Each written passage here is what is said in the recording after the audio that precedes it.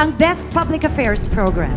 And the star goes to Open for Business Net 25. It is a signal to the world that we are open for business. We are now open for business. This is Cesar Vallejos bringing you yet another episode to guide you in discovering your passion and growing your business as we learn from experts in the field. Sama-sama tayong matuto sa isa na namang makabuluhang usapan tungo sa pagpapaunlad ng inyong negosyo. Ang Open for Business ay mapapanood nyo rin sa Facebook at YouTube. Siguraduhin mag-like at mag-subscribe sa aming social media page at Net25TV. Ating alamin, suriin mula sa mga negosyante, thought leaders at mga personalidad sa iba't ibang larangan ang mga strategies, trends at mahalagang karanasan sa pagninegosyo dahil tayo ay open for business.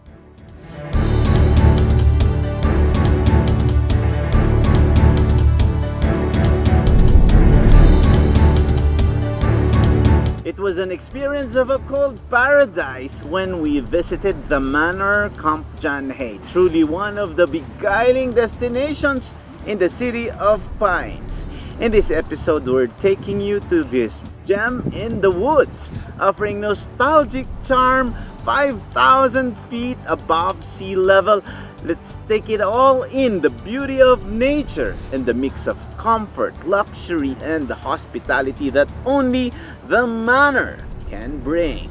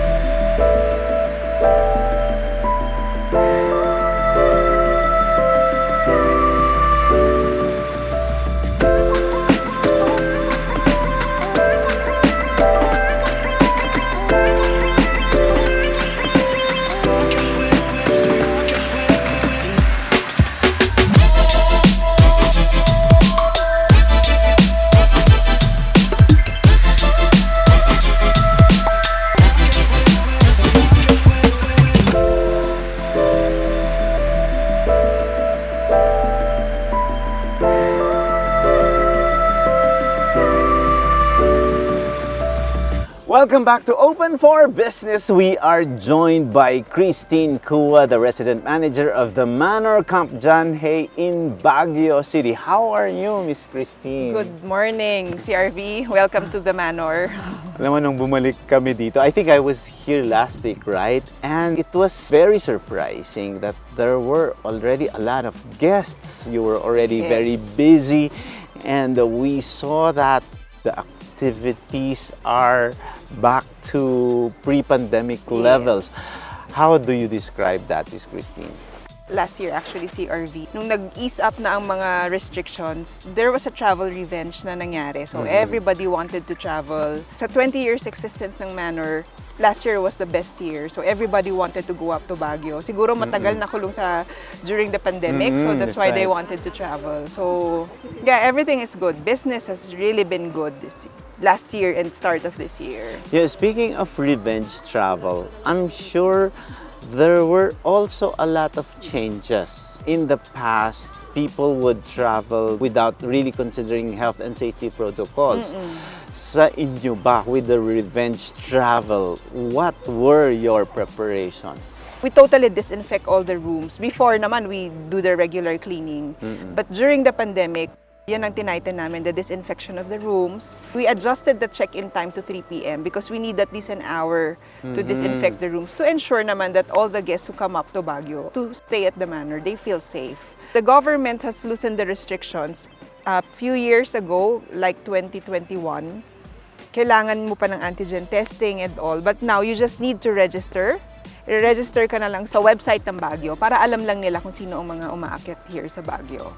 What was interesting before, Miss Christine, was I think it was Baguio City that was the very first one to really lock down. And we experienced that because I came here for the CEO Summit. And if you don't have that reservation, ganyan, and then travel, but then you will not be allowed entry. Paano yung ano nyo, no? How was the experience before? You know, we were really supportive of the government's initiative to do that. Kasi amongst all the cities probably in the Philippines, kami ang una talagang medyo kontrolado ang COVID cases during that time because of that protocol. So, okay kami. Medyo hassle siya for guests. Ang ginawa namin to address that is gumawa kami ng own department to help the guests. Hindi na sila ang magre-register. They don't need to do that. You just give us your details. Kami na ang magre-register in their behalf. So, we wanted to make it easier for the guests. But then, sabi ko nga, in support of the government, talagang all for it kami. Kasi we knew, kilala namin lahat ng pumapasok sa Baguio. Everybody, kailangan matest sila. So, okay yon. So, when they come here, medyo we feel safe na lahat na nakakausap namin has been tested, walang positive. So, yeah. Wow, that's a good thing. And it was a model for the other LGUs as well, you know, to do that. But how did it impact on your business? I'm sure there were some limitations as well, although you are supportive of the government's instructions, like say the IATF rules. But is it something that was practiced also by all the hotels, by all the resorts? And are there some sort of discussion between hotel owners or private with the government officers? Before they implement anything, the government would have a meeting with HRAB. Ito yung Hotel and Restaurant Association of Baguio. So we give our inputs and then the government agencies would also give their inputs and then we meet halfway. Initially, we were requesting baka pwede namang medyo i-loose yung mga restrictions.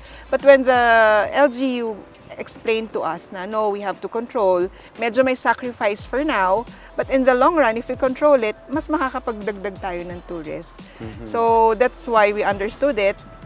Ngayon, sa mga hotel na lang, nag-isip na lang kami on how to encourage people and how to make it easier for them. Like what I mentioned earlier, yon, we made an own department na nag-aayos yan. Sinusundo namin yung mga guests sa checkpoint. The checkpoint. Sabi namin, paano ba padaliin to? Ang ginawa namin is, sunduin na lang natin. Nag-hire kami ng mga magsusundo sa kanila to assist them with the process para hindi sila nahahassle. Yung tanong mo if it affected the business, it kind of affected the business because unang-una not everyone wanted to travel at that time. And then pag nalaman nilang, kailangan mo magpa-antigen, kailangan mo mag-fill out ng mga forms, wag na lang. Wag na muna. And then yung takot, di ba, pag sinabi sa news na, medyo tumaas ang case, umaatras sila. Pero I think, yung steps na yon ang nakatulong para mabuksan din namin agad ang tourism. So, it was a good move by the government. We were talagang supportive. All the hotels here in Baguio were in full support of that move by the government.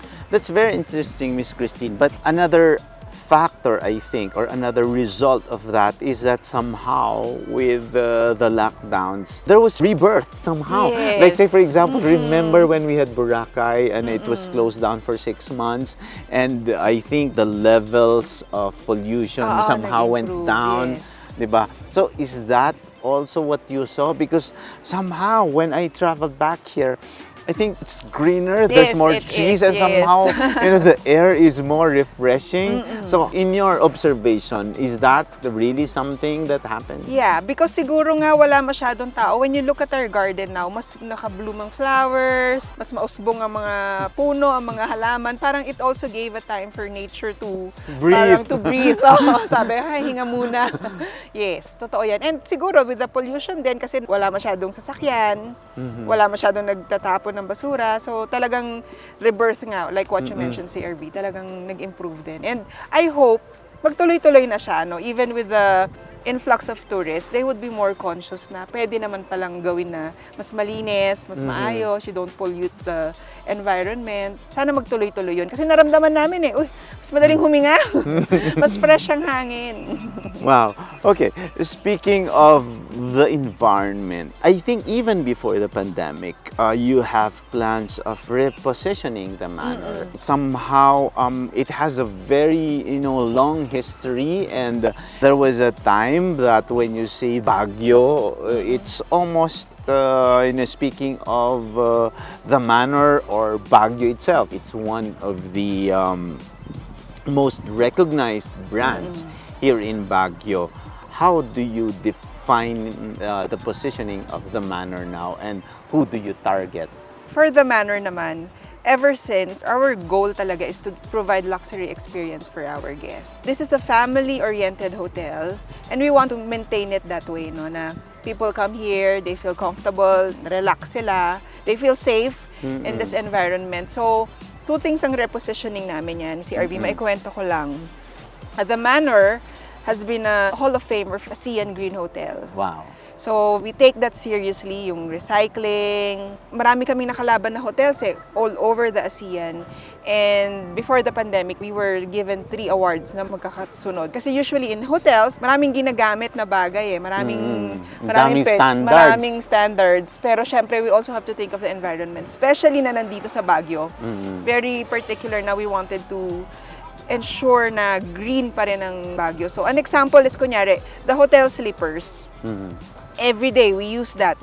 So, in a month, some hotels would throw away 4,000 pairs of slippers. So, nag-isip kami as a management group, hindi pwede to kasi yung basura dumadami. So, what we did is, I went to the Baguio City Jail. We bought materials. Naghanap kami ng mga designs sa internet. Pinagawa namin sila ng tsinelas out of the old manor sleepers. Wow. So, nagkaroon sila ng livelihood, and then kinukuha ulit namin to resell it here. So, para siyang umiikot na, instead of throwing it away, kasi parang it was bothersome na, we're throwing away itong mga tsinelas, sayang. So it's like something very sustainable. At the It's same time, sustainable. you're helping that specific segment of the society pa. Was that born out of your CSR initiatives? Or Yes. parang, okay. It was born out of our CSR initiatives and our commitment to always protect the environment. Kasi nga, sabi ko nga sa hotel, ang daming ginagamit ng mga bagay, and then sometimes we would just dispose it.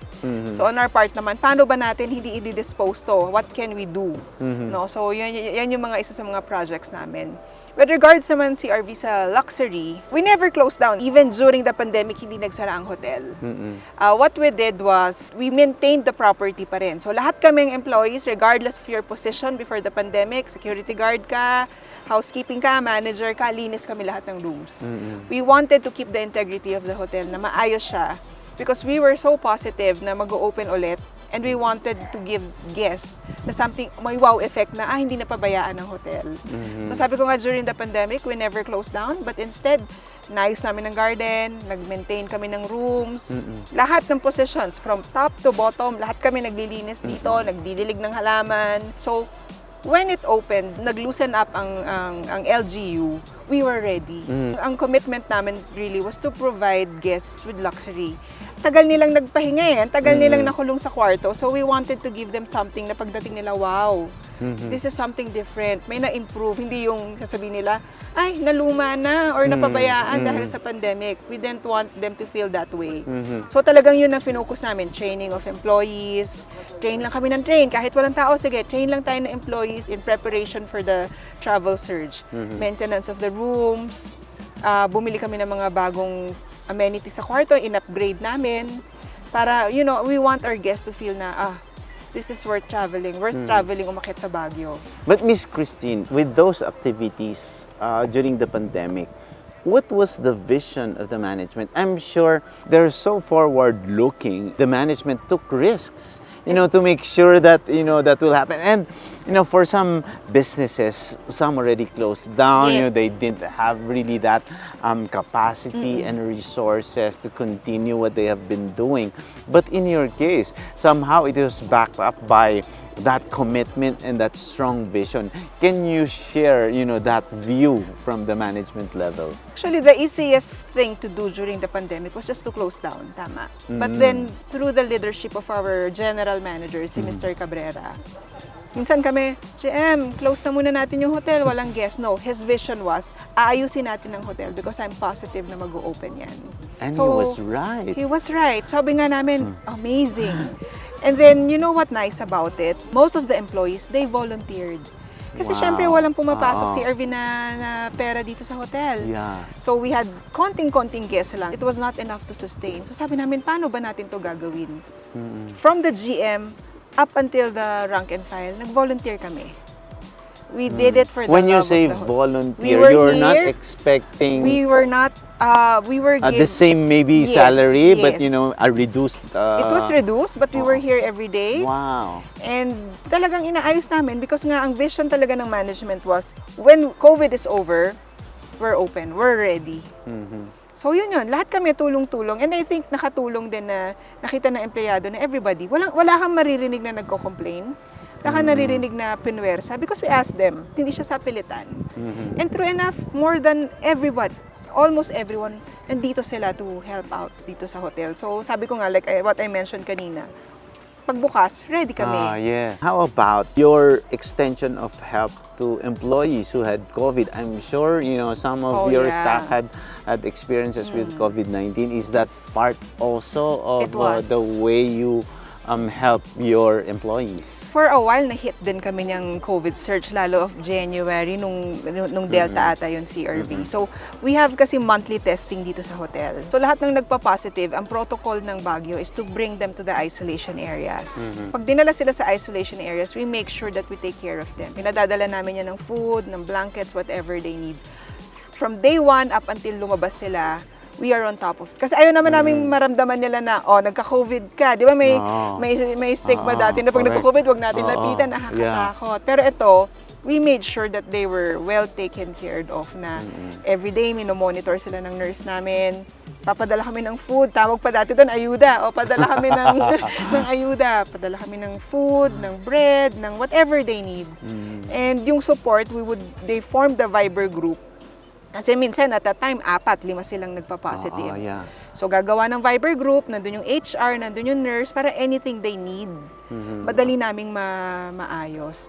And nalampasan naman tong COVID na to. In one of the episodes of Open for Business, we talked with Secretary of the Department of Tourism, Secretary Cristina Frasco, and she had a lot of listening tours before she assumed the position and during her early stint as DOT Secretary. And somehow she said with those listening tours, she was able to get a lot of insights on what the tourists' concerns were. Okay. And like say for example, the lack of toilets, mga ganyan, when they arrive, there's no point to relax. And she addressed that. In your case, Miss Christine, what are the issues of tourists here in Baguio, and what's the contribution of Manor in providing some solutions to those challenges? During the holiday, ito ang maalala ko si RV, the traffic. Yun. Because everybody was here. So parang sasabi nga nila, buong Manila ata nasa Baguio ba? Kasi I think that was one of the concerns of the tourists when you see Yes. yung mga posts, ano bang gagawin? Traffic sa Baguio, ganyan-ganyan. And maliit lang kasi ang Baguio CRV so very limited talaga ang space to move around. Contribution namin is we try to put activities in the hotel para hindi na sila lalabas, Nagkuha kami ng parang trade fair, supporting local products, ganyan. And then we had movie showing, naggawa kami ng show sa gabi, just to encourage guests na pag nandito na kayo, dito na muna kayo. Don't leave na. Don't add to the traffic miss. And then, we also provided free shuttle, going to Session Road, going to certain areas. Parang carpool ba siya na instead na dadalawa ang sasakay sa isang car and then they go out. Ayun, 10 kayo dyan. Sige, it's a complimentary shuttle van. You can go to other places. Those little efforts, I think naman nakatulong kasi when you look at it, pag kinakausap namin yung mga guests, hindi na kami lalabas, Christine, kasi okay na kami dito. We can eat, we can have a massage, pwede kami mag-shopping, and then sa night, may nightly shows kayo, may banda kayo. We really encourage them na, ito na lang kayo kung, if you don't really need to do anything outside Manor. So it's like a cruise, no? Once nandito you're parang inside the siyang nasa cruise, ship, yeah. diba? Is this also something that you will maintain all throughout? Are there other activities that you plan?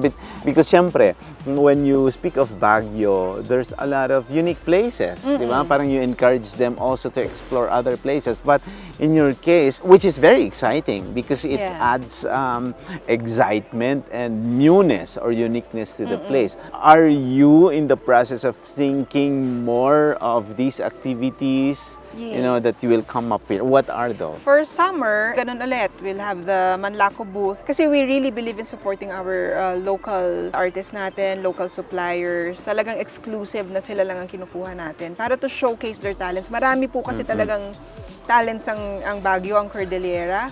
So yan, we have that booth and then we have walking tours. Inside the camp kasi maraming trail eh.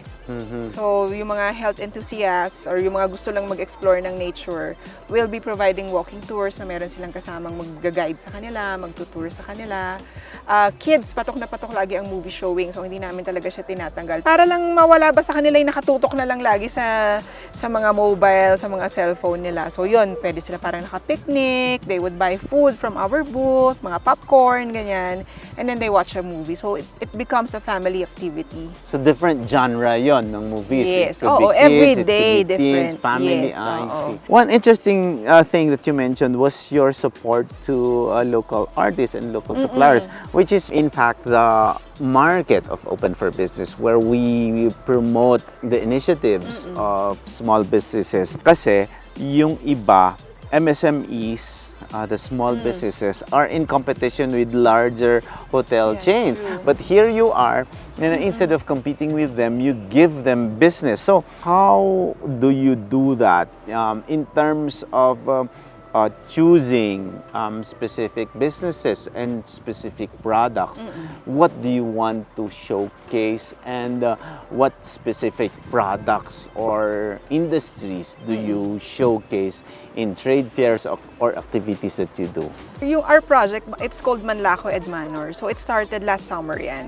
We talked to a group here in Baguio na talagang yun ang focus nila. And then that's the time na namili kami kung sino ba ang market ng Baguio. We didn't want to get yung mga products na very common. Yung makikita mo when you go to the market or yung makikita mo paglabas mo. We really wanted to get unique products. And there is parang may value sa ginawa nila. Like kunyari, there's this booth, it's called Knitting Expedition. So mga stuffed toy siya na ang nagni-knit are the women from Ifugao. Wow. Mga housewives. And then meron din kaming booth na lahat ng benta nila gawa sa pine needles. Can you imagine? They pick up yung mga pine needles, they turn it into earrings, mga mask holder and all, and then they sell it here. So they're very unique. Very, very unique. And world-class quality siya, CRV. Hindi siya yung parang binadaling gawin. Pag tinignan mo, they really put their heart and effort into making those products. Yun yung mga hinahanap namin eh. And eventually, they can export, given the Yes. quantity and quality. Given the guests here, marami silang opportunity na mamimit yung mga, di ba, mga exporters, Yes. those who would want to put it in their stores or eventually pangregalo and all. Marami sila. That's why they love coming back dahil dun nga sila nakakamit ng mga potential supporters nila in the future. Miss Christine, another thing that's interesting during these times are the trends, di ba? Parang, what are the travel trends now? Lalo na sa 2023, I'm sure, di ba, ikaw, you travel all over, you visit different countries as well. With the shifting, with the geopolitical events, di ba? Parang people would want to explore the ASEAN region na, di ba? And with the many things that are changing because of COVID-19, what do you see as the travel or tourism trends that you think Baguio, can really highlight on? Looking at it, when we had our meeting, tuloy-tuloy pa rin po ang revenge travel. Baguio has an advantage also because hindi mo kailangan mag-aeroplano to come here. Yeah. If you're from Manila, medyo yun pa ang alam kong fear ng tao ngayon, to ride a plane, di ba? Naka-enclose kayo. So, they can come here. Although, we have open flights na. For the first time after so many years, our Luacan Airport is already open. Meron ng Baguio Cebu flights. And based on Baguio Cebu flights. Yes, so, Cebu, so Baguio. even the domestic travelers from Cebu yeah. can visit So in 2 Baguio. hours, kung nasa Cebu ka in 2 hours, pwedeng nandito ka na agad sa Baguio. Ang tagal binuksan yung airport na yan, but we're glad that it opened. And based on the information that I got, okay siya. Maraming sumasakay. It's slowly picking up. So what I see with foreign travel is the companies here in Baguio kasi mostly maraming expat yan.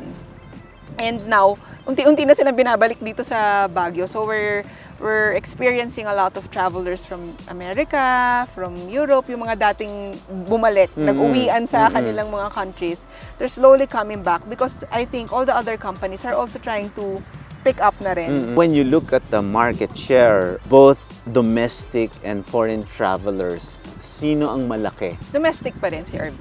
Always Domestic domestic pa pa rin. Yeah. From which province? Northern Luzon and CR. I Yeah, mostly. see. Pero ngayon meron na kami nararamdaman na from Cebu. Because from, siyempre because of the flights. Yeah, oo. I see. Pero majority talaga domestic travelers ang nagbabakasyon. Especially now, ang sarap ng weather sa Baguio. Dito lang naman po malamig ng ganito.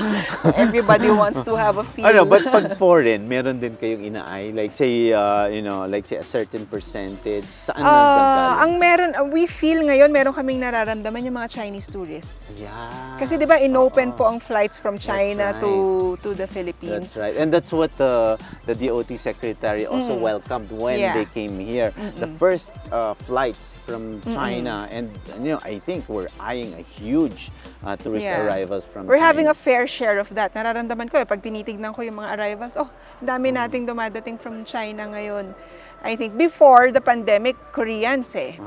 Ngayon, ang nafe-feel namin na influx are mga Chinese So na how tourists. is your preparation on that? Like say, are there, like say, parang once you feel that there is a segment of that specific country, are you changing somehow? You look at your menu or maybe brush with your, ano ba sa salita nila, ni hao ba? Or Siguro eventually si RV pag marami na talagang kasi marami kaming staff na marunong mag-Chinese, would you believe? really? So minsan Because kasi during the pandemic nag-uwian sila. So may nag-work sa Macau, may nag-work sa ganyan. So they I applied see. here. So minsan pag may concern yung Chinese na guest, kausapin mo kasi hindi ko ma-explain. Nagkakaintindihan naman sila. Pero with the menu, I think we won't shift naman because what they want is to try naman. Parang sawa naman na sila sa cuisine nila sa kanilang mga bansa. So when they're here, they want to try the salads, they want to try yung uniquely Baguio items.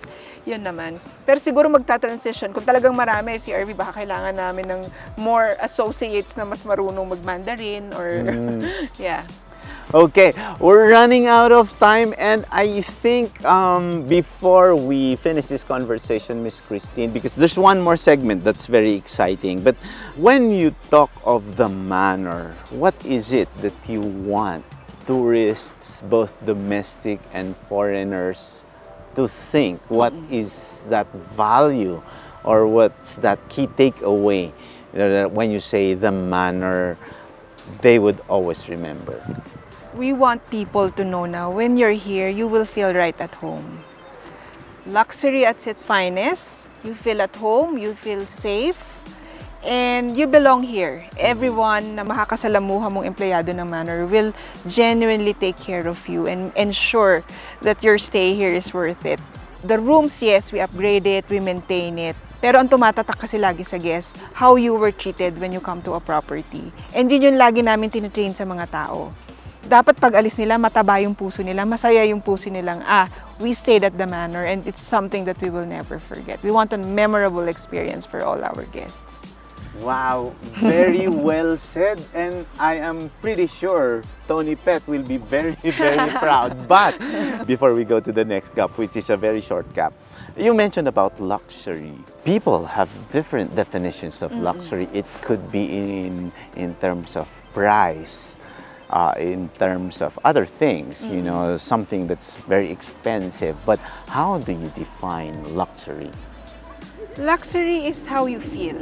How your five senses would feel. Yung amoy, yung lasa, yung tingin, yung kung anong naririnig mo, kung anong nakikita mo. And luxury is lahat ng bagay na yun. When you come to a place, you should be able to satisfy those five senses. Not necessarily the price, not necessarily yung nakikita mo, but then luxury is something that you feel. Diba? It's something that tatatak sa utak mo, I felt luxury while I was here in this property.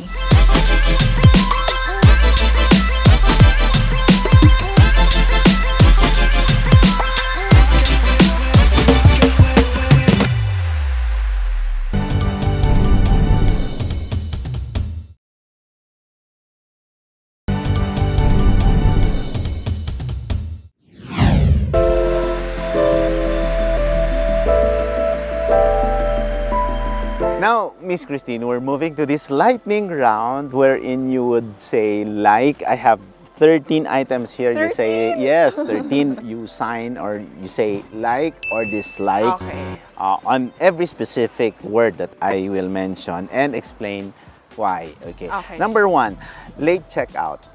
Dislike. Okay, why? Because pag nag-late checkout ang guest, yung susunod na guest, hindi pa siya makaka-check-in agad if we have to, you know. Pero syempre, meron ding adjustments yan. Hindi siya half-half din. Si RV, baka magalit sa akin yung ganyan. Okay. Okay. Overbooked. Overbook like. That's a good problem. Mas magandang overbook po kaysa walang nagbubook. So like yan, okay lang yan. Okay. Free upgrade. Free upgrade like. We want, sabi ko nga, we're a luxury hotel and if we can give upgrades, why not? Para ma-feel naman nila yung, you know, kung ano talaga ang luxury. Like yan. Perfect.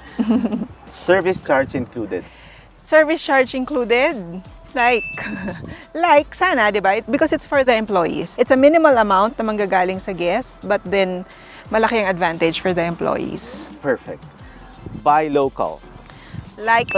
Sabi ko nga, we're, like what I mentioned, super support kami sa local, so super like yan. Ecotourism. Like, itong bigay sa atin ng Panginoon, kailangan natin siyang alagaan. Before I forget, you have this initiative. Also, the government is very strict on no smoking policy. How is this being accepted? Is this something that promotes tourism or does it hinder also some of the issues of a lot of the guests? I feel mas kumonti ang naninigarilyo. Kasi dati, di ba, pwede ka lang manigarilyo anywhere. But then, syempre, we also would like to respect yung mga naninigarilyo. So we applied for an area outside the hotel na malayo na where they can smoke. Meron pa rin tayong mga guests na gustong manigarilyo. And it's their right. And diba, we might have different opinions about smoking, but if they want to smoke, okay, provide the smoking area as long as hindi ka makakahasal sa mga hindi naninigarilyo. Quarantine for tourists. At this time, siguro dislike na. Diba? We would like to think that COVID is over. People we passed know, that level na. People know how to take care of themselves na. We know how to manage it already. Most of us are vaccinated. So, dislike na yan. Okay. Okay. Exploitation of local culture. Dislike. Super proud kami sa culture namin. And if you exploit it, lahat kami na-hurt. We get offended because it's something na talagang pinanghahawakan namin na for years and decades. We're really proud of it. Yung culture namin dito sa Baguio. Travel agents. Like pa rin yan. Because they help us in a way, diba? Anything na makakapagpabook sa amin dito sa hotel, anybody who would like to help us book in this hotel, bakit kami tatanggi? So like yan. Foreign business ownership. Half-half. Kasi minsan kulang ang funds. Pero nakakapagbigay naman sila ng trabaho. Why not? Diba? If it can provide livelihood for the Filipinos na walang trabaho, bakit hindi? As long as meron siyang conditions. Diba? Give priority sa mga Pilipinong gustong mag-business, and then if there is more area na pwedeng pag-businessan ng mga foreigners, why not? Very witty, Miss Christine. Pasalubong. Like, di ba salubong ka pa sa akin si RV? Siyempre yan. And you know, when pumunta ka dito sa Baguio, bibili ka ng pasalubong, you help locals. And then pagdating sa pag pinagbigyan mo, uy, masarap pala to ah. So when they come back to Baguio, ikot-ikot yan. And it makes you feel loved, di ba? Pag binigyan ka ng pasalubong, oh, ang sweet naman. Parang ganun. Wow! That ends our lightning round and Miss Parang pang Miss Universe si RV. And on behalf of Net25, Kada Umaga, Tony Pet, and the management of Net25, we would like to thank you, Maraming your salamat general din po. manager, for this partnership that we have with the Manor of Yes. Camp Janhay and Net25. It's a beautiful partnership. And we have been showcasing the luxury, the beauty, and the nature of the manor. And we hope to have a longer partnership to show the Yes. beauty not only of the manor, but its local culture and also the tourism of Baguio City in general. And before we end this conversation, if you can address our viewers and invite the viewers of Open for Business to watch you in the show, and also to invite the domestic travelers. Why would they come here? Why would they go to the manor here in Baguio? Una, salamat si RV. Salamat to Net25 for, always supporting the manor at Camp Janhay. We invite you, we invite everyone, lahat ng nanonood ng Open for Business, lahat ng shows ng Net25 to please come and visit us here at the manor at Camp Janhay here sa Baguio, where you will feel like what we mentioned earlier, luxury at its finest. We are all excited to welcome all of you. The details will be posted here. So see you and thank you so much. Thank you, Miss Christine. Open for Business. We'll be back. Stay with us. Thank you so much. Galing naman.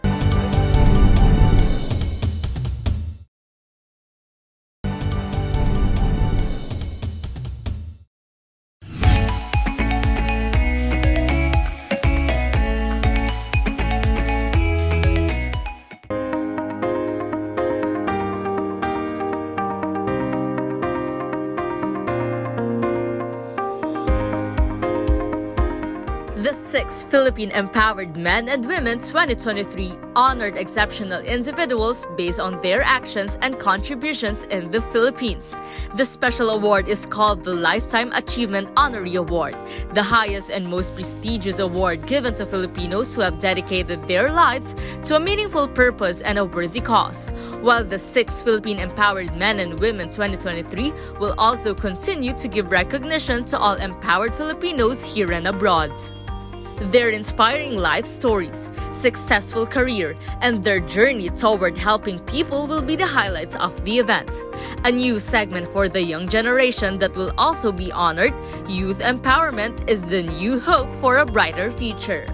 Their core values, inspiring ideas, and confidence can shape the future of a better community and develop the society.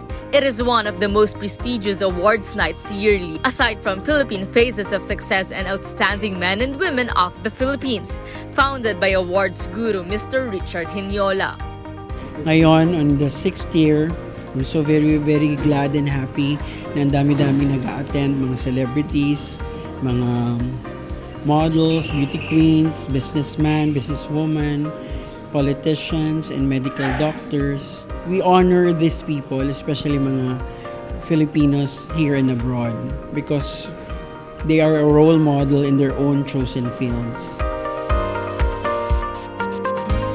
Palagi ko namang napapansin, and every person naman knows na what is Net25 right now. It's one of the progressive network in the Philippines. And then the programming is very, very nice. Ang dami-daming nabago, ang daming mga shows, ang daming celebrities. To all my awardees, thank you very much and congratulations. The reason why I'm doing this is to help and at the same time to inspire people. This award presented this year at Teatrino Green Hills San Juan during the 6th Philippine Empowered Men and Women of the Year to all exceptional and outstanding Filipinos in recognition of exceptional service, leadership, and a strong passion for excellence.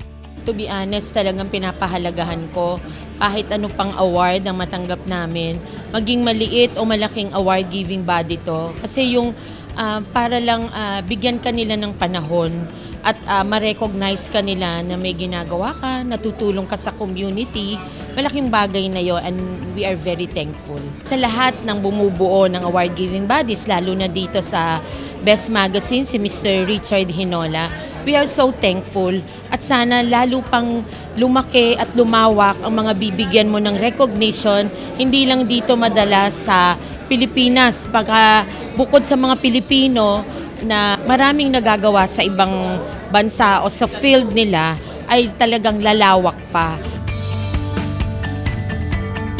I'm into franchising business. Why? Because ang ganda ng concept ng aming negosyo. Kasi kahit nasa bahay ka lang, you can earn extra income. Lalo na sa mga mommies like me. So, ayun naman yung importante, di ba? That naalagaan natin yung mga kids natin at the same time, while working, yeah. Unang-una, nagpapasalamat ako sa founder ng Philippine Empowered Men and Women, Sir Richard Hinola. You are so blessed. That's why nabibless ka. Kasi marami kang blessing na binabalik sa mga tao. Congratulations and more power to your advocacy. And ang message ko sa mga televiewers natin, of course, you have to be grateful, be a blessing to a lot of people, and gamitin natin yung skills, potentials, the blessing. We have to share the good news na binigay sa atin ng God.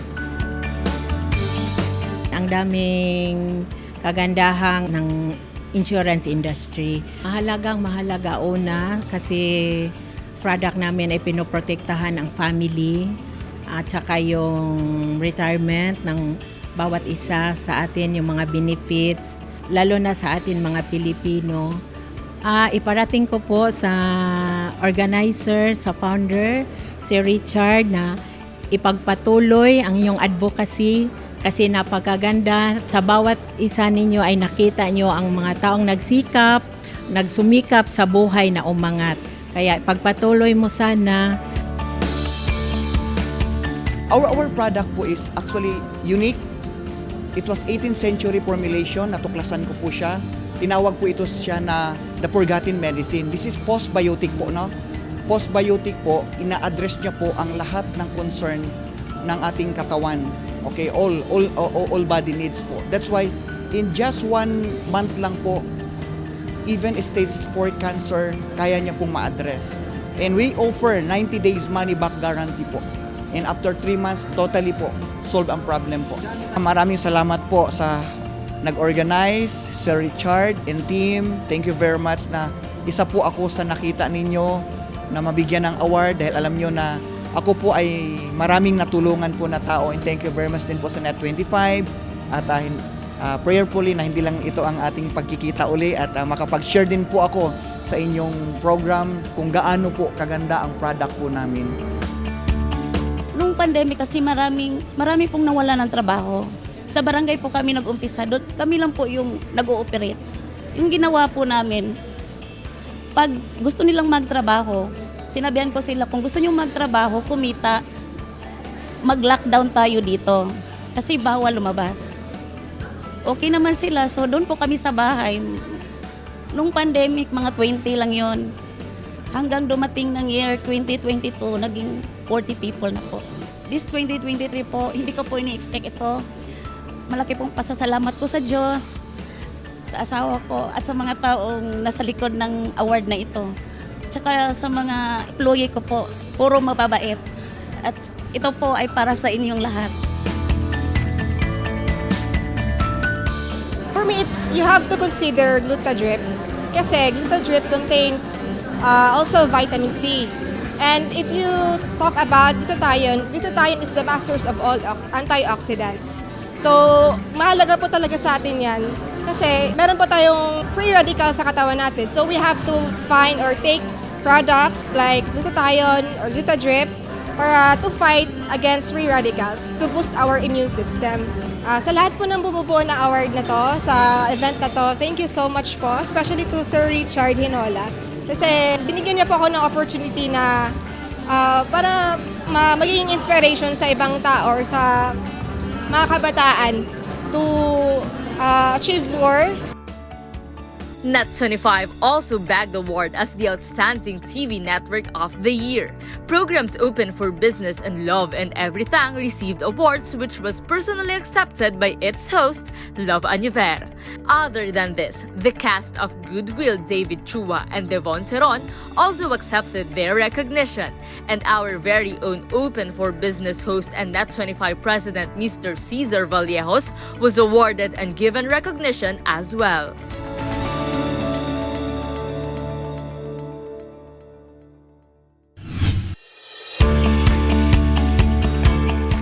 A few hours after winning a plagiarism lawsuit alleging his 2014 track Thinking Out Loud, Ed Sheeran released his most recent studio album, Subtract. Before its official release on May 5, Ed Sheeran's new album, Subtract, has a sneak peek for Pinoy fans. On May 4, the general public attended an exclusive listening session that took place in Pasay City. Brought by Warner Music Philippines, the first 1,000 fans who attended the listening session and pre-saved the album received a free yellow ticket to the Ferris wheel. Passengers of each cabin of the Ferris wheel were able to listen to the exclusive snippets of Ed Sheeran's songs from his Subtract album. In addition to the exclusive listening session, those who were lucky enough to attend got a chance to win Ed Sheeran merchandise. He has left his imprint on far too many albums and songs throughout the years. Ed Sheeran's most personal album yet has received positive feedback from many fans and listeners in the days following its release. As a surprise to his fans and avid listeners, a full visual album was also dropped on the day of the album's release. Ed Sheeran's Maths series concludes the superb musicianship. Subtract is Ed Sheeran's 6th studio album, including the singles Eyes Closed and Boat. Give yourself a break this weekend and listen to Ed Sheeran's Subtract album that is out now. I am Jasmine Agustin for Open for Business.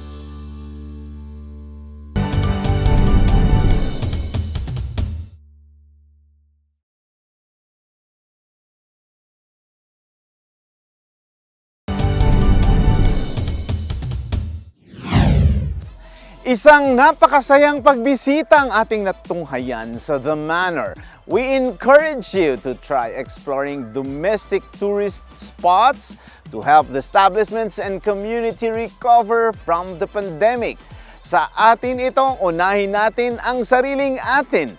May we travel more, explore unfamiliar places, and grow your wealth as you take your steps in becoming an entrepreneur.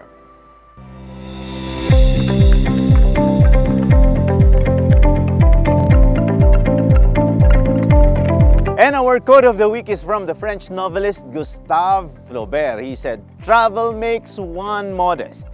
You see what a tiny place you occupy in the world." Thank you, The Manor! At maraming salamat sa isa na namang oras na pagsama sa amin upang tunghayan ang isang makabuluhang usapan ukol sa negosyo dito lang sa Open for Business. Hanggang sa susunod na linggo, samahan nyo kaming muli dito sa Open for Business. Catch us too on Facebook and YouTube. Like and subscribe on our social media page at Net25 TV. We will bring you more insights from industry experts, thought leaders, CEOs, and featured SMEs. Together, let us help business development in the Philippines. Sharpen your business acumen. Feel the pulse and set the trend for as long as you are informed and open for business. Ito po si Cesar Vallejos. Marami pong salamat.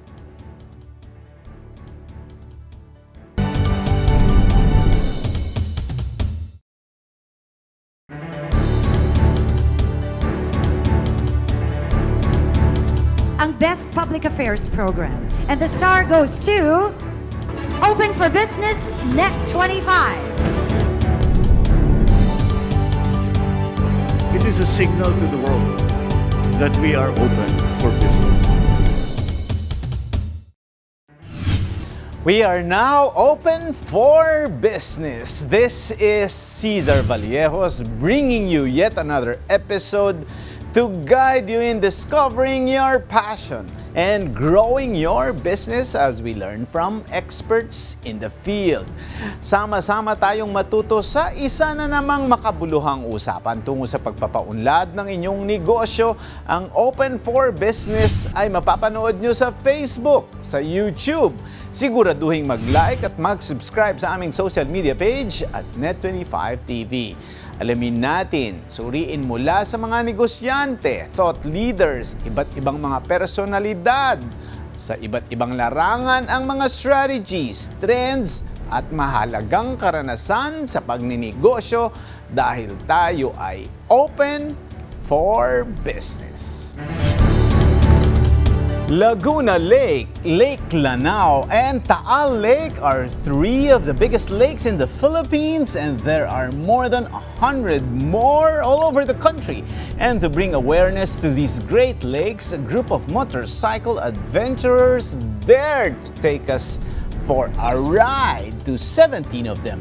Giving us a preview of this phenomenal trip, we will be speaking with Yen Rojas, Director of Harley Owners Group from the Manila chapter, together with Doc Tina Ordonez Francisco, also a member of Harley Owners Group, the group which spearheaded the Great Lakes of the Philippines Ride of a Lifetime.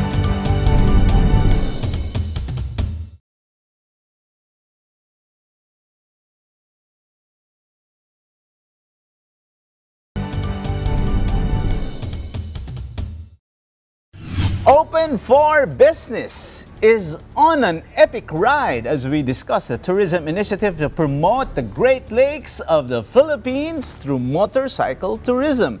You heard that right, an adventure from South Luzon, Visayas, and Mindanao to highlight 12 beautiful lakes covering 111 ride hours, completed in 17 days.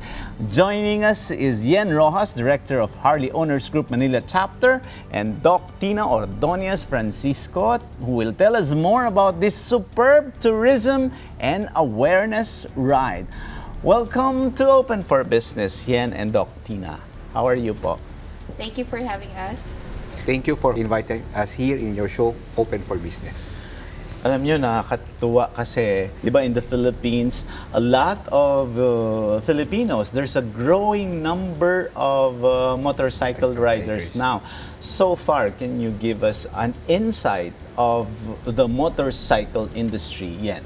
Lumabas po nung pandemic, kasi sabi nila, delikado magmotor. But nung pandemic, a lot of people, because of the COVID, they decide, let's be more adventurous on ride. That's why nag-boom lahat ng mga luxury na motor, mga jet ski. Kami naman po, even pa nung pandemic, ang relaxation namin is mag-bike. That we call yung freedom namin to ride. So yung iba, pa nag-weekend, nagsuscuba dive, nanonood ng sine, nagbabasa ng libro, kami po nagra-ride, umiikot po sa iba-ibang lugar sa Pilipinas. Wow, interesting. Doc Tina, kaunti lang ang kilala ko na babae na nagmumotor. Let's say tricycles, di ba? There's just a few women who does that.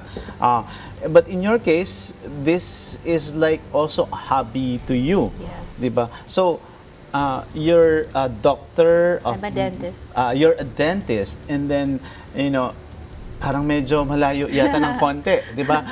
Dentista ka, pero ang hobby mo, motorcycle. Yeah. Why so? During the pandemic, lahat nag-lockdown, di ba? So, one of the mga businesses or clinics na naapektuhan talaga are the dental clinics. So, I asked permission na actually, gusto ko talagang mag-ride ng motorcycle before the pandemic. Kaya lang wala talagang time. And again, during the pandemic, since limited naman talaga ang mga activities na pwede, so I've decided to learn how to ride the motorcycle. Actually, ako from zero knowledge to Harley. Wow. Yes. That's about 2 to 3 years lang. Yes. I see. I started October 2020. Wow, interesting. Now, yan, talking about the pandemic also, siyempre parang sinabi nga natin, somehow the motorcycle industry, sasabi natin, it's a saving grace of the economy or during the pandemic because yung mga pang-delivery noon, talagang motor ang ginagamit. Ano yung impact noon doon sa industriya ninyo? Kasi itong pandemic, bawal yung may close proximity. Diba? Pag nakamotor ka, wala kang katabi compared sa vehicle, sa bus. Diba? So you can travel. Even for us, for leisure, you're not allowed na may kasama ka sa sasakyan during those times kasi baka mahawa. Pag naka-motorcycle, you're alone, the government allows us to ride. Kaya so for leisure, para sa mga delivery, kaya nag-boom din yung business. Of course, may mga naapektuhan business, may nag-boom din na business. Kasi, yung mga entrepreneurs, they always look for opportunities. Diba? So, yung makita mo yung ibang mga fast food chain, nag-offer na sila ng frozen chicken, frozen na mga menu, so they can cook it in the house. O kaya sa delivery. Diba? Because they're not allowed to go out. So, every, tough times, good times, there's always a good opportunity for entrepreneurs to look at, what are the, and of course, may naapektuhan, but meron din mga nag-boom na mga negosyo during that time. And one of those are the delivery of through the motorcycle. As a follow-up question there yan, nabanggit mo rin kanina, noong panahon ng pandemya, there is a cluster or a sector in the society where they had to bring out the money they have, from the banks and from the vaults and spend, diba?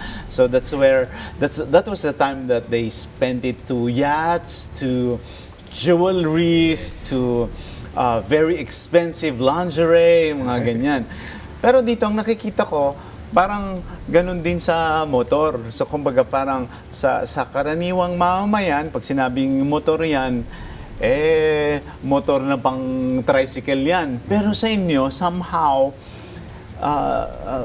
is this the group na brand conscious na parang forms ba ito that you have to like golf, di ba? That there are specific brands in golf or maybe is branding also relevant to this community? So sa amin po, it's more of a lifestyle. So, again, different people, different riders of different types of, yung iba gusto speed. Kami, cruising lang. So, relax ride, we want to enjoy the view, safe ang pag-ride. The rumble of a Harley. So, mamaya, we have the Harley downstairs, you can test it. It's a different feel, but again, different people for us. So, what brings us all together is the passion and enthusiast about a Harley-Davidson motorcycle and who likes to ride. Kasi iba gusto lang meron silang Harley nasa sala. Kami yung grupo namin, we have it and we enjoy it. We go out, we visit cafes, restaurants, mga great places sa Philippines. So that drives us of doing it. So karamihan nasa traffic light, si Doc Tina will see us.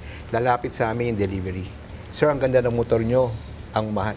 So, mapag-iipunan yan. So, we inspire people. Alam mo, lahat naman, pagtsatsagaan, pagsisikapan, yun ang gusto mo, di pagsipagan lang. Diba? So, yun ang namin, ang common bond ng aming group po.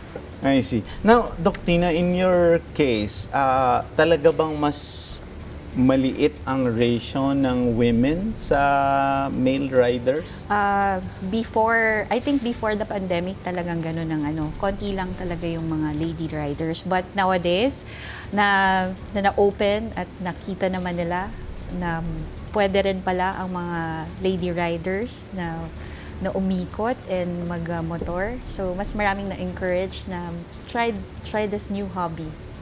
Wow, interesting.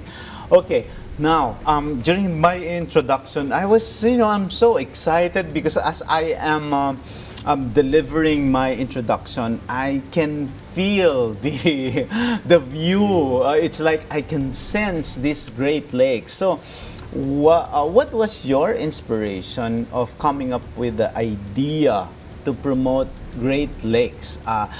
I'm sure yung iba dyan, doon lang sa mataas na lugar, yung bundok, doon pumupunta sa maybe, the high places somewhere in Antipolo. But kayo, parang inikot ninyo yung 12 beautiful lakes. Why this advocacy? Okay.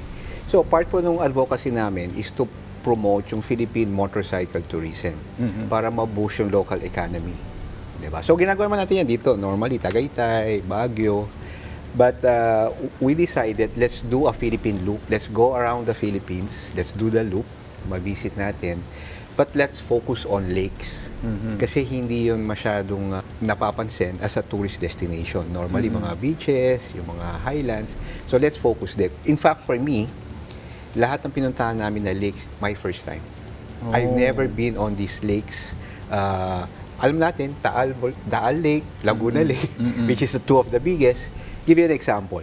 Yung Bulusan Lake sa Bicol area, they call it the Switzerland of the Philippines. Talagang very calm. Yung lake yan nasa taas ng bundok. Very calming. Yung mga puno doon, never na pinutol. Since nung dumating inhabited, yun yung puno na yun. So I haven't seen that other than when I went to New Zealand, but that's the really very nice place. Sa Bukidnon, sa Valencia, the Apo Lake, very calming. Voted as one of the cleanest lake in Mindanao. Very calming. It's good for people to know about this place. So tinindin po namin na kaya namin puntahan ng nakamotor, 'di ba? Na accessible, na safe po yung lugar. Kasi kung hindi safe, and a number priority namin safe lahat makabalik, na safe. So kung kaya namin puntahan na naka-motorcycle, pwedeng puntahan din ng four wheels. We can also bring the family. So it's opportunity to showcase yung ating mga lakes. That's why we call the Great Lakes of the Philippines. Part of our advocacy, ang tulong po natin sa nation building is to help create awareness. Typically, ginagawa naman lahat ng riders yan, pinopost sa Facebook, sa YouTube, and everything. Our advocacy is if we can produce it on TV, then mas marami makakaalam. And then eventually, we're working on online streaming, mga Netflix, Nat Geo, then we can have international tourists come over. So, yun po ang aming advocacy. Kasi pag maraming pumunta, ang business around it, yung mga restaurants, yung mga hotel, yung mga souvenir area, diba? So, yun ang ano po namin, our small contribution for our nation building para matulungan po yung mga entrepreneurs natin doon sa mga lugar na yun. What about your insight as a lady biker? Siyempre, Doc Tina, using motorcycle, going to those lakes, hindi ba may challenge din yun pag lady biker compared to the comfort of a four-wheel drive? Yes. What's your insight and why are you supporting this advocacy? All of us, syempre, lahat naman halos ng Pilipino loves to travel, di ba? So usually we go out of the country. We visit yung mga Asian country na kalapit natin. But we don't really focus on the Philippines. Yeah. So when the pandemic came, this is the right time and the right moment na maikot naman natin yung sariling atin. So that's one of my advocacy. And my husband also rides kasi, so he's with us during the 17 days. Wow, interesting. Okay. Maganda yung sinasabi natin, pero sabi nga dito, okay, research showed that there are over 7 million registered motorcycles and tricycles in the country as of 2022. Kaya lang, ito din, may bagong data, kasabay nun. Crashes have gone up with 41 individuals injured per day recorded in 2021, while a two-wheel ride is mostly to get from point A to point B. There are groups, of course, like yours, aiming to make a difference with every ride. Ano yung masasabi ninyo doon sa data na yon, and what is your organization doing to raise awareness naman on ride safety? Okay. So, part po ng aming advocacy is yung responsible motorcycle riding. Okay? So, iba yung individual, iba yung group riding. So, pag kami nagra-ride po, may mga group riding protocols. Okay. So, kung anong, may mga formation na staggered, may mga safe distances, bawal mag-overtake. Meron kami mga marshals, may mga sweepers. So I think si Doc Tina, kasi kasasali lang ni Doc Tina. So ano yung nakita mo sa HUG, yung sa ating safety riding? What's different from the other group na nasa lihan ko is mas organized talaga. We have a road captain, we have a line na dapat sundin, and distances, like what Direk Ken said. May mga marshals that would correct you every now and then. Yeah, ayos ka. So, those things may make us, plus the fact na hindi kami mabilis, ha. Other motorcycle groups are more into speed, pero Harley owner group, Manila, or mga Harley owners, talaga more of cruiser kasi kami. Parang chill lang. Chill lang. ganyan. Chill. Pero gaano, kunyari, when you speak of a chill ride, how chill is that? Gaano kabilis yun? Sa expressway, ang limit is 100 kilometers per What's hour. the limit? Okay. So kaya makita mo iba, medyo ma-overtake sa amin. Kami makita mo naka-formation lang. So 100... Equally adhere on the speed We limit. adhere with the speed limit. Normally sa mga provincial road, mga 40, 60 kilometers per hour. Pag normally pag sa bayan, mga 40 lang. And then pag may open stretch, yun, mas. So, halimbawa, yung mga roads na wala talagang bawal, how fast can you go? No. We very strict on that road. So, especially yung discipline namin sa road captain. Kasi pag siya 100 sa harap, yung sa likod, minsan nagwa-110 yun kasi umahabol. So, yung ano namin is, ang number one sa amin is safety. So, we're very happy to report lahat nung nagsumama dun sa Great Lakes, we're all back safely. Kasi nang number one priority namin to all to be back safely. So, nagpapahinga. So, every hour kailangan nagpapahinga to rest, lalo na pag mainit, mag-hydrate. So, kasama po yon sa mga planning. So, very well planned kami, saan titigil.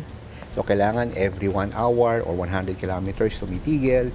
Saan tayo kakain. Kailangan before magdilim, before 6 o'clock ng gabi, nasa hotel na. Pero minsan, nag-ano kami, lumalagpas. But in terms of planning, so very important din yung planning. Hindi basta, pumunta na tayo. It's more the safe. Parang hindi mo masyado nagmamadali. May inahabol kaming Roro na ferry. Alis na kami na mas maaga. So, we reach it on time. Interesting. And how big is the group? There were 32 riders na sumali with 2 OBRs at saka dalawang lady rider within that group. So out of the 32, dalawa lang. So 30 ang ang male riders. male. Wow, I see. Interesting.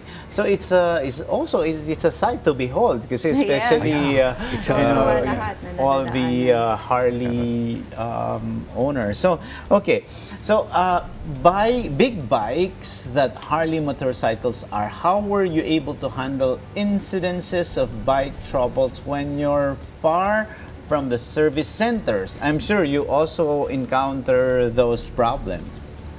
So, meron po kaming backup vehicles. And then meron kaming Harley Davidson technician who goes with us. So normally pag may nagbe-breakdown, yung chine-check ng mechanic kung kayang gawin kaagad. So pag hindi, sinasakay po doon sa trailer. And then pagdating na namin doon sa hotel, doon niya ginagawa.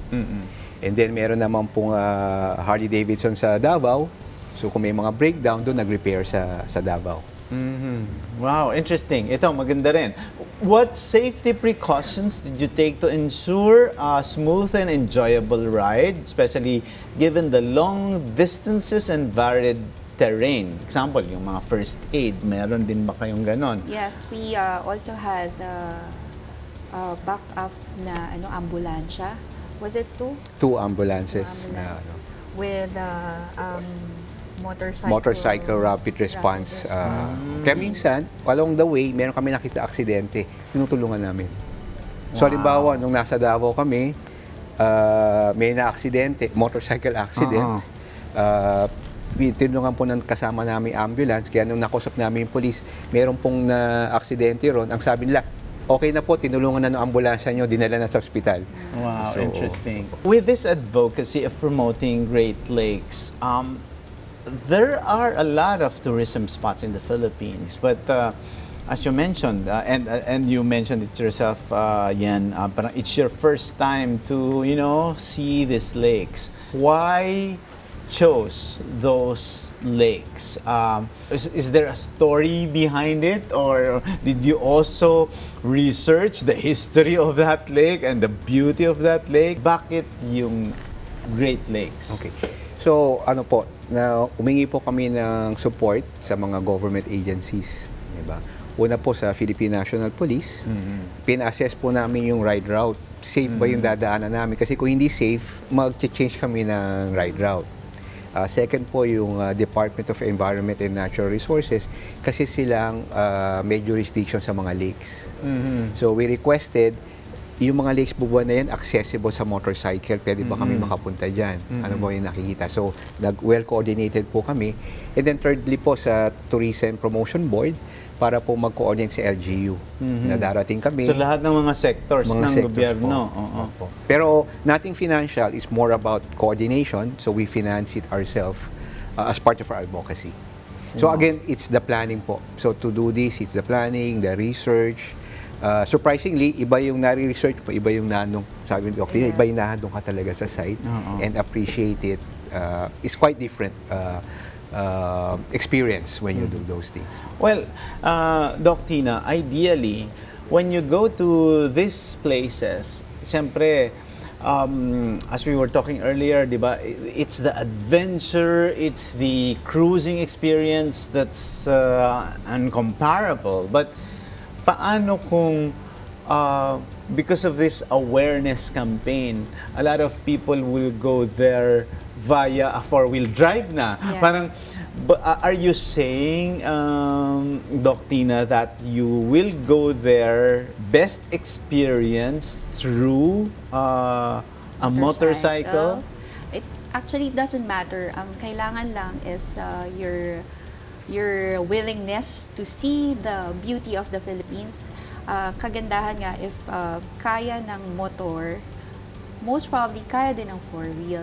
Kasi syempre, you want to bring your family with you naman the next time. Just like us, gusto namin, next time na pumunta kami, nakasama na yung mga anak namin to see the beauty of especially yung isang area, Zamboanga, I just learned that wala daw nagpupunta doon, that's Lakewood. Wala daw nagpupunta doon na motorcycle community. First time daw na merong pumunta na motorcycle community doon na riding club who went to Lakewood. That's why si Mayor nag-prepare ng mga local dance. So again now, because of this TV show, then makikilala, and hopefully we can generate, kasi sa kanila again, that will boost yung economy nila if more people comes there, either 2 wheels or 4 wheels, yung mga negosyo nila ron. Diba? Again, it's a chicken or egg.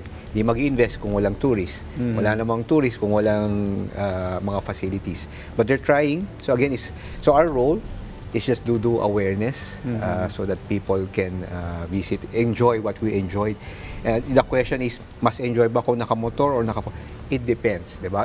Kami, very enjoyable na nakamotor. But we can bring our family, naka-4-wheel. Some people who doesn't enjoy riding a motorcycle, you can ride your 4 wheels, or pwede kayong mag-plane trip, kasi hindi mo kailangan 12 days sabay-sabay. May nakita kayo dun sa show, napakaganda nung lake na to, dyan na ako pupunta, mag-aeroplano ako, tapos magbabas. So again, it's about awareness to appreciate all these great lakes natin sa Philippines. Wow, that's interesting. But in this community, just to educate also our viewers, this is really an exclusive club.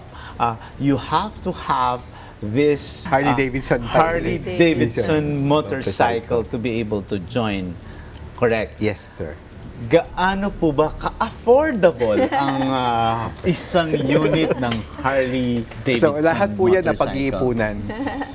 Depende po sa napag-iipunan naman. Lahat po kami yan na nakita yun ng target, nag-ipon, nag-save. Oh, sige, naka-ipon na po ako.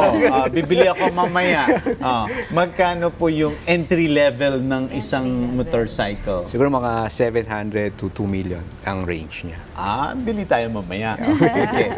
So, Okay, what are some of the unique aspects of exploring the Great Lakes on a motorcycle that you looked forward to experiencing? So I'm sure people also, it's similar to any tourism spot when they look for it, di ba? They are researching, sometimes, di ba, ngayon, titingnan na ngayon ang mga Instagram ng mga bata, di ba? Titingnan nila ano yung mga comments, di ba? Pero in your case, ano ba yung kakaiba pag motor ang ginamit mo at yung lakes ang pinuntahan mo? Doc Tina. Okay. So, para sa akin kasi ang difference noon, yung the ride itself, when you're in a four-wheel, hindi mo na experience yung 360 na view, and also you're limited kasi hindi mo na experience yung air, yung amoy dun sa area na yon, kasama din yun eh. And the sounds, it's different from when you're in a cage or yung nga nakakotse ka. Yun yung difference sa akin. So it's the full package. Yun ang feeling. Wow, I wanted na to have one. Pero sa init ngayon, ayoko yata muna. Muna summer. Halimbawa tulad nun, sa experience na yan, parang sinasabi ni Doc Tina, parang multi-senses, di ba? Yes.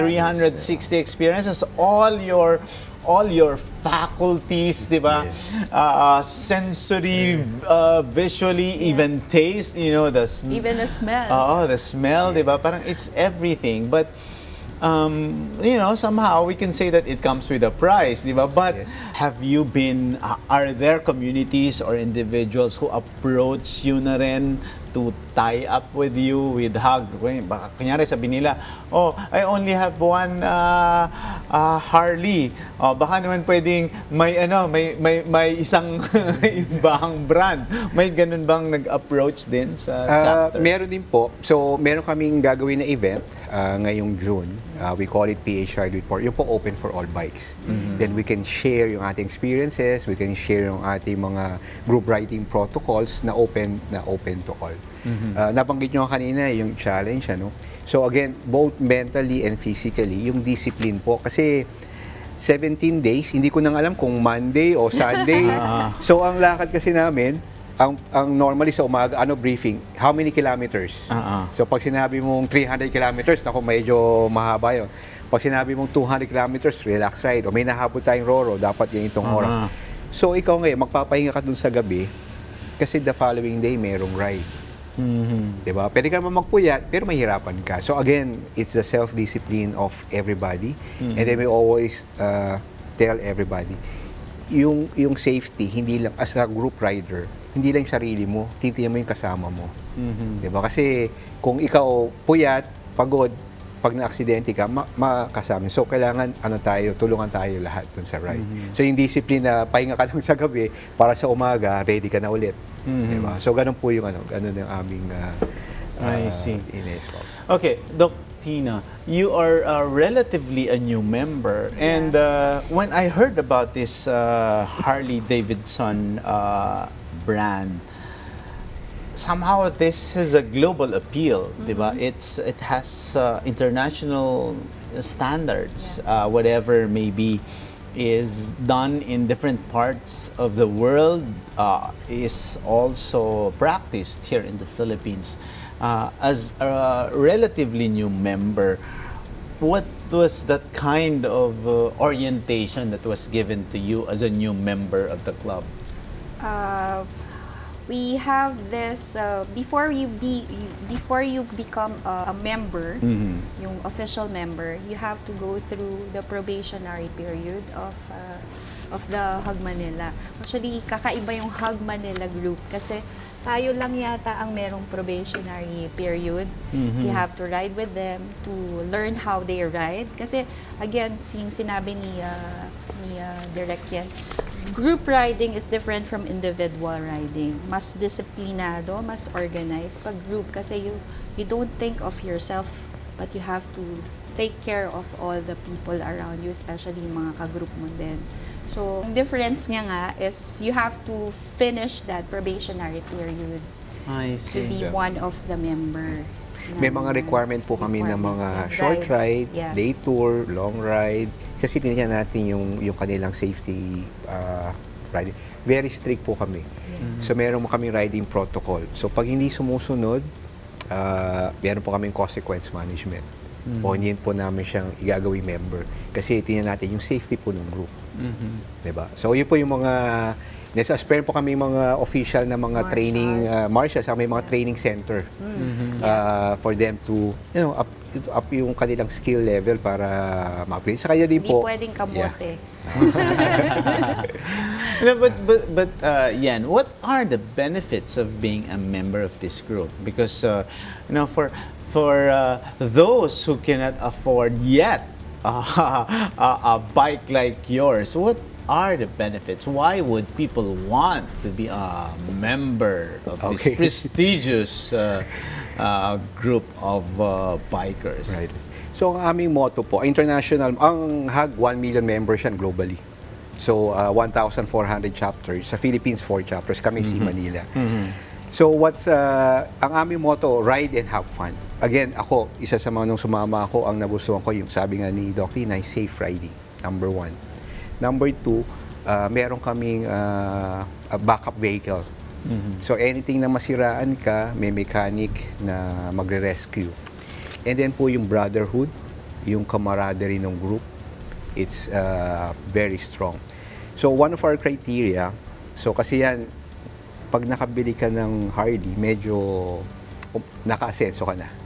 So lahat yan, mga alpha male o alpha female, in their own world. Dito sa ating sahag, pag sumama kayo, pareho lang tayo. A doctor, a architect, a general engineer, a CEO, we're all the same. Ngayon, as sinasabi ni Doc Tina, sa probationary, hindi mo kayang bumaba sa level na yon, then this is not the right group for you. So yung samahan, masaya yung samahan ng grupo. So I think that differentiates us from other groups. Saka hindi kami active na nagre-recruit ng members. Kasi kami mismo masaya na eh.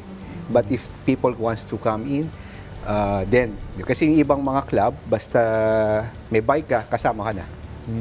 O kaya meron kang violate, meron kang hindi magandang behavior, tinotolerate. Sa amin po, hindi. Kasi kaya nga kami nagra-ride dito para ma-relax.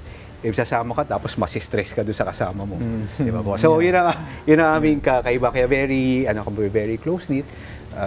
Again, that's for us. Other clubs has their different perspective. But sa amin, that's why we're very good. Kanina nga lang, pumunta lang kami sa Elorde, nag-donate kami ng vitamin sa mga boxers. Sabi ng Games Amusement Board, ang sasaya daw ng grupo. Kasi nga, we're all relaxed. Kasi in their own world, mga head yan dito. Barkada lang. Parang sabi nga niba, para lang kayong mga college na magkakasama. So it's that camaraderie. But is there a membership fee that you maintain? Meron po. Every year. That funds is used para dun sa, meron kaming monthly meet-up, first Thursday of the month. Kasama doon ng free food and drinks. Yes. And then kasama rin yung ating backup vehicle. Yung backup sa akin, yung backup vehicle is very good. So meron kang peace of mind whenever you travel. You have peace of mind na meron kang mechanic, meron kang, kasi gusto mo mag-enjoy. Hindi mo iniisip, paano pala pag nasiraan ako, ano mangyayari sa bike ko. But practically, all the riding tips or ride safety measures are not necessarily for Harley-Davidson owners, di ba? Parang these are practical tips that can be applied then even if you have a different brand of bike. Opo, kasi yung iba, karamihan, they aspire and they look up to us as a Harley. So, kami naman, part of our advocacy, tinuturo namin sa kanila, ito yung proper Harley. Give you an example. Kami ni Doc Tina, nasa Cebu Tourism, Motorcycle Tourism Anniversary last January. So may formation, may ride. Kami naka-formation. Diba? Umulan. So lahat iba nagtigilan, naglagay ng rain. Kami hindi kami tumitigil. Pag umulan, umaraw, kung hindi naman scheduled stop, we just continue. So ngayon yung iba, dumating kami doon sa pagbalik, nakasunod na sa amin lahat. Kasi they imitate the ride. Even sa parking, we have a different kind of parking. Hindi kami balya-balya. You have to be parang, anong tawag natin? Attack position. Attack position. Naka-arrange. Naka-arrange kami lagi para you're always ready to go when you need to go. Wow, interesting. Now, you mentioned, Yen, earlier, you mentioned these words which we see in movies, in television. Pag naka Harley Davidson, parang alpha male, alpha female. Ito yung mga nasa Hollywood movies na astig ng mga to. Ito yung mga tipong tatabi ka ng konti sa daan. Why is that? Is there some kind of brand, diba, that there is a branding and image if you are riding Harley? But you said, diba, with the discipline internally, you are co-equals. But why is that brand somehow associated with an alpha male, alpha female? So I think because of the movies and TVs, diba? To give you an example, right? When I first joined our hog night as a probie, I brought my daughter. Pag-upo namin doon, sabi ng daughter ko sa akin, Dad, scary naman mga tao rito. Kasi, di ba, long hair, balbasado, may mga nakatato, nakabes. Pero bago kami umalis, Dad, ang babay pala nila.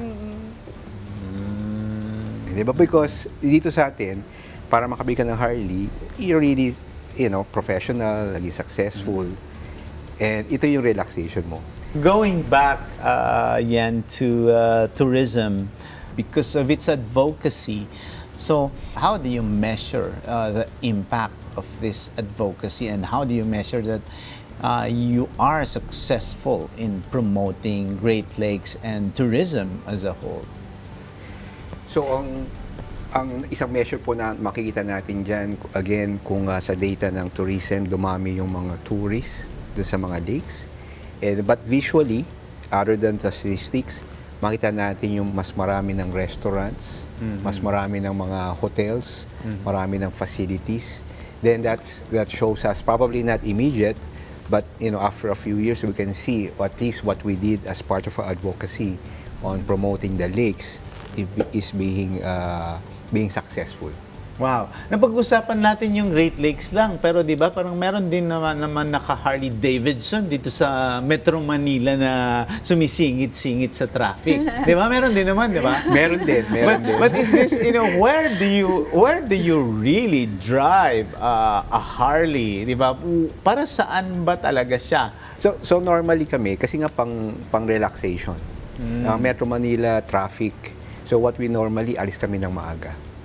Alis kami ng 5 o'clock, 6 o'clock, nasa road na kami. Malamig pa, di ba? So you go somewhere, nagbe-breakfast doon, nagko-coffee, di ba? Kung may next place pa ako, hindi naman babalik na ng Manila. Di ba? Again, so we try to avoid during traffic area kasi mainit. Di ba? So we try to, again, as a relaxation, more of iniwasan na. Kumakain sa Great Lakes, we left 4 o'clock in the morning. Diba, to avoid the traffic and to meet this place. So it's about just adjusting kasi talagang ma-traffic, di ba natin mababago. So we just adjust so that we can still enjoy our ride. Wow. Okay, before I ask my final question for Doc Tina, you are somehow breaking the mold of women, of ladies entering into this as what Director Yen said, relaxation mode. If people are relaxed going to malls or doing their own specific interests and hobbies, ito yun sa'yo.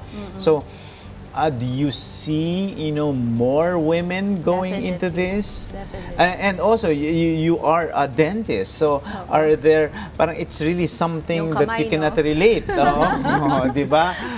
The two things that are unrelated, paano ka makakapagbigay ng mensahe din sa ating mga kababaihan to pursue this kind of interest? Okay. So, it's all about passion kasi if you're passionate about something, hindi lang sa motorcycle, anything, syempre you have to learn how to do it well. You have to attend trainings and education. Pag kulang I also believe in lifelong learning. So, dapat lagi kang nag-aaral. So, yung basic mo, if you could add more to it, para mas matuto ka kung paano mag-ride or paano mas maging safe, you have to pursue it. Dapat laging ganon. So, doon naman sa mga babae, I think yung stigma na kaya ba nila, hindi nila kaya, I think I proved myself na kung kaya ng lalaki, kaya din ng babae. May mga konting challenges lang, like yung, syempre, pag kailangan nilang mag-CR, ang dali nilang mag-CR kahit saan. So kami, natututo na lang kami na to ask mga bahay-bahay or mga maghanap ng mataas na talahib. I see. Interesting. Yung mga ganun lang. So, other than that, we're all the same. Kung ano yung kaya ng lalaki, kaya ng babae. And baka mas pa. So, Yes, in a few, yeah. Wow.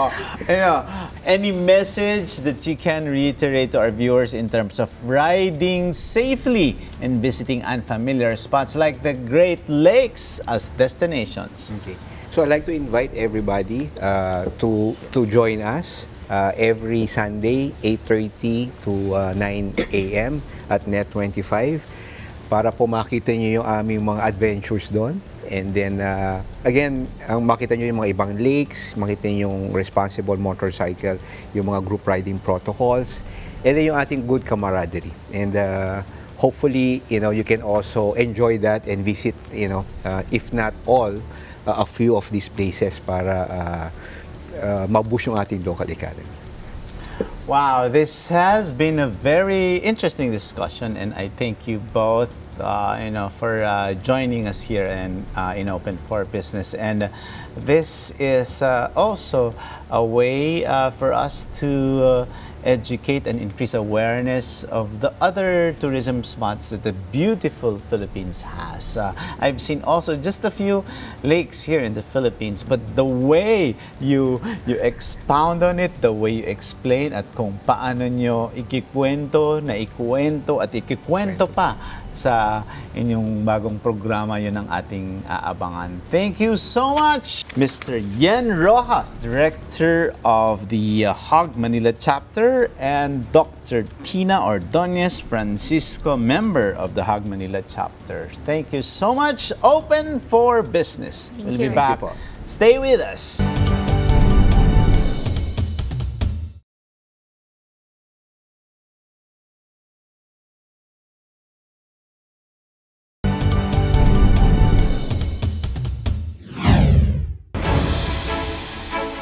Despite the setback from surge in consumer and fuel prices, the businesses managed to thrive largely due to strong leadership of entrepreneurs and their resilient spirit.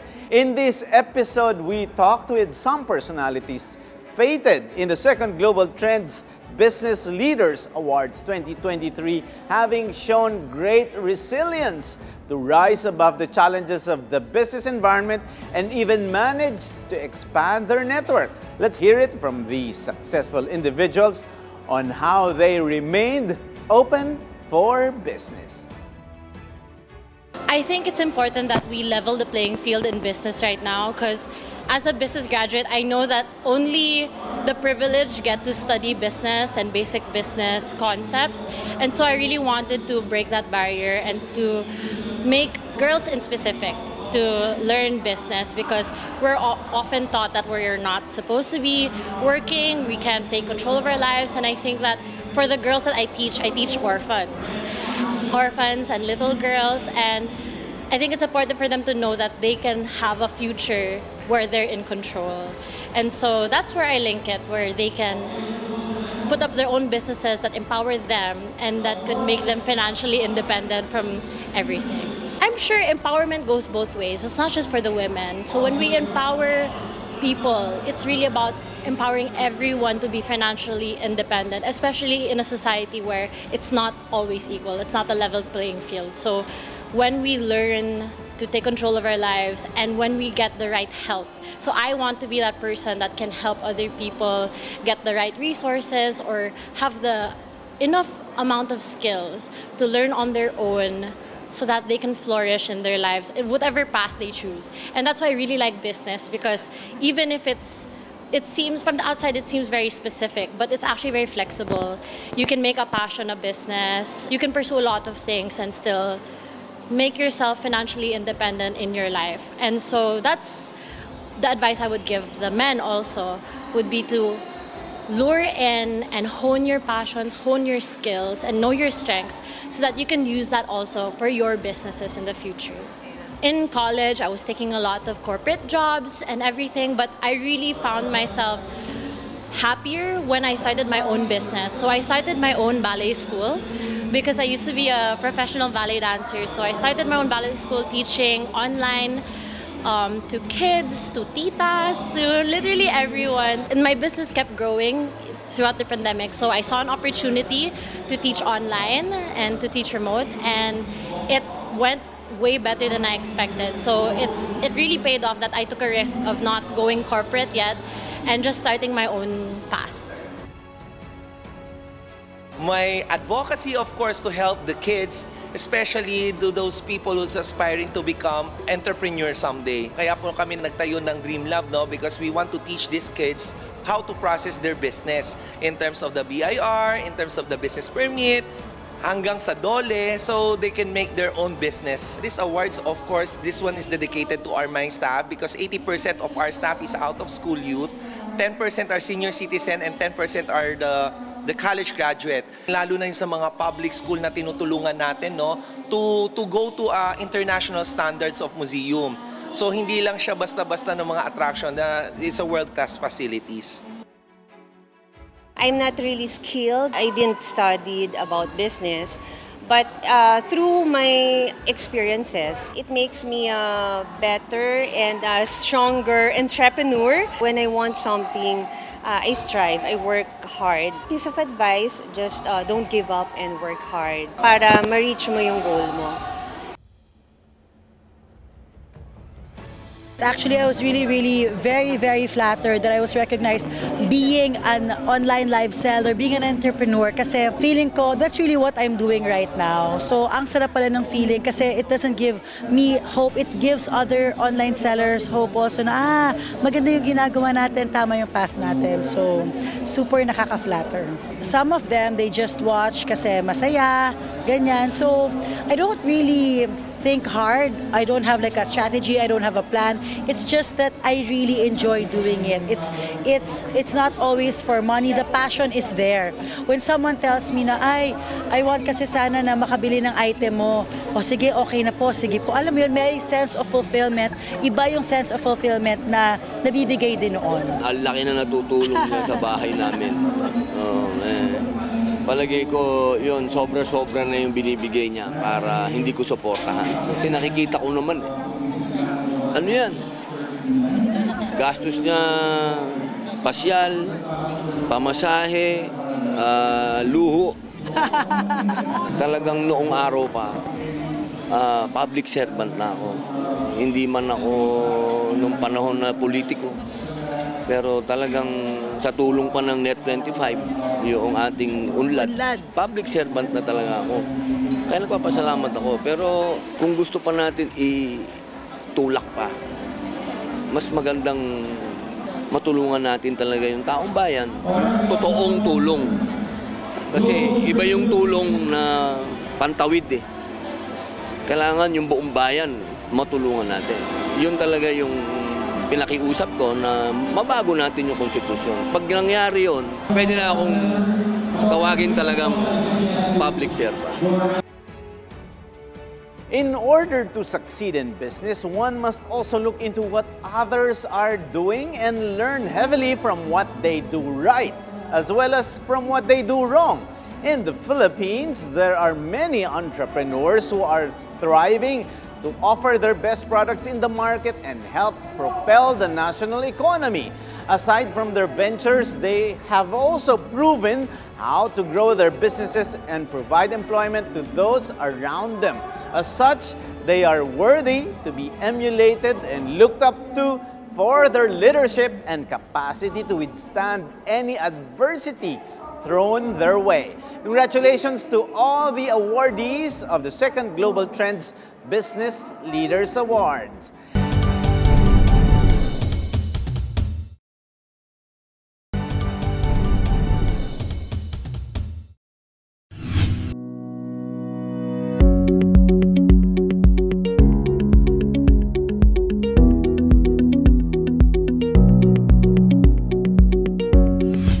Welcome back to Open for Business. Here are the trending business news around the world. Developing countries in Southeast Asia drive motorcycle market share.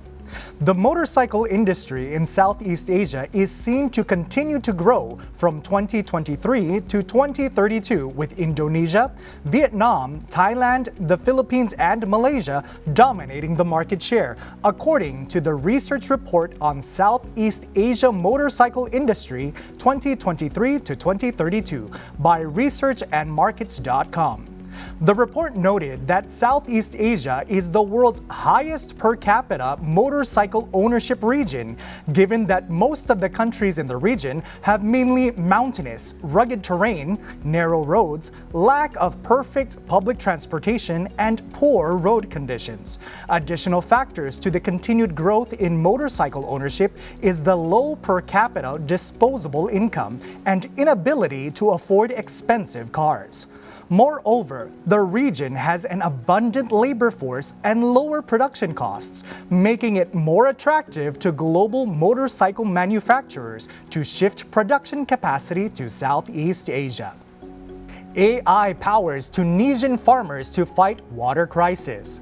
Facing its fourth consecutive year of drought, Tunisia's farmers are now relying on soil sensors and AI-powered drones to help the ailing agricultural sector battle the water crisis.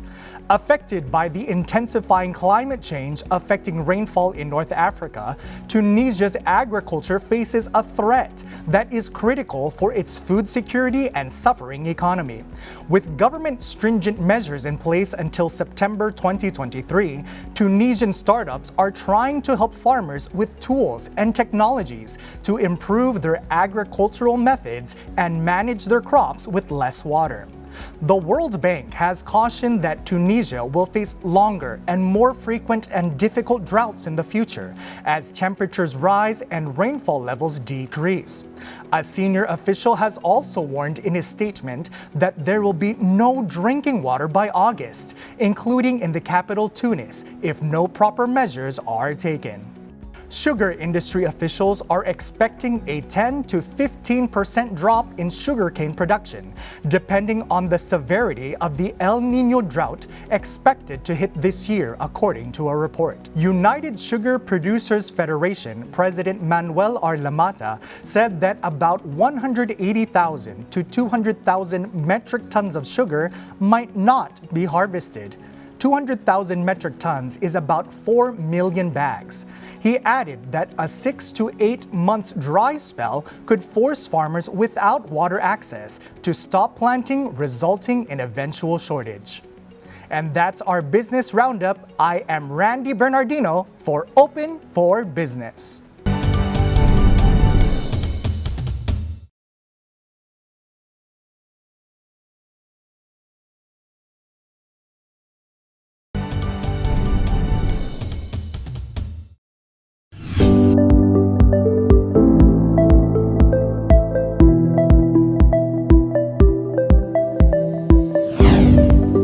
Open for Business is back, and our buzzword for the week is motorcycle tourism. Motorcycle touring is a format of tourism that involves long-distance rides on motorcycles. It supports a large amount of commerce, not only the sale of motorcycles, but also substantial amounts of equipment.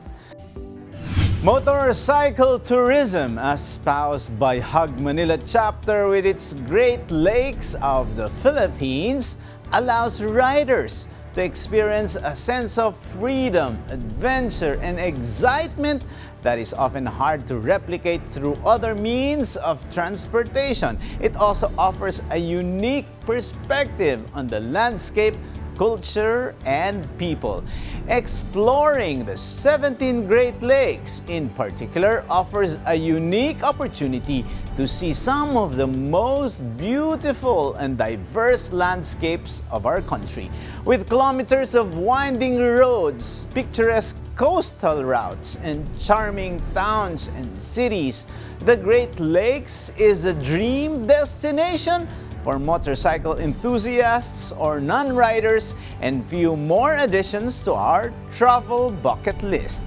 So if you're looking for an exciting, unforgettable way to explore this beautiful part of the Philippines, consider embarking on a motorcycle adventure around the Great Lakes. Truly, it has been an exquisite exploration of the Philippines on two wheels.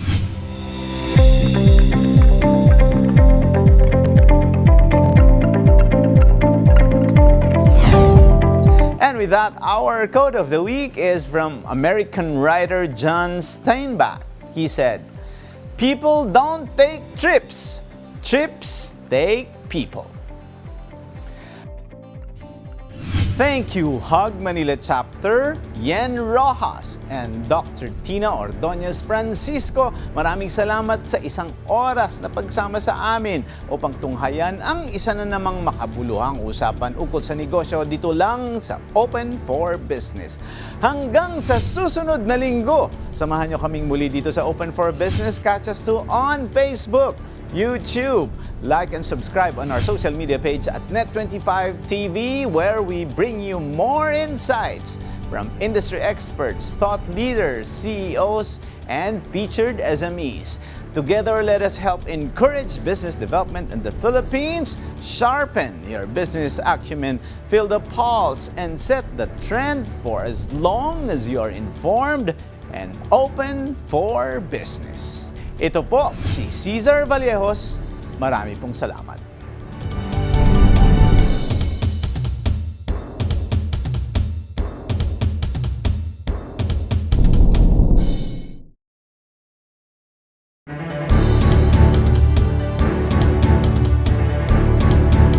Ang Best Public Affairs Program. And the star goes to Open for Business Net 25. It is a signal to the world that we are open for business. Let's net together sa saya ng summer. That is why Open for Business is here in the beautiful island paradise of Boracay. This is Cesar Vallejos bringing you yet another episode to guide you in discovering your passion and growing your business as we learn from experts in the field. Sama-sama na naman tayong matuto sa isang makabuluhang usapan ukol sa pagninegosyo. Ang Open for Business ay mapapanood nyo rin sa Facebook, sa YouTube. Siguraduhin mag-like at mag-subscribe sa aming social media pages at Net25 TV. Alamin natin at suriin mula sa mga CEOs, thought leaders, industry experts sa iba't ibang mga larangan ang kanilang mga strategies, trends at iba pang mga mahalagang karanasan ukol sa kanilang pagninegosyo upang tayo ay manatiling open for business.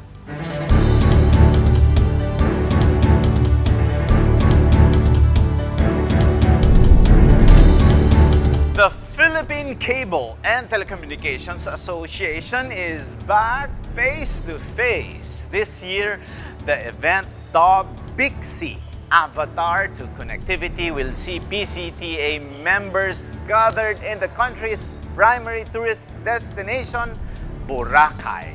Through the internet exchange, members from the cable TV business are now able to share local traffic to reduce latency and cost, aggregate bandwidth, access content and their content delivery networks or CDN, and increase internet access nationwide.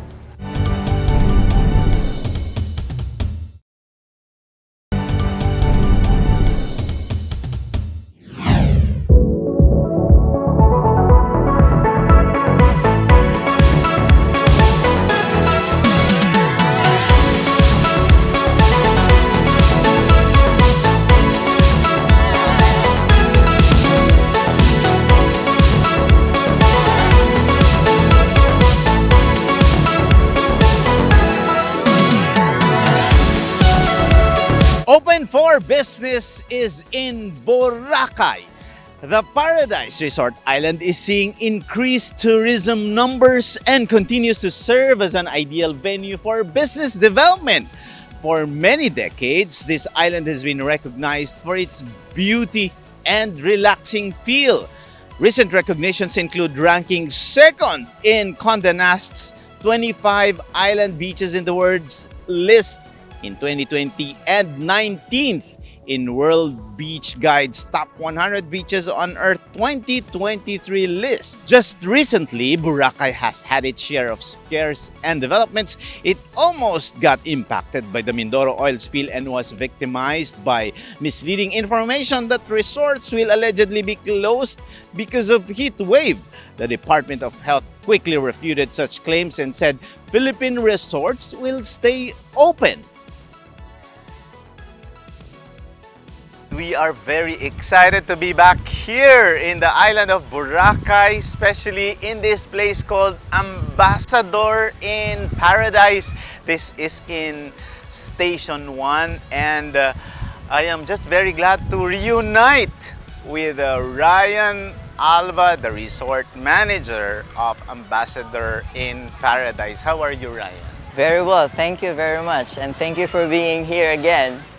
Ang nakakatuwa, Ryan, I think I saw our photo together with the owner, Yop, and that was more than 10 years ago. Yes. So many things, have changed, but you still look the same. Yeah, you too. What happened during that? I know that there's a lot of developments here in Boracay. Ano yung mga regulations na nabago ngayon? Well, now they have implemented an ordinance where the easement, no one can do anything. And that's how many meters away from? Like 25 meters plus 5 meters from the highest tide. Oh, so pag ganon, once they see you doing that, like kunyari, there are some parties, that's no longer allowed? That's not allowed. You really cannot do that now. And it's good because the tourists, everyone can enjoy the whole beach, and yeah, the locals can pass by anywhere, can walk, especially when it's high tide because the water comes very high. And if we have been building in that area, then there's no passage for everyone.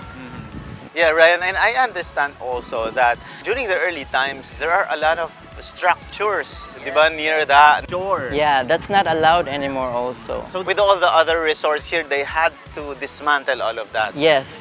And this is applicable to the whole... to everybody in the island. There was this rehabilitation. We all remember that the President Rodrigo Duterte had shut down dahil nga doon sa quality ng tubig na dito. Yeah. Di ba, nung una, ang daming nag-react kasi it will mean job opportunities, and income losses to businesses. Ano yung ginawa nun ng Ambassador in Paradise? At that time, of course, we also closed. We supported that project because we know it's for the long-term use of Boracay. Like now, when you walk in the main road, there's paths, there's sidewalks on both sides, which is safe for tourists to walk. And it's cleaner, and they're now using e-trikes, which doesn't emit any bad air to our environment. And so we really supported that.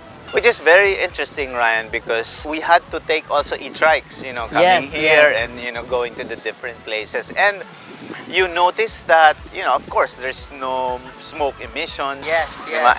And it's also very airy and easy. It's similar to, and sometimes it's even more comfortable kasi hindi siya masikip. Hindi katulad ng tricycle na siksikan. And it's not noisy also. There's no noise from this vehicle, so it's really, really good. And in fact, Ambassador in Paradise was the first who had electric vehicles for the hotel. Really? Yeah, back. Oh, yeah. Yes, you remember? Yes, Yeah. And we're so happy now that the whole island is doing that also. Now, Ryan is speaking of the owner of Ambassador in Paradise. Of course, he has been here in the Philippines as well, and somehow he managed to have this fusion of Filipino culture and Dutch culture. So, ganun pa rin ba ang kanyang strategy? Yes. He's Dutch, but I think he's already a Filipino. his heart is very here in the Philippines, especially Boracay. He loves the island. He loves everyone. He loves the staff who has been very helpful to us. And yeah, I think he's Filipino. Pero what remains that creates a brand of Holland or Dutch? Ano yung natitira pa na parang medyo... Well, the color of Ambassador, the uniforms in orange, and if you can see in our rooms, we have teddy bears in orange, and yeah, small accents of the Holland color. When the pandemic came, the tourism really closed, the shutdown of practically everything. Yes. What happened to the employees? Some kasi would opt to leave the organization, the resort, find other places in different parts of the country. Anong nangyari dito? So, in Ambassador in Paradise, we basically tried to keep everyone here, but not all, because some of them wanted to go home. We have told them that they can come back, but most of them stayed, and they stayed here. We also have a staff house in Hagdan, and so what we did, because the hotel was not earning anything, so we have a bakery in the resort. So they have been baking breads and selling in the streets just to earn something. And something to eat, di ba? And earn something to eat. Oh, interesting. They also helped in a sense to keep the resort even not closed, not literally closed, but they are here. It's different when there's no one in the resort and then it's not taken care of. So the resort was taken care of because they decided to stay. And so we did that program in the bakery to just survive. Oh, that's a great thing because, as you mentioned, there's even a staff house, meaning you really take care of the well-being of your staff.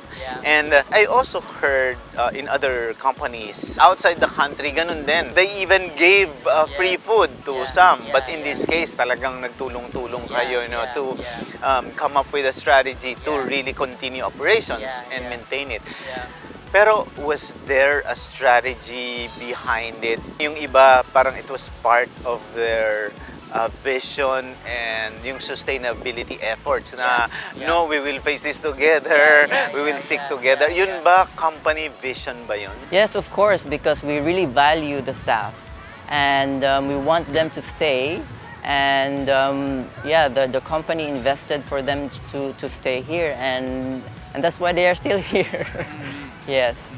Ryan, as a resort manager, you've seen, the best and the worst of Boracay. So, in your experience, in your observation, what makes Boracay the destination, the best destination in the world? Well, first is the white beach. It has the finest sand like powder, and it's unique because you can only find this sand in Boracay because of the certain corals that are here, and that's why it's very, very white. I think that's the most value for Boracay. When you walk here, even if it's sunny, you don't feel the sun on your feet because this unique sand doesn't absorb heat. And I just realized that. Yeah, it's the white beach, and of course the color of the waters when it's very sunny, the turquoise colors of the beach, and of course the vibe of everyone who comes here. Everyone's very happy when they're here, so it's a cumulative vibe that Boracay has because of everyone who is here. We attended the PCTA convention here in Boracay, Ryan, and so far it was the convergence of cable owners, cable operators. Sabi nga nila, ngayon, ang iniisip ng mga tao where they put their budget into would be electricity, water, at saka internet. Because right now, the cable companies no longer offer just content delivery, but they are now transforming to be internet service providers. So, napag-usapan natin yung serbisyo na kailangan pa ng Boracay. What is it? What service or what infrastructure do you think the government or the private sector should deliver to ensure the flow of the provision of services to tourists not only from the Philippines but outside the country? Well, Boracay has always been very active when it comes to improvement of infrastructure. Example, the sewage system. And it's always have been improving, and that's why we also closed back then because we have to improve that. And now it's working very well. For the flooding parts of Boracay, they have solved every area that has been flooded. That's really a big... So ngayon talagang parang you don't notice the flooding anymore? Or are there spaces? There are still spaces, but it's so much lesser now. Especially in the front of Ambassador, in the main road, it was like up to the knee of before. So that's really amazing. Something to improve, I would have to say, now that Boracay has a lot of OJTs. That is helping each resort. Yes. When we say OJTs, these are on-the-job trainees who, they go into hotels, resorts. What's the issue with them? Well, they come from the provinces, so basically they don't earn a lot. And the cost of living in Boracay is just too high. Their boarding house is very expensive. Let's say, I think now they're paying from 2,800 to 3,000. Wow, that's for boarding lang? Yeah, that's only for boarding. Lodging. And 3,000 for a family who lives in the province is quite a lot of money already. So I think maybe the local government can look into that and probably build something that they can provide a free accommodation for the next generations of OJTs, because they are a big help in Boracay and on every resort. That is a good suggestion of Ambassador in Paradise, because that will also help the students, the would-be professionals, and they will eventually the future hotel and resort managers. And with the provision of these basic services, that will really make their studying, or they will be able to finish their studies and eventually be part of the workforce. And I hope that the private sector and even the government can listen to this idea, so that there may be concrete action plans to address that. We also heard about the Mindoro oil spill. So, yun, natakot kami kasi baka pupunta yung yung oil spill. What happened during the time? And were you prepared to address it should the oil spill reach Boracay? LGU in Boracay is very active. When that happened, they have spread out the news already to every resort. Of course, we were preparing for it. I'm sorry for the areas who got affected, but luckily we weren't. And we thought it's also because of the current where it was going. So at the time it was going to a different direction. Otherwise it would have maybe come to this area, but we were not affected, and that's good. We are excited to learn what's new in Ambassador in Paradise and in Boracay. It's more beautiful, it's more serene, it's more, the nature is back. But in terms of fun and entertainment, what's new? Well, we have renovated most of our rooms, but we are still doing a concept that we want to provide an island vibe with our rooms. So we are a modern and native design in our rooms. And our restaurant has improved every night. We have an entertainment, and we have really good singers, especially tonight. Siyempre, there's a lot of small businesses. There's a lot of businessmen who are watching Open for Business. Why would these businesses, CEOs, thought leaders come here in Boracay and do business and leisure. I think it's really the vibe of everyone who contributes to it when they come to Boracay, because like each one of us, when we go to a vacation, we feel very, very happy. And this vibe itself is just so strong when you are in Boracay. And there are many tourists who ends up staying here because of that they feel very happy, and they decide to, oh, I want to move here, or something like that. So yeah, it's really the vibe of Boracay that keeps you here.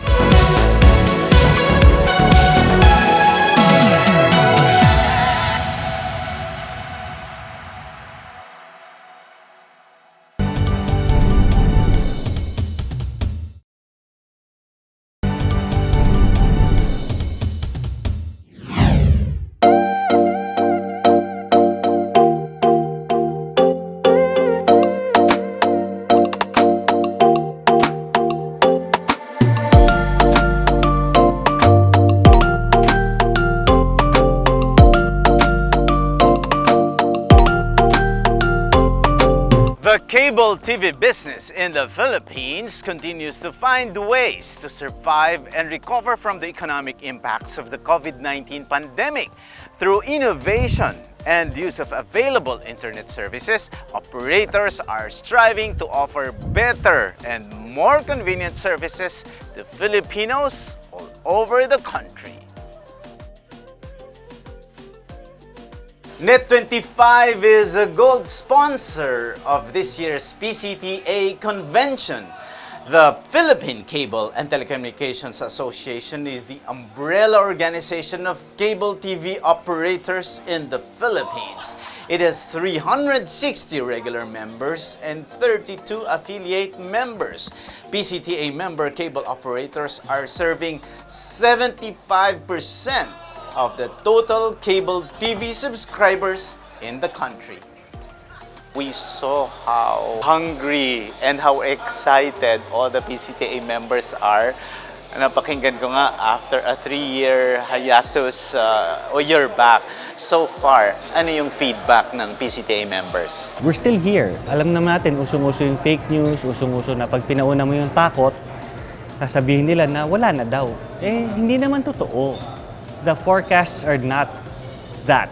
It's totally the opposite na andito pa rin kami. But Wesley, I remember we were attending PCTA conventions before and we were coming in as delegate. Now we're a gold sponsor. It's because of course our repositioning as a general entertainment channel. Ang tanong ko is, how do you compare after 3 years? What has changed? When I look at the PCTA and the attendees of the convention, even those of the directors, kalahati ng directors natin, puro na kami second generation. I am second generation director. And there was a time before na dapat daw hindi minamana. Well, technically, hindi naman namin minana. We do actually work for our board seat.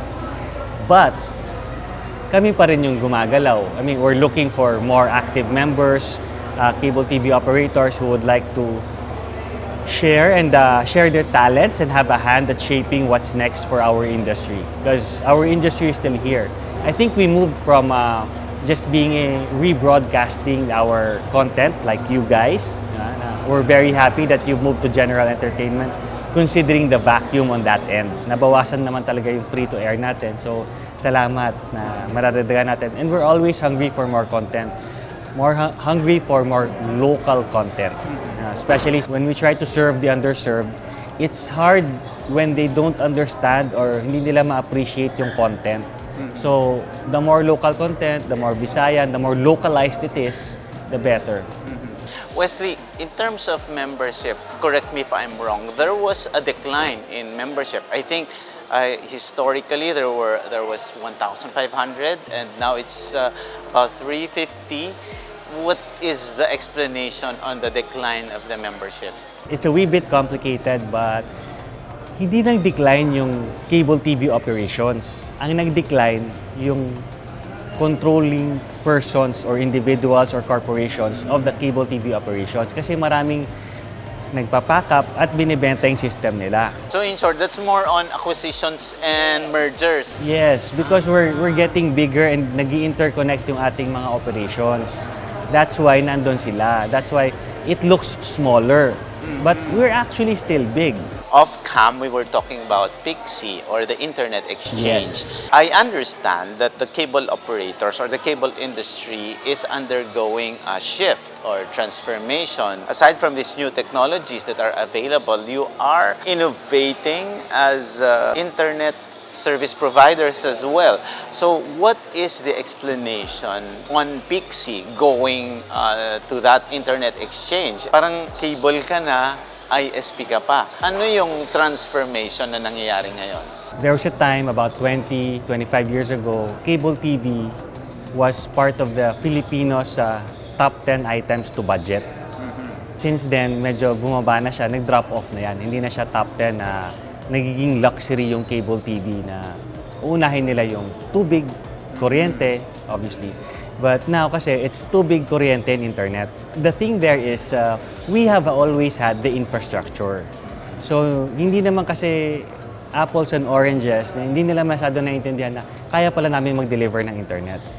So we've had this, we've been advocating for this. We've had quite a few wins even at government level na nare-recognize kami na ang dami pala naming cable TV operators and combined, mas marami pa kaming fiber to the home subscribers kaysa sa national telco natin. So yeah, things are going around, but the point there is we are business owners. So as business owners, it's important for us to go where the business is. The business is they want internet connectivity. We can serve it. We have been allowed via various legislations and mga acts dyan.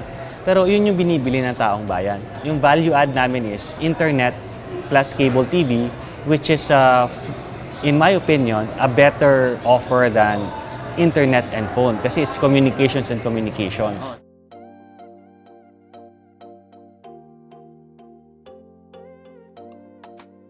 This year's convention, which is in a very nice place, in a way, Boracay was chosen to put some more excitement in the traditional convention where we're just in a very enclosed space. It's really a very dynamic situation now, especially that the game is changing. The industry is changing. Which is exactly my follow-up question, sir. There's a lot of developments. It's transforming and you're offering new services. Can you expound more on the changing of the game or the changing of the rules and your transformation or innovation as an industry? When we started the association more or less around 30 plus years ago, the cable industry was really just a content delivery mechanism. For us, we were already happy to be able to deliver content to everyone's homes. No? Before, it was only Metro Manila that had the benefit of technology. But now, even worldwide news programs, movies are already watched in everyone's home, including programs like yours, Net25, religious and family entertainment programs are already available everywhere in the country. Now, the shift now is that us cable operators are now becoming also internet service providers. As you can see now, the paradigm is changing. What used to be content that was the only business model that we had, now our business model includes the internet business. And we see a rapid growth, especially during the pandemic. The internet business really doubled or tripled. And that is the game changer. Now, for some of us, majority of our revenue comes now from the internet. Simply because even content technology has improved. Can you imagine streaming 5 years ago? It wasn't there, right? Video on demand wasn't there 5 years ago. This may be what we're seeing in the future, where people would like to watch the content anywhere, everywhere, and anytime they want. But for typical cable operators, how would they do this? Will there be an upgrade of technology or an innovation or partnerships with telecommunications companies? How would a regular cable provider join the shift? The shift's really changing. Most of us now are moving into the internet technology. We're becoming more telcos than content providers.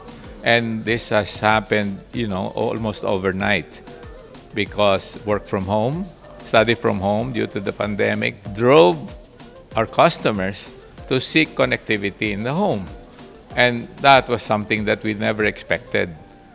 And now that people are now used to having Wi-Fi in their home, they now have a lot of options what to watch, when to watch, and where to watch. Diba? So that is, I think the game changer now, that the power is in the subscriber, not with us. We're just a provider, but the subscriber's choice now is the one that matters. Especially the new generation, they won't watch it on a big screen. They will just watch it on a portable. But for cable providers or the owners, in terms of infrastructure, how is it done? Is there new technologies that they will have to Yes, actually, most of us have already invested in fiber to the home.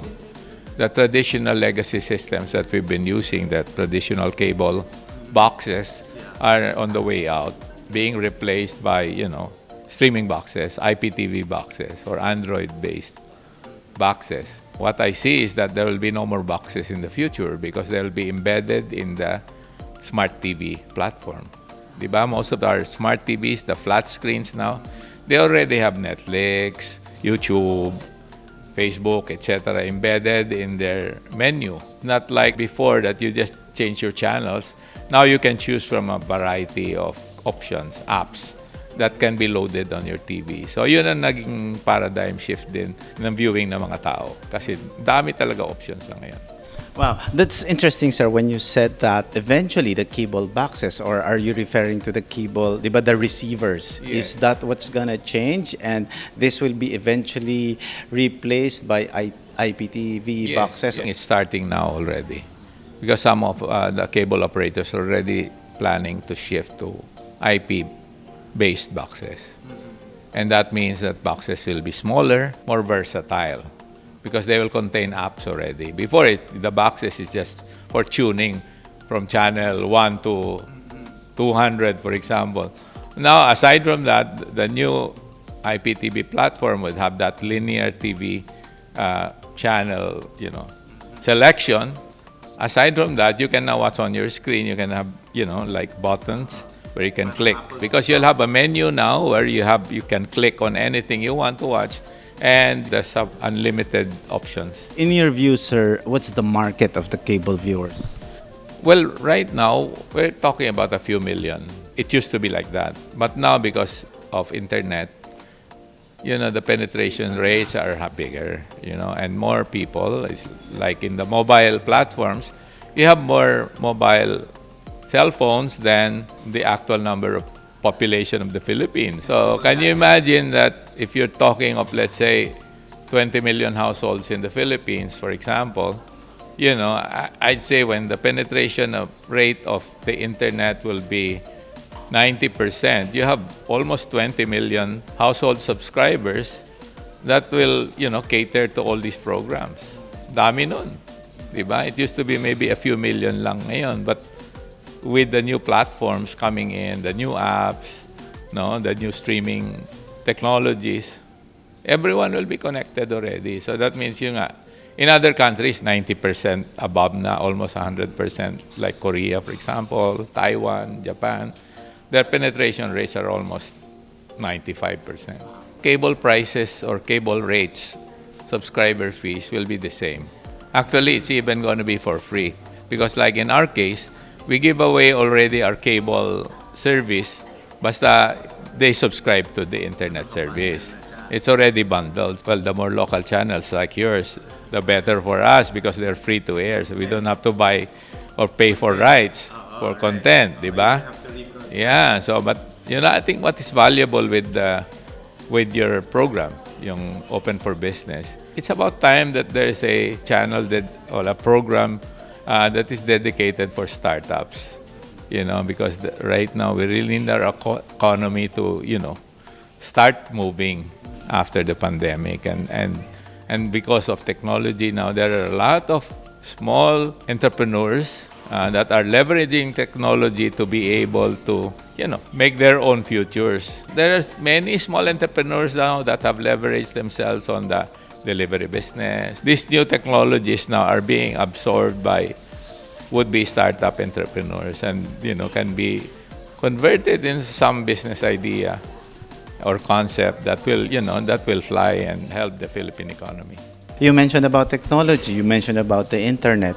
Siyempre, andyan ang PLDT. What's their view on cable operators becoming ISPs? Will this not compete with their business, or is there complementation or collaboration in terms of technology offerings? The two big monolithic giants now have dominated the landscape for so long with the improvements in technology and availability of technology. More and more people are becoming part of the ecosystem. Before, they were the realm of the big telcos. But now, it has come down to where cable operators like us who are in the unserved and underserved areas are able to deliver the same type of technology to the masses. It's a complementary thing because the source of our bandwidth will still be the giants. Diba? We still talk to them because they provide us the connectivity from the international side. Kami ang last mile. PLDT and Globe and whoever else are the international gateway providers, they're making money from the resellers like us. So it's a good ecosystem where everyone really contributes and makes or benefits from. What are the key challenges that cable operators or owners have, and how do you think will that be addressed? Our laws governing telecommunications are antiquated. Hindi nakakahabol sa technology ang ating mga regulatory agencies. In a way, they are tolerating, people to go into technology to put connectivity down to the, remote areas. But the more exciting part is that since we are an archipelagic nation, marami tayong isla, the main obstacle right now of delivering good, reliable, and affordable connectivity is the fact that we're separated by island groups. And the only ones that hold the keys to connecting those island groups are the big telcos. Pero ang nangyayari naman ngayon is that because of the deregulation in government, ina-allow na ngayon foreign investors to go 100% if they're providing telecommunications, etc. Di ba binuksan na yan? There's a new law that has been passed. Dati kasi 60-40 lang, di ba? So, it's not attractive to foreign investors. Now, pwede na fully 100% owned. Basta telco. Hindi lang broadcast because broadcast is still part in the Constitution talagang Filipino-owned. Filipino-owned. So yun ang naging exciting part ngayon is that the market has really opened up and may possibilities na there will be more foreign investments coming in because of that. We transitioned from being a cable TV operator to an internet provider. So the main focus now is cybersecurity. How we will be able to secure our system and at the same time protect our subscribers from hacking. Those are the most important things that should be remembered whenever you're an ISP provider. And at the same time, I guess as an ISP provider, it is our duty and responsibility to impart to our subscribers how important it is to go to sites that are safe and not just go on clicking and clicking whatever is available on the internet.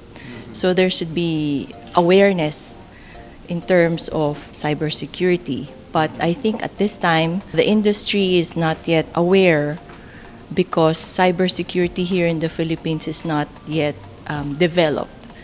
So the association is really pushing forward for cybersecurity standards with the help of USAID through Beacon.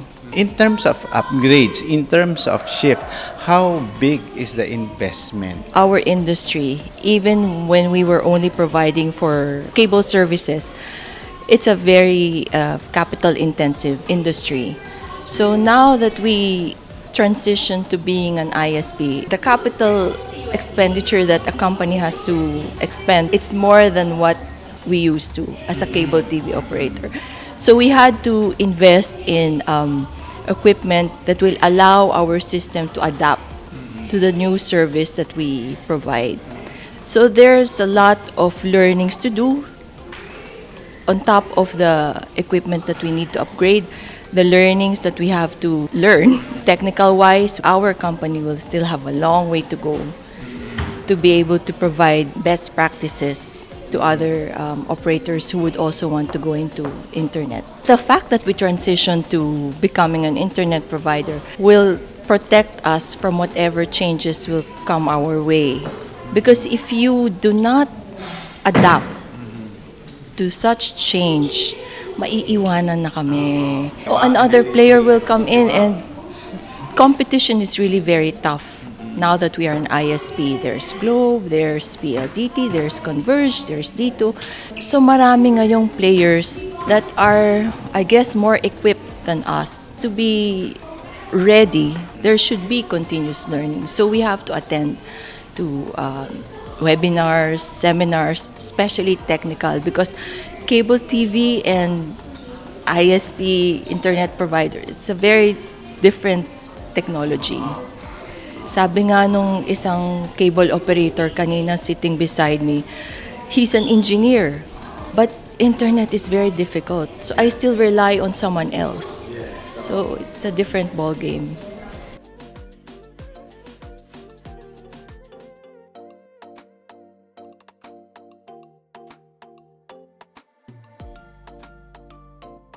Congratulations to both of you, Chairman and Sir President, for this very successful PCTA convention. With the many issues that was discussed, I attended some of the technical sessions, and there's a paradigm shift, diba, from cable provider to internet service providers. So far, what are the key takeaways and what was the feedback from the cable operators? You yourself, sir, as an owner of one of the biggest cable providers in the country. Our position or our role in PCTA and as a cable operator also, we believe that we have the same outlook or objective for the future of the industry. So it's about transition because of the landscape that cable TV and telco have same offering right now. Connectivity, it's about internet, but the content can be a lot like video and other streaming programs. No? So we believe there's a shift. The technical side of the industry and for us, the operator, we are conditioning and preparing the one who will be in charge of the technical and the one who will in charge of the business, the owners. So that's the objective of our technical workshop and some of the talks right now for this particular convention. I was talking with Engineer Paras as well, Doctor, and he said that there is somehow a bigger ecosystem. We have the telco providers and also, of course, the government. And when I asked, is it going to be more competitive or is it going to be a collaboration? And so far, he said that with the ecosystem, there's exchange and there's a collaboration of many services, and it's for the growth of the industry. Even in the past, we have already been pushing our members in PCTA to somehow consider upgrading or shifting, not only as a cable TV provider, but going to the internet service also. Because we believe that this is the way to, should I use the term, survive in the business. Yeah, it is true that there's a big change in the landscape of the industry right now. We have already involved ourselves in the telecoms world, but we have to embrace this change. That is also correct in saying that the collaboration is necessary. We have to help one another.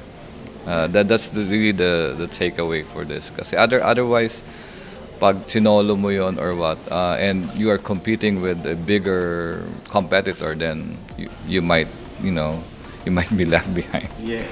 So yun yung considerations.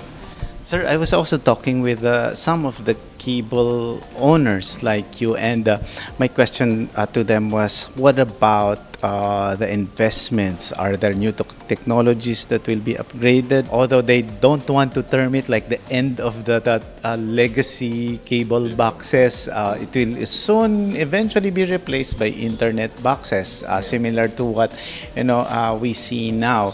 As a businessman, as an entrepreneur, gaano po ba kalaki yung investment na yun sa pag-shift? Kasi sabi nga nila, if you will not embrace that change naman, you will be left behind. And we see in the past 2 years or 3 years, those who did embrace digitalization, upgrading of technology, closed shop. And then some of them are just new, they started, nagmadali to embrace digitalization. Gaano po ba kalaki at paano nila maihahanda yung readiness nila? First, you have to know the needs of your subscribers at present or customers. No? In some areas, in like rural areas, cable TV is still relevant. No? Because walang entertainment paggabi, and that's the only entertainment for them. Cable TV mixed with internet service, you have to consider that as part of your service delivery. Like us, cable TV provider, but we provide internet connectivity also, or we bundle cable with internet. Because other than, schools right now are requiring online classes, others to do business through internet. So you will not go wrong if you go on the fiber, fiber delivery. That's your infra, the basic infra. And internet, you have to choose the right technology so that your upgrade will not be a total upgrade, but it's a continuous or modular upgrade. So you can increase your speed by adding more bandwidth, but you don't have to change your hardwares if you choose the right technology. It's about capacity. At the end of the day, it's about business still, but your business is about service. Or we call that it's about quality of service, because internet is very connected, very emotional for people na walang connectivity, di ba? Yun din yan. It's technology nga siya, but it affects the lives of people or the way we socialize.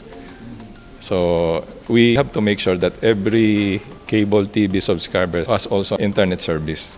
We will provide internet service or access to them. They said that 30 years ago daw, 'di ba, parang the cable TV is one of the top 10 in the list, 'di ba, of the most important needs. So now ngayon it's water yata, electricity, followed by internet. With your engagement naman with the subscribers, ano po ba ang gustong-gusto panoorin ng mga Pilipino? I believe that it depends on the age group. No, kasi yung mga millennials, iba ang interest nila, at saka yung mga tinatawag na Gen Z, Gen X, And compared to yung mga seniors, iba naman yung kanilang mga requirement.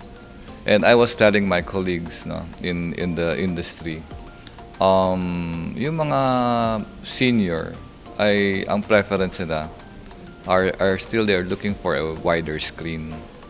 Well, yung mga bata, they prefer the mga maliliit. There's no specific or in general, I would say na ano yung preference talaga.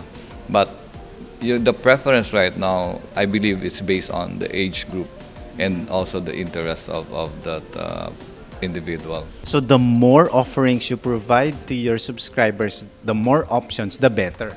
Yes, I still believe so. Also to give, the freedom of choice for subscribers. Like sa sports, hindi lahat ng sports ay nandun lang sa isang channel. As a cable operator, you should still consider a wide variety of programming choices. Yes. Kasi yun yung hinahanap nila eh. You mentioned that, of course, this is still a business, and the reason why we're doing business is to create profit. Is the cable industry still ready for competition? Are you encouraging more players? Kasi napansin namin, the cable members are getting smaller, but this is not necessarily making the subscriber base smaller, but because of mergers, acquisitions.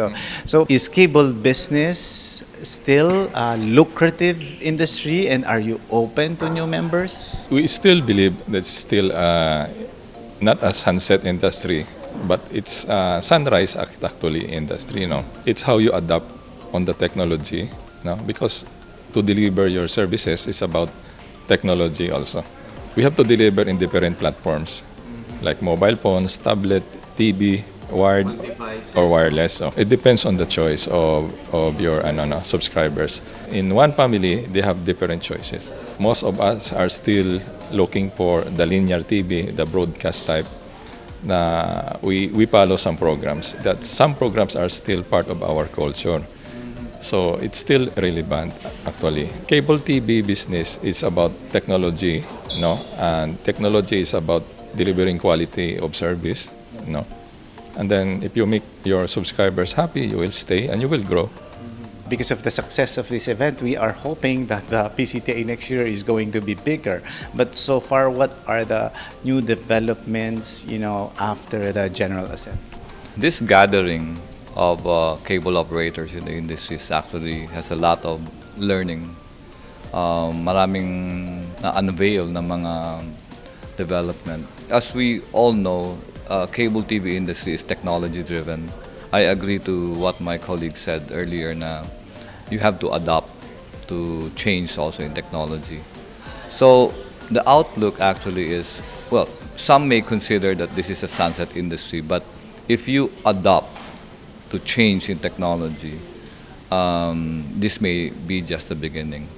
So, dito sa gathering na to, sa PCTA convention, maraming nabuo na mga partnership in order for everybody to survive. And not only to survive, but to excel in providing the type of service that our kababayan really deserve.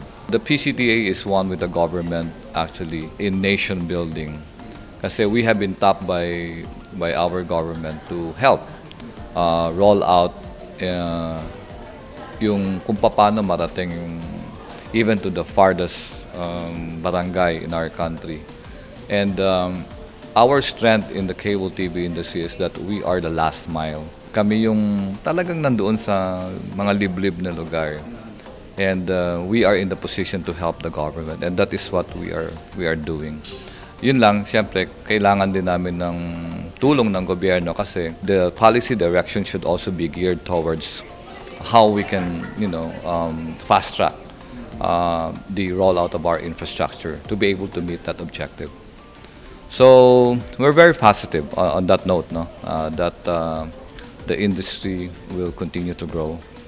And as we open our doors to other players, then I believe we can coexist. So far, how do you feel that Boracay is the venue for PCTA? And what is your view on the tourism development? We know that it is one of the key government offices where the Philippines is really promoting not only domestic but even international. Even our president, di ba? And I spoke with Secretary Frasco. I spoke with her the moment when the first Chinese delegation arrived. What's your outlook aside from this tourism that supports also our business? We choose Boracay because Boracay is about nature. Going out after 2 years, we would like to see wider landscape, nature, water, sky, sun. Partly we want to relax, and then we will be putting more information sa mga delegates, driving how we will survive the future in our industry and enjoying the nature after 2 years of lockdown.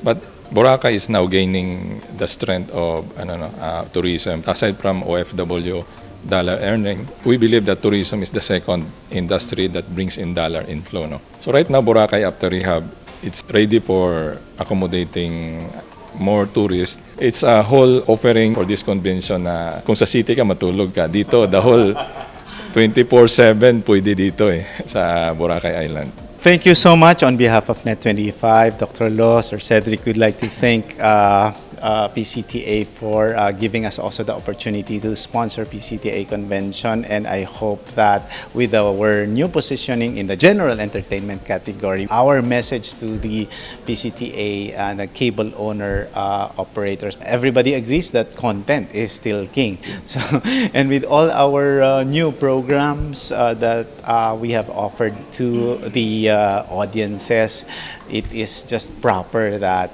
we are given that kind of exposure also. I would just like to take this opportunity to thank Nat25 for the support that it has given to PCTA. And we really hope that in the future we will have more collaborations to better promote not only your content but also the entire program in general. So maraming salamat din sa inyo. That's the best way to end this conversation. Open for Business will be back. Stay with us. Thank you, sir.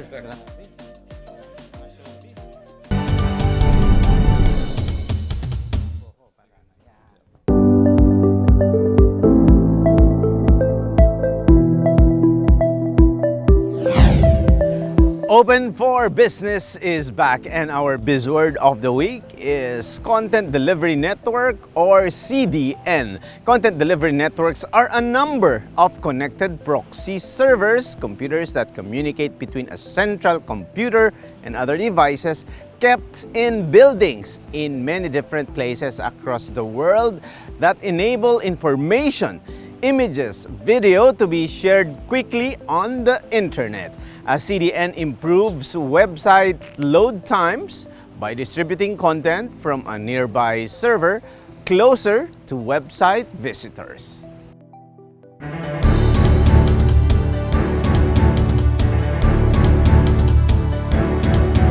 Despite the challenges of connectivity and access, Filipinos are still known in the international community as active users of the internet thanks to the availability of social media platforms.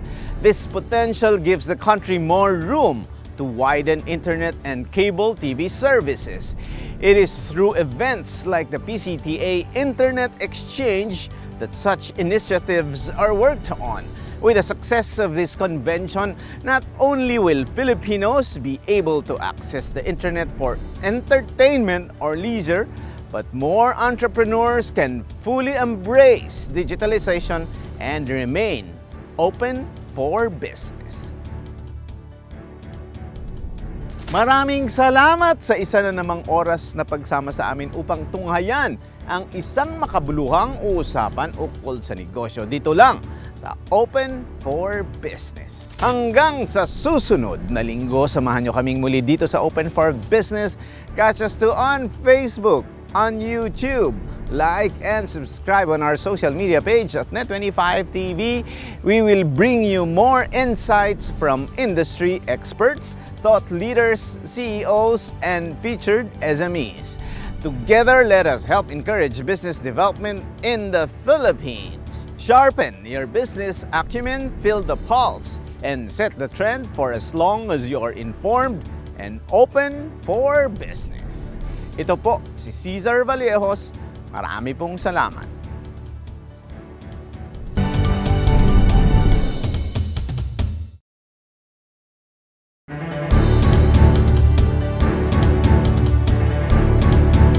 Ang Best Public Affairs Program. And the star goes to Open for Business, Net25. It is a signal to the world that we are open for business. We are now open for business. This is Cesar Vallejos bringing you yet another episode to guide you in discovering your passion and growing your business as we learn from experts in the field. Sama-sama tayong matuto sa isa na namang makabuluhang usapan tungo sa pagpapaunlad ng inyong negosyo. Ang Open for Business ay mapapanood nyo rin sa YouTube at sa Facebook. Siguraduhin mag-like at mag-subscribe sa aming social media page at Net25 TV. Alamin natin, suriin mula sa mga negosyante, thought leaders at mga personalidad sa iba't ibang larangan ang mga strategies, trends at mahalagang karanasan sa pagninegosyo dahil tayo ay open for business. Open for Business is traversing Electric Avenue as we discuss the potential of electric vehicles or EVs in the country. How favorable is it for consumers and MSMEs to use EVs beyond being exempted from number coding or getting favorable tax cuts? We'll talk about the nitty-gritty of going electric with Mr. Dennis Nang, CEO and founder of Mober, a pioneer in delivery and logistics service using EVs.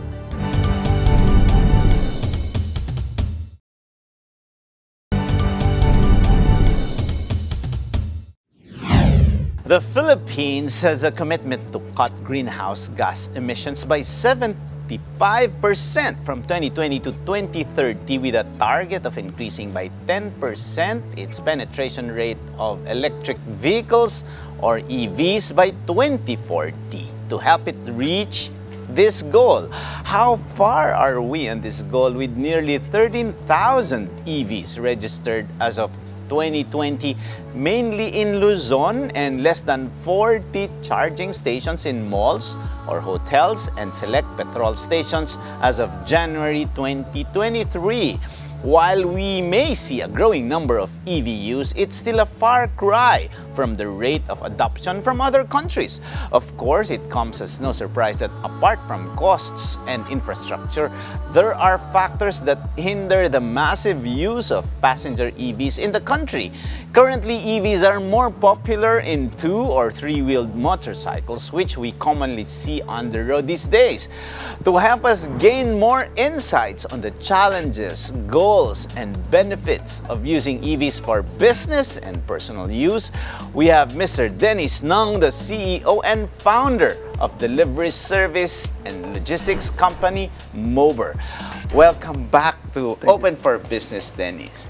Thank you for having me here, Cesar. The first time that you visited Open for Business, we are very fortunate to have you talking about startups and delivery business and logistics, which most of the technopreneurs mentioned during that time. But this time, the reason why we're here is the popularity of electric vehicles, and you are pioneering it. What happened between that time and this time? Ang dami ngayon na pinag-uusapan ang electric vehicles. The first time you had me here, I was talking about the delivery shared platform. No?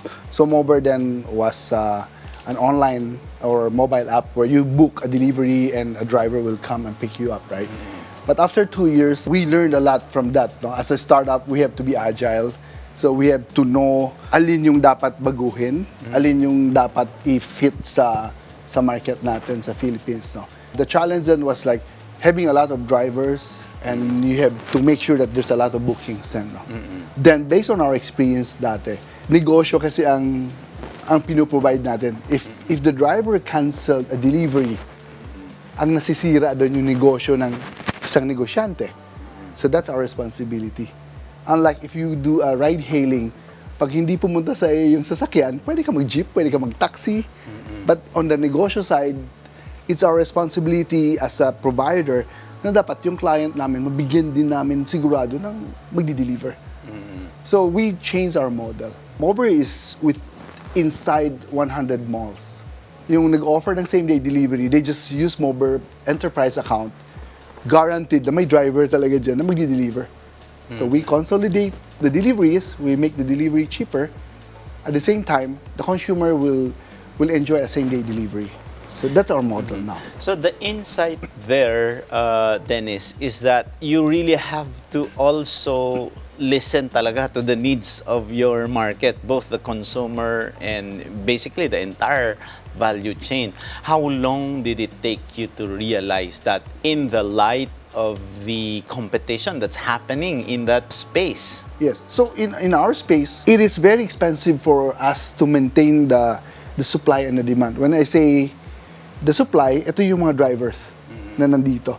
And the demand, we have to make sure that marami nagda-download ng app, right? So I think our competitor did very well in doing that, but they have invested so much money to reach that level. No? Unfortunately, for a Filipino startup, we're not able to get that much funding or investor to go to that playing field. No? Kasi yung mga kalaban ninyo, foreign-owned Yes. or supported by investors outside the Yes. Philippines. They're foreign-owned. I see. So they're foreign-owned. So, sa inyo, talagang Filipino-owned to 100%. Yes. Yun ang pinagmamalaki So, but natin. ang maganda lang tayo as a Filipino, we're very agile. Madiskarte. Pero hindi ba nila sasabihin sa inyo na parang, di kumuha ka na rin ng foreign investor dyan? Wala bang lumapit sa'yo to, infuse more funding? Or meron kasi kami na interview dito na, no, I want to develop 100% Filipino startup. Is that also your thinking? Or makakain na masyado yung company ng foreign ownership? Of course, we're looking for investors, no? But after the pandemic, nagbago na rin yung industriya. Investors like mga VCs, hindi na sila yung market share. Yung parang, di bale, mag-burn tayo na mag-burn basta makuha natin yung market share. Tama. Then after makuha natin yung market share, saka tayo mag-isip kung paano natin i-turn into cash, no? Nagbago na. During pandemic, talagang maraming nasunog ng mga investor. So, most of the investors now are looking at yung bottom line mo. Are you making money now? Are you close breaking even? So, ito na yung mga tinitingnan ng mga VCs ngayon. So, like for Mober, we are there. We're positive. Again, as I mentioned, we're very agile. As a Filipino, madali tayo mag-tweak, no? I know na hindi tayo mananalo sa laban na to. Let's tweak. So, when we tweak, I don't want to say pivoted because we're still in the tech logistic, in the last mile, right? We tweak the model na makikita mo na pag pumunta din yung current na kalaban mo, it will be hard for them to go to our area because mas maliit, pero it's a blue ocean. It's not a red ocean, right? Pag pumunta sila doon, mababago yung whole environment nila. So, why go to this one? So, we just want to be a fish in a blue ocean. So, but with that strategy, hindi ka rin ba nangangamba doon, Dennis, na parang eventually this other technopreneurs will go into that space? Parang hindi ba nila, okay, kasi ang nangyayari sa'yo, parang okay, you open this up, and then here comes the bigger one, and they take over. Yes, I mean, that's a deja vu because I opened Mober, kami na una sa Mober, then may pumasok ng mga player, right? So parang kami yung na-chipwera because we're not ready or able to raise that much fund, right? But again, sa lahat naman ng negosyo, as a founder or as a may-ari, alam natin na may competitor. Tama. I mean, if we don't have competitors, I mean, the service will not be good, right? So for kami sa Mober, we're looking at this window. We have a window lang. Meaning, I have 2-3 years window. When we are doing now electric vehicle delivery, I'm sure after 2-3 years, everybody will go to that field, right? Yes. So what will happen to Mober after that 2 to 3 years, right? So, may mga strategy na tayo. We're looking forward na pag pumasok na sila lahat, nauna na tayo in the EV industry. Ang pinakamahal kasi baterya. When you buy a car, a truck, when we say a car, a truck, and a van, yung van natin is similar to an AUV. Ang AUV is around, if I'm not mistaken, pag diesel siya, mga 1 million peso. A full 100% electric AUV is around 2.1 million. The cost is double. I'm very glad that si PBBM supported the zero tariff. When you import EV, zero tariff na. However, the technology of EV galing sa China and they perfected it na. Chinese and Filipino kasi meron tayong AFTA. This is the ASEAN Free Trade. So wala naman talagang tariff na. So but if you import an EV from Europe or from US, yun ang makikinabang. Kasi yun ang may mga tariff. Ito, di ba? So mapipilitan ka to get the cheaper cost, you go to China yes, rather than to the US, right? US or Europe. So, but again, if you go to the US and Europe, mahal siya, but the technology partner sa China. So the one that I mentioned, the 2.1 million to 2 million, that's a Chinese brand. What is interesting with your discussion now is that yung window na sinasabi mo, 1 to 2 years lang. So, ibig sabihin, ang mga entrepreneurs, ang mga nanonood ngayon, dapat hindi ka makampante sa mga panahong yon, hindi ba?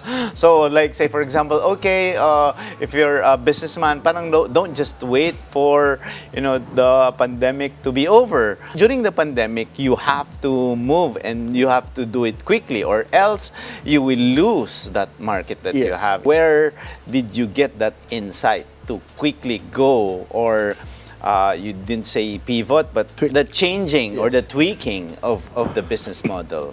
Me personally, as an entrepreneur, no, I want to use the word discipline. No? An unsolicited advice to any founder na gusto magsimula ng startup is like, you have to be very disciplined.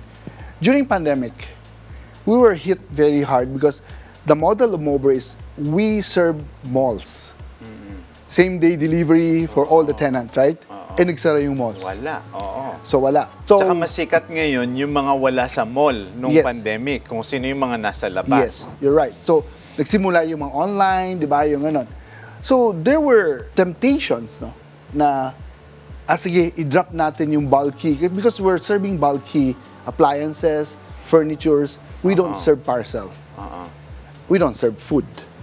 So, during pandemic, all my team saying, why don't we shift to parcel? Motorcycle, the app is ready for motorcycle. You can put the app, motorcycle there in just 1 minute. Meron na tayo with on board. No? So tempting to go there. Why were you not tempted? Because I have this feeling that matatapos naman ang pandemic eh. And during that period, maraming bagong players sa motorcycle na pumapasok talaga. Even the motorcycle na pangpasahero, they shifted to delivery. Diba? So, I told the team, let's be patient. Let's use this time to reassess things. And I think there will be a lot of furniture deliveries. Ang pagkakaiba lang, hindi sila pupunta ng mall, bibili sila sa online. And let's call our current clients, no? The biggest appliance center. Sabihin natin na, uy, mag-ready kayo sa online. Kasi, it happened. You know why? Everybody's locked down. They need TV. They need aircon. And they need refrigerator. So, and they remodeled. Yung iba talagang parang wala silang magawa. Oh, I want a new TV. I want a new furniture. Everybody went into refurbishing. Yes. So, it was amazing run also for us. No? Ang fortunate lang, we have to downsize because may mga tao kami sa loob ng mall. And wala kaming paglalagyan. So, I have to downsize. About how many percent? It was around 35. Okay, malaki din. Malaki din. Kasi buhay namin nun. May mga tao kami sa malls, right?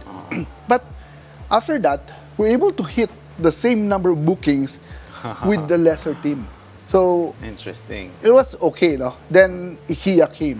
IKEA opened their store November 25, 2021. I think it's one of the biggest in the world. In the world. Yeah. We went there and I think I had muscle ache all over. Yeah. But with this partnership, are you exclusive or are there other partners aside from you there? We're not exclusive. There are two services. You have the same-day delivery or the exclusive. We have a kiosk on the ground floor. So you buy your furnitures, bring the cart down to the ground floor, then we do a same-day delivery. Wow. For the home delivery, there's other two provider. But it's only Mober who provides them electric vehicle. So when they opened last 2021 November, we gave 2 electric vans. I remember that only the crazy guy to jump into the EV. Because they mandated us. Most of the Western European company, they're very conscious of sustainability. Why did you come up with this positioning on EV? Is it because of that sustainability factor, or will that also reduce your cost, or you saw also the opportunity that eventually everything will go into EV? Hindi ko chinek kung magkano yung costing. I mentioned a while ago that EV is more expensive, usually by 1 to 1.5x. The valued client is asking us to do it, right? So we have to show them that we can do it. It's something that I want to prove to them that Mober may be small, but we're very agile. And any decision that they need and they want it, they just can reach me anytime. So when they asked me, can you provide us EVs? I said, yeah, I can. I have to find.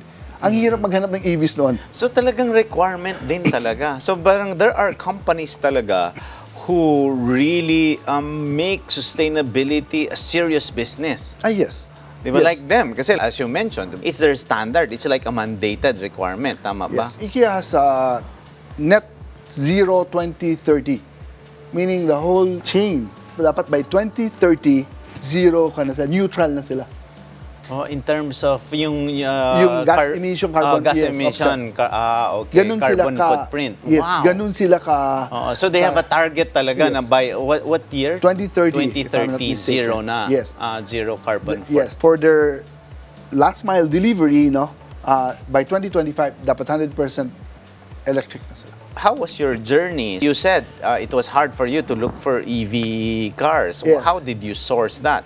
If you happen to pass by sa Makati, Mandaluyong, meron dyan na parang bus, minibus, Okay. na electric siya, walang aircon, yung parang di-kahon lang na malaki. That's supplied by Isakay of Meralco. Okay. I talked to them. Sabi ko, pwede ba tayong mag-partner? Can you sell me that? I-wrap ko lang siya, gagawin ko talagang truck, tingnan truck, di ba? So kahit ano, basta may maibigay lang ako sa client natin. Then they said, Dennis, I have something like this. They showed me, okay, ilan meron ka? Dalawa. That's the first electric vans in the Philippines. So okay, akin na. So they're very supportive to me. And sila naman kasi they're transitioning the Meralco fleet into EV. They're a subsidiary of Meralco. So yun. So from there, we have a very good relationship. They help me with this EV. So now we grow. I think now we have 24 units of EV as of today. We have trucks na, trucks that can load 2.2 tons. By July, we have another 40, and hopefully by end of 2023, we'll have 100 units. And how much is that percentage to the total EVs in the country? I think you mentioned there are 13,000 EVs, no? I think kasama na dyan yung mga electric tuk-tuk. Oh, Diba yung okay. nakikita mo sa kalsada na yun. So I think for the commercial, when I say commercial, the logistics side, no? Ang hirap ko ngang masabi na Mober has the largest fleet. Pag tinanong ka, how many? 24. So parang nakakahiya. Pero yun yung sa category niya kasi, Yes. doon sa van, pagdating sa van. Van and truck. Van and truck. Yeah, so on the logistics side yun. I think we have... You have the largest I have the fleet. largest, yeah. I see. This one is interesting. With all this environmental talk behind EV, especially that consumers would now shift to using electricity instead of fuel to power their car, and that it's more cost-effective and other benefits, there are other voices opposed or contradictory to the shift. What can you say about the argument that even using electricity to charge the vehicles also consume fossil fuel? Is that it's really not totally saving the environment because of lithium batteries? Well, I think they're right also. That's why we don't use the word zero emission. Right? We're very careful. I showed you the truck wrap kami. It says this truck is 100% electric, right? But we don't claim it's zero emission. Kasi may emission pa rin naman. But the emission is really Minimal so na lang. maliit. In terms of percentage. Baka 2-3% na lang. Parang okay. ganon. Compared to the emission of a diesel, right? The emission comes from yung battery pag nag-on ka ng aircon. May aircon naman yung diesel. No? So, i-offset natin, halos konti lang. Okay, this one is a good question. You've also developed a tracker for CO2 emission within your Mober driver app. How would this contribute to your driver's consciousness on emissions, and how would this benefit your customers? We started developing that tracking of the emission. We want to track how much CO2 we save. When we use EV, we want to track how much CO2 credit that we can claim. Because there's also a market that you can sell your CO2 credits. Unfortunately, most of our clients, they want to take the carbon credits because they get it so that they can offset it to their net zero. So kailangan nila yon. Pero para lang maintindihan ng ating mga manonood, Dennis, gaano ba kaimportante yan ngayon? Dito ba sa Pilipinas, di ba pag sinabi mong carbon footprint, CO2 emission, what exactly is that? And how can you mention it on a layman's terms na maintindihan ng mga manonood? Okay, pag nag-pollute kasi tayo, may carbon monoxide na lumalabas. I think sa Philippines, we're just starting to come up with monitoring the carbon offset, right? Yung carbon pollution na yon, na-monetize yun, nagiging pera yon, especially sa Western Europe or even sa Europe. Take for example, a big company in Europe, nagsunog sila ng plastic, gumamit sila ng plastic. May mga carbon monoxide na nagagamit, right? Ilang tons of carbon monoxide ang nagamit mo, kailangan mo ring magtanim ng maraming puno para masabi mo na itong punong to nag-emits ng oxygen para ma-zero mo yun. Offset mo siya. Yes. Sa Europe po kasi, mo. pag gaano kadami yung emission mo ng carbon, tinatax nila yun. Tinatax nila yung dami ng Carbon na emissions emission. mo. Oo. Pero sila, hindi ba, kung titingnan din natin yung isang school of thought na, industrial naman, sila naman kasi ang pinakamaraming, diba? I think sabi ni Digong to sila naman na ang gumagamit ng, nagbubuga ng maraming carbon emission. Tayo na Pilipinas, napakakaunti lang tayo. Pero kung gumagawa sila ng mga international agreements and all, tapos yung standards, I think there are standards there, di ba? Yes. Nadadamay tayo. So, kumbaga parang, basically, we are victims to their doing. To their doing. So, what's your take on that? I mean, tama naman si President Dico. Problema nila yun, ba't tayo nasali? But they're responsible enough na sa fleet nila, sa kumpanya nila, they're doing this sustainability. Hindi kasi mura ang pag-deliver using EV. They understand na pag sinabi ko, mag-EV tayo, pero yung cost ko dapat may premium ng konti. Diba? And they don't care. So, pumayag sila sa'yo na may premium ng konti. Oh, that's good. However, pero are you using combination din? Hindi lahat? Yung fleet ni Mober, 100% na tayong EV. Ang EV delivery kasi, hindi siya pang lahat pa ha. Yung 10-wheeler, yung pamprobinsya, ay hindi natin kaya yun because there's a range, kilometer range. No? An EV van can, a full charge from 30% to 100%, no? Using a slow charging, takes mga 5 hours. Is that fast or slow charge? We call it slow yun. charge. It will give you a range of 230 kilometers. So, yung 100% niya, so 230. halimbawa mula Quezon City hanggang... Mula dito hanggang Pampanga, pwede pa bumalik. Pero pag bumalik ka na, manginig ka na kasi wala na. ako mag-charge. That's a problem. We call it range anxiety. Which is my next question. Sabi niya dito, charging stations are only less than 20 or so. If there is a full rollout on modernization of vehicles, where will they charge? Sabi mo, in the provinces, electricity is still a dream. So, how can we have more EVs? Yun ba, pinapangunahan mo ba yun, Dennis? Are you pioneering that also so that there will be more EVs, there will be more charging stations? Hands off ako doon. Because it's not my business model. But, of course, you want your fleet to grow, from 20 or more and, that could reach out to other areas. What's your vision? When we do electric vehicle for logistics, calculated na natin kung ilan drops siya. Kung saan siya pupunta, saan i-deliver, we know the range. And it's within our range. So we do that. If yung range na malalayo, we always tell our clients, let's not go there first. I mean, malaki pa naman yung market sa range na to. Dito muna tayo. Let's wait until meron ng mga charging station, then saka tayo parang pumunta doon. pinapilot mo din. So wag muna tayo doon. In terms of your expansion, hindi mo babalak na bago sila pumunta doon sa other areas, makuha mo na? Since we're a last mile, we don't want to do an intercity. We can do an intracity muna. So let's the other players who want to go to the intercity, let's them do it. Yung question mo nga kanina, I just want to go back there. We need to teach the driver because the driver kasi here, it's not like tayo marunong mag-drive. Pwede tayo mag-drive ng EV. Yes, pwede. You can use the EV anytime. But there's some skills, like for example, a technology ng EV natin, when you remove your foot from the pedal, Okay. it regenerates electricity.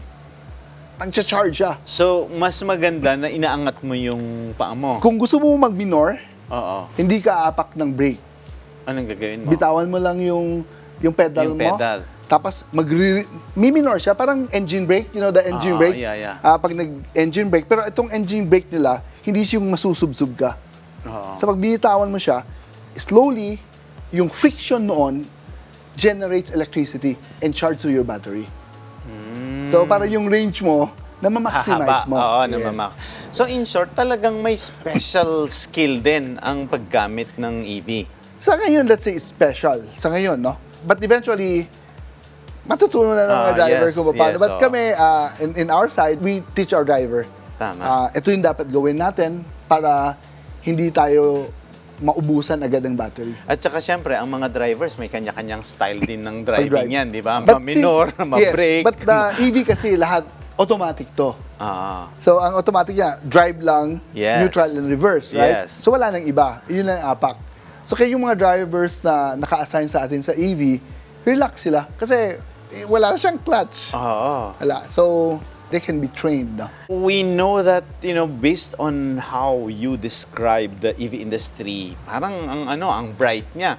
Ano ang hinahanap mo na support sa infrastructure at sa government sector? What is it that you are looking for, or what's your wish list to also support the sustainability efforts of your business and your partners? Nagawa na ng government yung gusto natin. Siniro niya na yung tariff. No? It's very brave for them to remove the tariff. No? I'm sure the government thought about this because they want us as an individual to buy our own EV. Now, we can buy Tesla now. We can buy other, diba? Because it's very expensive. Pero pagpasok mo kung zero tariff na, affordable na sa atin. One. But ang challenge natin as individual buying personal EV car are the charging stations. In China, I heard that last year, December, kinat na ng government lahat ng subsidy nila sa EV. Meaning? Dati, o for the last 10 years, lahat ng EV charging station Sa gobyerno yun? Gobyerno ang nagtayo. Tinayo nila dyan, tapos bili lang kayo ng bili ng sasakyan. Kasi itong side na to, tinayo na namin. Yung infras. Kayo na bumili ng sasakyan. They stop subsidizing now, so parang private companies now will take over creating the stations, Now, charging the stations. reason why they stop the subsidy na, kasi lahat, halos EV na. So, parang tapos na sila. Nakuha na nila yung critical mass. Okay, ops, tapos na ako. Okay na. Nandiyan na, bili kayo ng EV, nasira, bili na lang kayo ng bago. Yun na yun, tapos na sila. The infrastructure na built na nila. It's amazing na. So how do you see that now in the Philippines? What do you see is the future of electric vehicles here? Dati, it's something very new, no? When you heard about EV, pwede ba yan? Pwede. Now, meron na tayo. So, with the government support, yung binibigay nila ngayon, in fairness to our government, they're very supportive. Hopefully, yung mga startup or conglomerates na gusto talaga mag-EV, they can start doing the charging station. Yan muna unahin. Kasi feeling ko, naghihintayan tayo sa chicken egg. Bibili ako ng EV, walang charging station. Pag may charging station naman, at may mga kumpanya na tumayo, kailan bibili ng EV? Baka tinayo ko to, then after 5 years, wala pang bumibili ng EV. Ma-depreciate lang, di ba? So just a chicken and egg. Pero gaano din ba kalaking investment sa charging station? Like say for example, I have an EV car. Tapos sige, bili na rin ako ng charging station. Okay. Mahal ba? Mahal. Pero ganito, if we buy our own EV, for example, personal car natin, I mean, there's a Chinese brand na mura, mga 1.5 million, na okay siya, no? When we buy that, it comes with a charging station, a slow charging. So pag uwi mo, charge mo lang siya. Right? I think the range is really good. Mga 300 kilometers na range siya. You charge. Ang problema lang doon is like, pag lumabas ka na at gusto mong bumiyahe na malayo, isipin mo, aabot ba ako? Aabot ba ako? Yun. Aabot ba ako? Kasi kung pagdating, let's say, if you wanna go to Baguio, sige, lagyan na rin maraming charging station sa Baguio. Kampante tayo. Di ba? O kahit dun sa Mandantarlac, sa gitna ka. Yes. So probably, maghanap na lang sila ng point kung saan pwede. Para let's say, I'm going to Baguio, itong gagawin, di ba? I think the best person or company to do it, probably si NLEX. Ito yung NLEX ko, di ba? Alagyan ko na lang to kada may shoulder ako, may charging ako. Sila yung dapat, di ba? Which I think Meralco is also doing that for NLEX. I see. Hopefully, they can do the whole stretch of North. Yun. Now that you are pioneering the use of EVs in the country, especially in logistics, it's very interesting that you were able to create this positioning and you matched it with the needs, requirements of the companies that are really looking for sustainability efforts, which is good. But how do you see it grow? What are the other opportunities for EVs in the country? Speaking for the logistics side, no, on the commercial side, it's a very small door that opened. No? When you open it, the growth is massive. Imagine mo, if you want to refleet all the diesel trucks, the six-wheeler, four-wheeler, and the AUV there, can you imagine how many units are those? In my side lang, if you can ask me how big, we go to LTFRB and ask ilan nakarestrong prangkisa yung CPC, di ba? I think 1 million units, that's big. Malaki. I've said, we have this window 1 to 3 years windows. Pagkatapos yan, everybody will go there. Ang problema kasi ngayon, our logistic industry kasi, there are some mom and pops transport provider. May isang pamilya o OFW bumili ng truck, 3 truck. Tapos subcontract to the big companies, right? Kaya lang, ang problema sa ganun, kakabili niya lang, hindi pa niya nababawi. Diesel, pina-upgrade to Euro 4 because Euro 4 is more clean, no? Clean. But Euro 4 is the base. May Euro 5, Euro 6 na eh. So we're doing Euro 4. Yung mga maliit na operator, kakabili lang ng Euro 4. Hindi pa nila bawi. Tapos ngayon may EV na. So yung diesel fleet, it will take some time para mag-defleet pa. So, opportunities, if there are companies like the companies that I mentioned, then that's the low-hanging fruit for me. Okay. Ngayon, Dennis, alam naman natin ang mga issue sa Pilipinas ngayon. Nako-cover namin sa balita ang tigil pasada o yung mga modernization na yan. So, na ma-phase out, ganyan. So, ano ngayon ang nakikita mo na role of EV industry or the EV in this problem on transportation? Will this somehow create another issue or another controversy? Kasi ang bottom line nito, yung mga customer pa rin, yung mga nagko-commute at yung mga businesses na or mga customer na naghihintay ng delivery ng mga in-order nila. For the logistic, no, I don't see any problem for the logistic, no.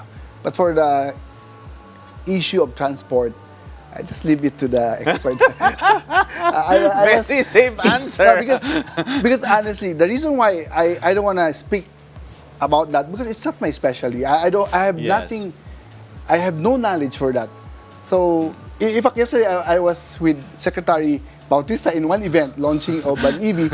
I was asking him, sakit sa ulo.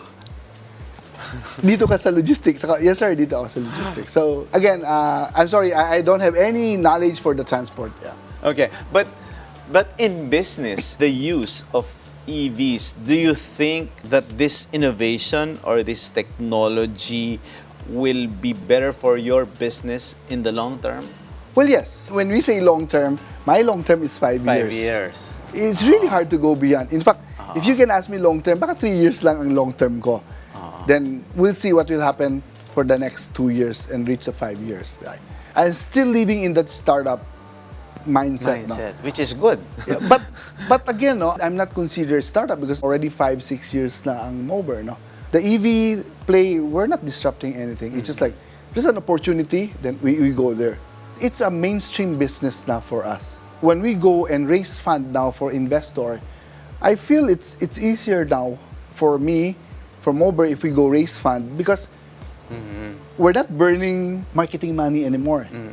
So if we want to do it, because we want to expand our business now. You mentioned about growing the fleet. what are your plans in terms of expanding, or bringing in more EVs for Mober?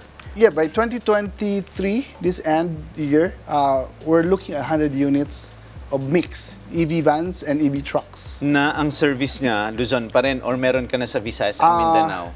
So Mober is nationwide naman. Okay. Intra-city kami. We'll be sending 2 units of EV trucks to Cebu to serve Cebuanos naman for EV. It's now time for you to also give advice to small businesses, startups.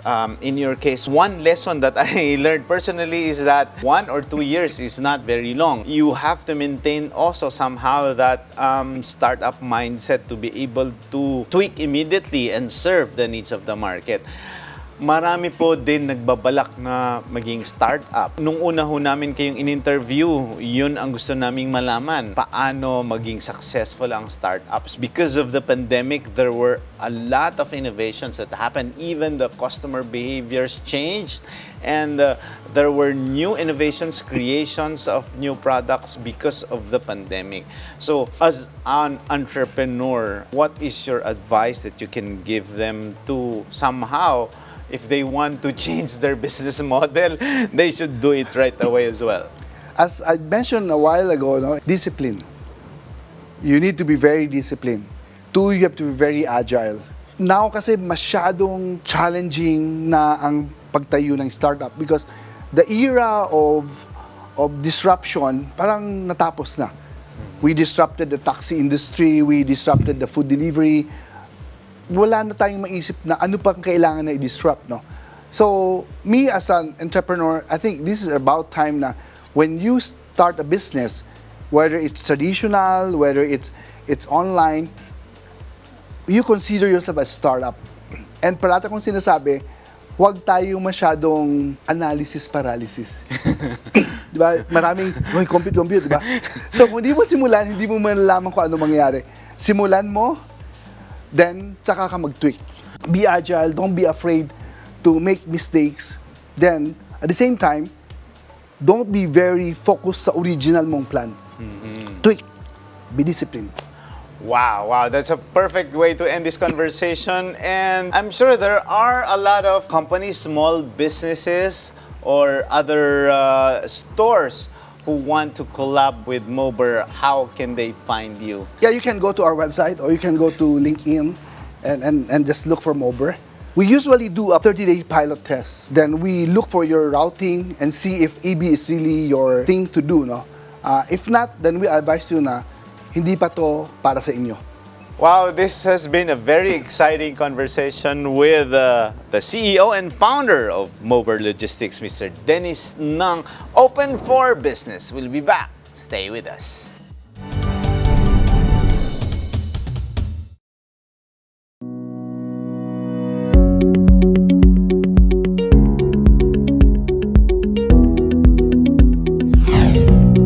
Welcome back to Open for Business. These are the trending business news around the world. Global tourism sector understaffed according to a new survey. A global research in tourism employment indicated a looming human capital crisis and that the situation is more critical than ever, according to a survey commissioned by the Tourism Employment Expansion Mandate Project, a cross-sector collaborative effort to understand the workforce deficit in the travel industry. The key findings of the survey noted that 68% of the respondents said they are understaffed, especially in the areas of food preparation, technology, AI, sales, and reservations. Younger talents have also been harder to attract to the travel and tourism industry, as 62% of respondents said that the 25 to 45-year-old workforce are choosing pharmaceutical and technology industries instead. The survey also reflected that no actions have been taken to address the issues. Foreign investment in China hits 18-year low. China recorded a slump in foreign investments in the second half of 2022, hitting its lowest in 18 years due to tensions with the US, a bleak growth outlook, and fears of possible slack in economic reforms. Foreign direct investment into the country only totaled $42.5 billion between July and December 2022, way below its 6 months average of more than $160 billion between late 2020 and early 2022, according to an official balance of payments.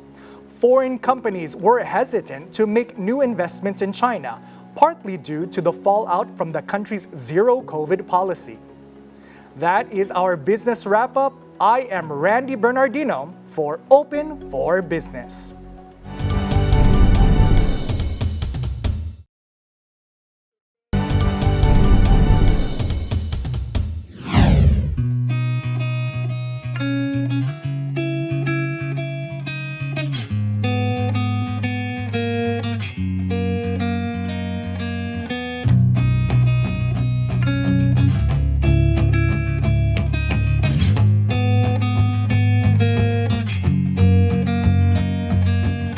Pangunahin kong trabaho dito, ako ay nagtatanim ng mga bermuda at sa mga iba't ibang mga halaman dito sa Ambassador.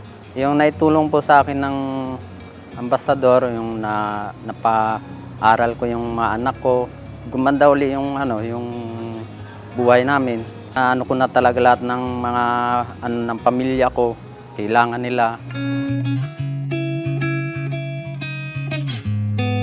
Unang pasok ko dito noong 2007. Ako yung kinuha ng engineer namin, maging partner sa kanya, mag-layout ng mga building na ito. Hanggang ito ay nabuo, malaking tulong ng Ambassador sa akin noon na pag-pandemic dahil tuloy-tuloy ang pasok ko dito. Nataguyod ko yung anak ko sa pagkain.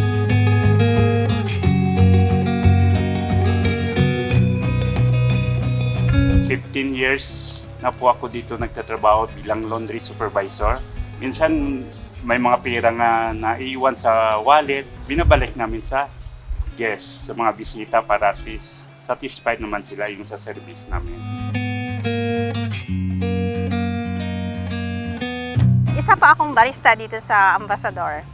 Malaking naitulong sa pamilya ko ng trabaho kong ito kasi paaral ko yung mga anak ko. Gusto ko mag-work dito kasi maganda yung treatment ng Ambassador family from the management.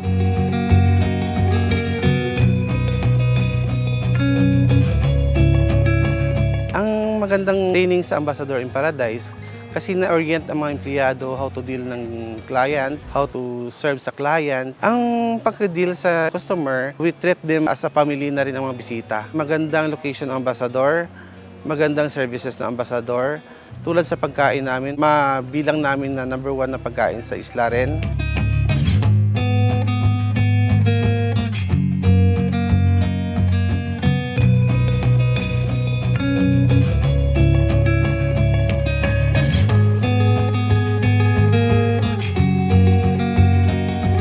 Everyone, good evening. Welcome to Al Fresco Restaurant at Ambassador in Paradise. We have tiger prawns, or lapu-lapu, or red grouper in English.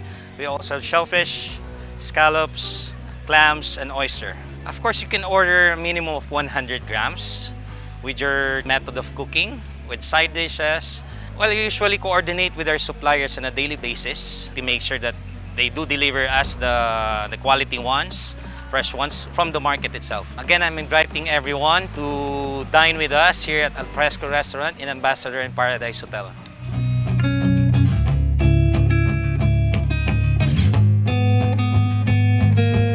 Thank you talaga sa boss ko, Sir Yog.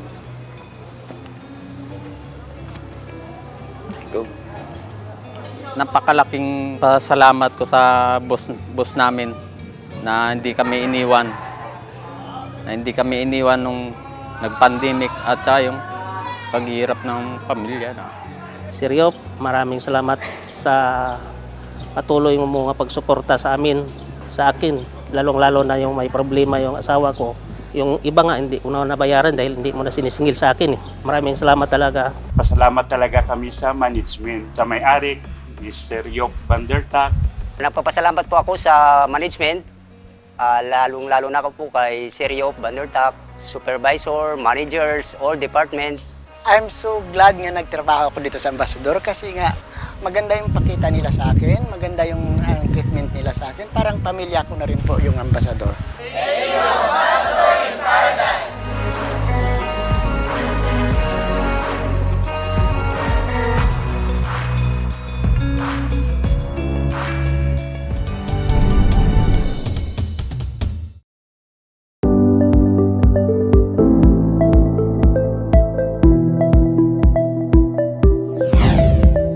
And our buzzword of the week is net zero emissions. Net zero means cutting greenhouse gas emissions to as close to zero as possible, with any remaining emissions reabsorbed from the atmosphere by oceans and forests, for instance.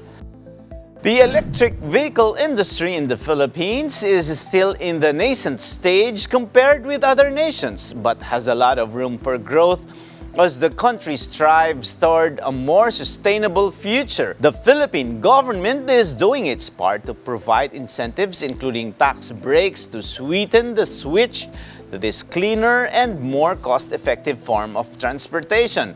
As the electric vehicle industry in the Philippines continues to grow, it is an exciting time for investors, entrepreneurs, and anyone passionate about sustainability and innovation. Whether you are looking to invest in the industry as an investor or entrepreneur, or simply interested in learning more about this new market, there has never been a better time to get involved in the electric vehicle industry in the Philippines. With the potential to transform the way we move and live, electric vehicles are a key part of building a greener, cleaner, and more sustainable future for all.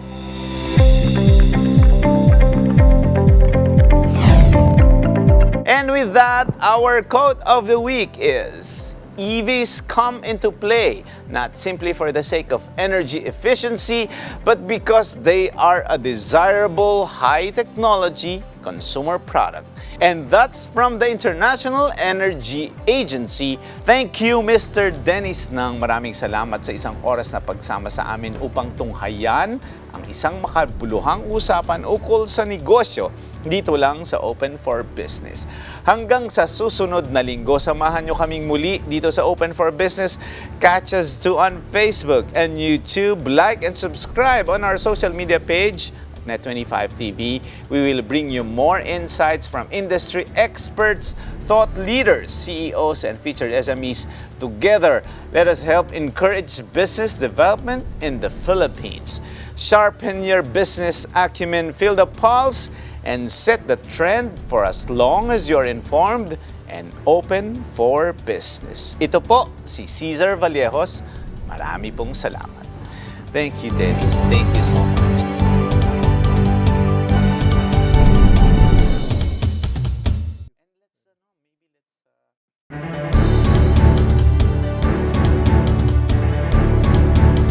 Ang Best Public Affairs Program. And the star goes to Open for Business, Net25. It is a signal to the world that we are open for business. We are now open for business. This is Cesar Vallejos bringing you yet another episode to guide you in discovering your passion and growing your business as we learn from experts in the field. Sama-sama tayong matuto sa isa na namang makabuluhang usapan tungo sa pagpapaunlad ng inyong negosyo. Ang Open for Business ay mapapanood nyo rin sa Facebook, sa YouTube, mag-like at mag-subscribe sa aming social media page at Net25 TV.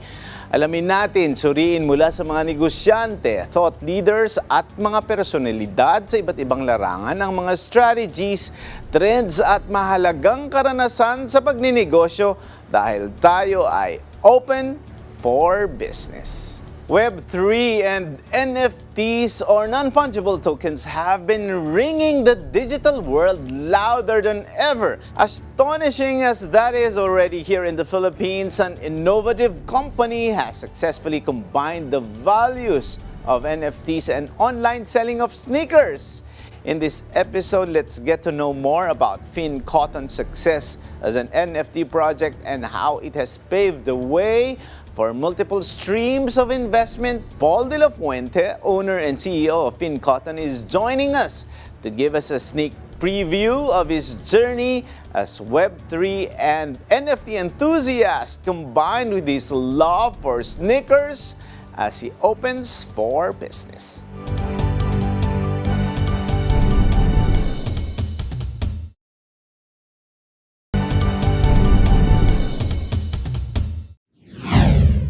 In the world of digital art, a new form of creative expression has emerged, made possible by blockchain technology. NFTs, or non-fungible tokens, have taken the art world by storm, and FinCotton is one to jump early into this phenomenon. This NFT project stands out as not only does it offer NFT minting, but also sells uniquely designed sneakers that have already gained popularity amongst sneakerheads and athletes in the past 2 years. From an online selling platform, FinCotton is now ready to open its first boutique in a mall. Please welcome Mr. Paul De La Fuente, owner and CEO of FinCotton, to tell us more about his unique business proposition. Welcome to Open for Business, Paul. Hi, sir. Hi, sir, CRV. I'm very, very happy to be here. I think this is not the first time that you appeared on Net25. So far, what has happened when you first introduced your products here on Net25? I'm very grateful to Net25. No, I started coming here, I think, 2017 when I introduced my first product. It's called Flood Guard, which is a car bag where you put your car inside a bag, and then it saves the car from flooding. That's good for areas where there's a lot of flooding, like not only in the Philippines, but in Japan and other countries. How is it doing now? It's doing really well. We're actually selling internationally. We've been selling to Japan, Thailand, Middle East, surprisingly. And also, we are on the final stages of a licensing agreement in a company in the United States where they will be the sole distributor of Flood Guard car bags in the US. So, very, very grateful to Net25 for featuring me during that time when I was just starting. And also, you appeared in Unlad during the pandemic. So far, we're very happy with that because we're also helping startups. I think that was just a few months after we launched the brand, and Mariel's team saw us and they decided to interview us. And during that time, there wasn't any face-to-face interviews yet. So we just decided to do Zoom interview, but it helped our business boom some more during the pandemic, and I think that's one of the reasons why we are very popular now, because of the help of Net25 also. I'm very, very grateful to the station. Wow, you're welcome, Paul. And we are going to talk about sneakers ngayon, but it's not only sneakers. I am not wearing one now, but soon I will. Now, as with most entrepreneurs, you have an interesting start with FinCotton. So for our viewers who are also MSMEs and aspiring to get into business, would you tell us a bit about your journey into sneakers and how you incorporated NFT at saka yung Web 3.0? Well, I started into the business of sneakers, not with FinCotton, but with a sneaker cleaning and customization business. It did really well. Actually, on the first year of us operating, we've expanded into 5 branches. Unfortunately, the pandemic happened and I had to divest off of that. So I had to look for a business that I could do during the pandemic where I could start at the comfort of my home. And I started doing e-commerce through online sales, Facebook ads. Through that process, I founded FinCotton in August of 2020. And since then, we've sold a lot of sneakers. I think we've sold around 25,000 to 30,000 sneakers to date. Wow, FinCotton FinCotton, yes. Where yes. do you source your material? Right now, we still manufacture in China. However, my ultimate goal and dream is within 5 years to move manufacturing in the Philippines and provide jobs to the Filipino people. And hopefully, the world will know the Philippines as a country who provides or produces really good sneakers. That's the ultimate goal. And I've set a timeline for myself within the next 5 years. But you know what? In sneakers, di ba, the marketplace is very competitive. People are very brand conscious here in the Philippines. And you sold, tens of thousands of sneakers. Yeah. In that very competitive arena, how do you make that brand stand out? We believe in brand recognition and brand association. And we started partnering with very relevant artists, athletes, personalities, YouTubers, vloggers. And we gave them an opportunity to partner up with a brand that represents them. When we started this FinCotton brand, we wanted to provide a platform or a brand for people to be able to express themselves, right? A lot of people were never given the chance or opportunity to succeed in life. They have all the talent in the world, but they're never given the opportunity. So, yun nga yung sinasabi, di ba? Yung mga swerte, yun yung nagkakaroon ng opportunity, di ba? We provide that platform for them by highlighting them with the brand. So every time we have partnered with a personality, we actually do the ads for them. And nakikita sila on a national scale. We do sponsored ads on Facebook, Instagram, TikTok, and all of these platforms. And then nakikilala sila. So social media talaga. Social media so talaga. Not necessarily the celebrities, but it could be influencers. Influencers, people who are starting, that's what we're looking for. I see. You ask them to wear the brand, the sneakers, and then they show it on their social media, or you produce it And yourself. we promote them. Okay. It's not just them promoting us. It's us promoting them as well, which is a different way of promoting our brand because we promote the talent also. And that's the reason why a lot of talents in the Philippines resonate with our brand because we promote them as well.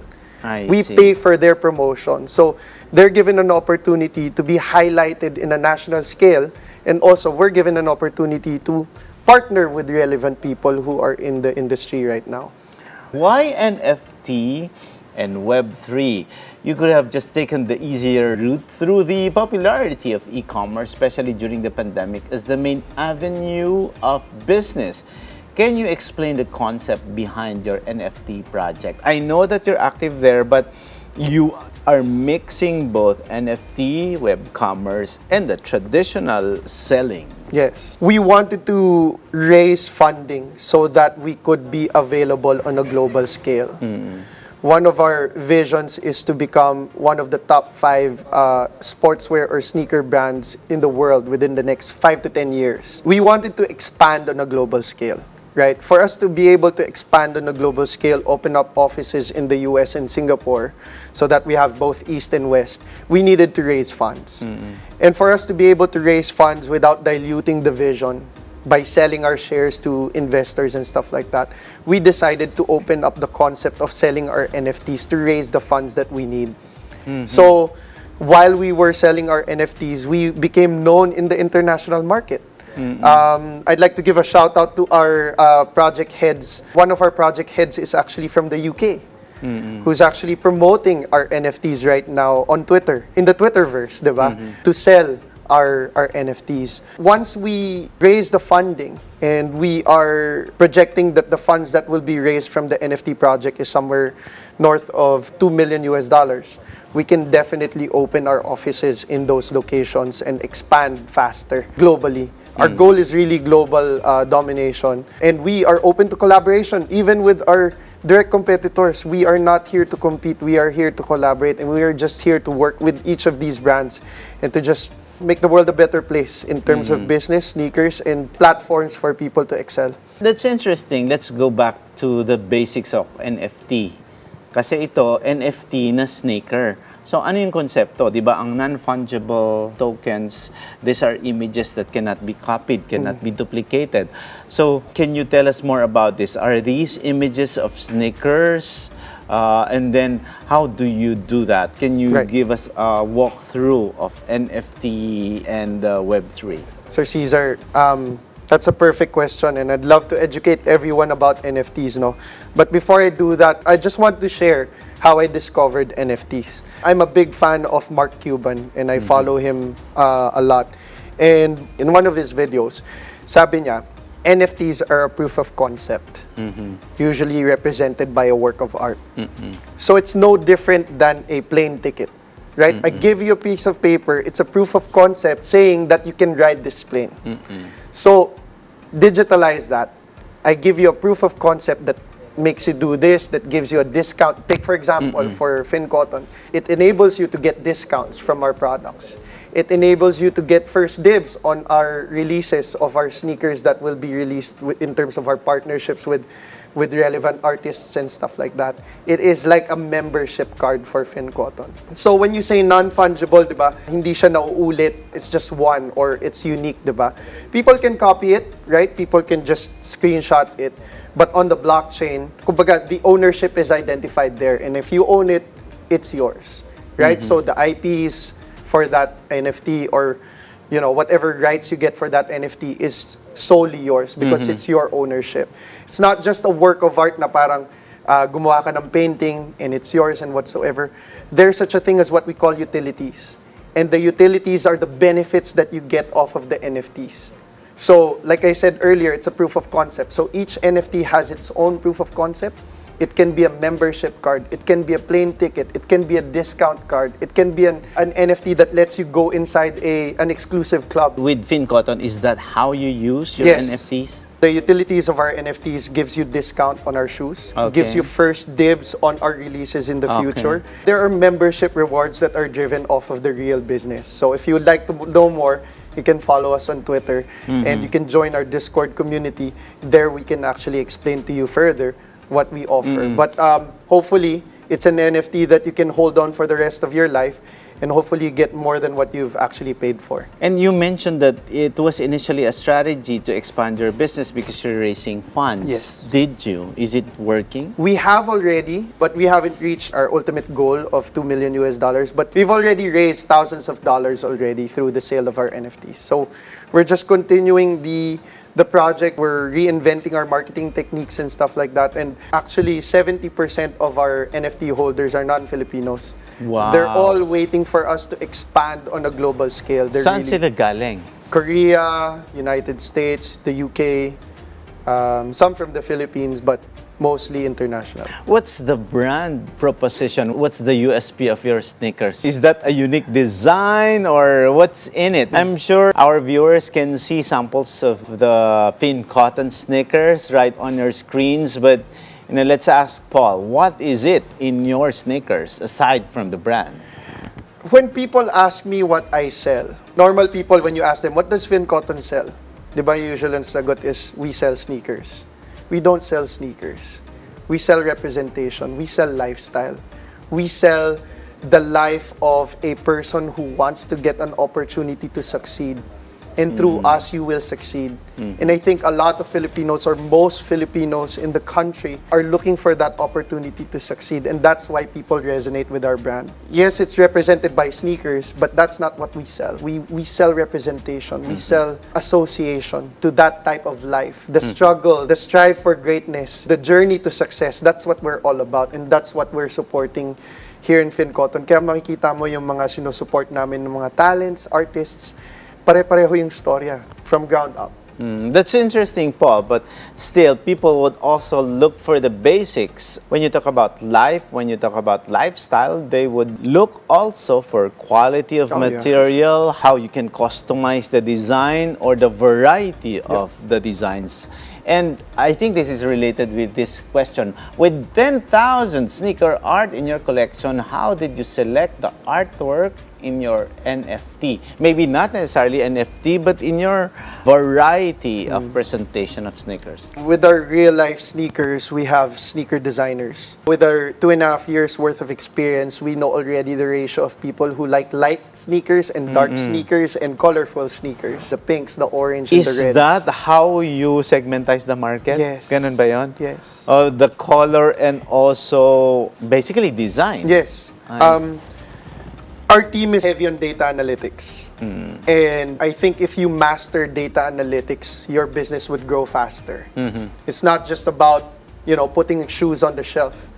It's about mastering data, given your data set, and how you're gonna interpret that data and translate it into your business. But in your product category, how do you categorize them? Diba, when you enter into a shoe store, there's the sports one, and then it tells you this is for tennis, this is running. What's your product categorization? We actually have both. casual and sportswear. We actually market the casual wear with our vloggers, and then we actually market this sportswear with our athletes. And then when we do our ads, especially on social media, we actually target depending on the segment.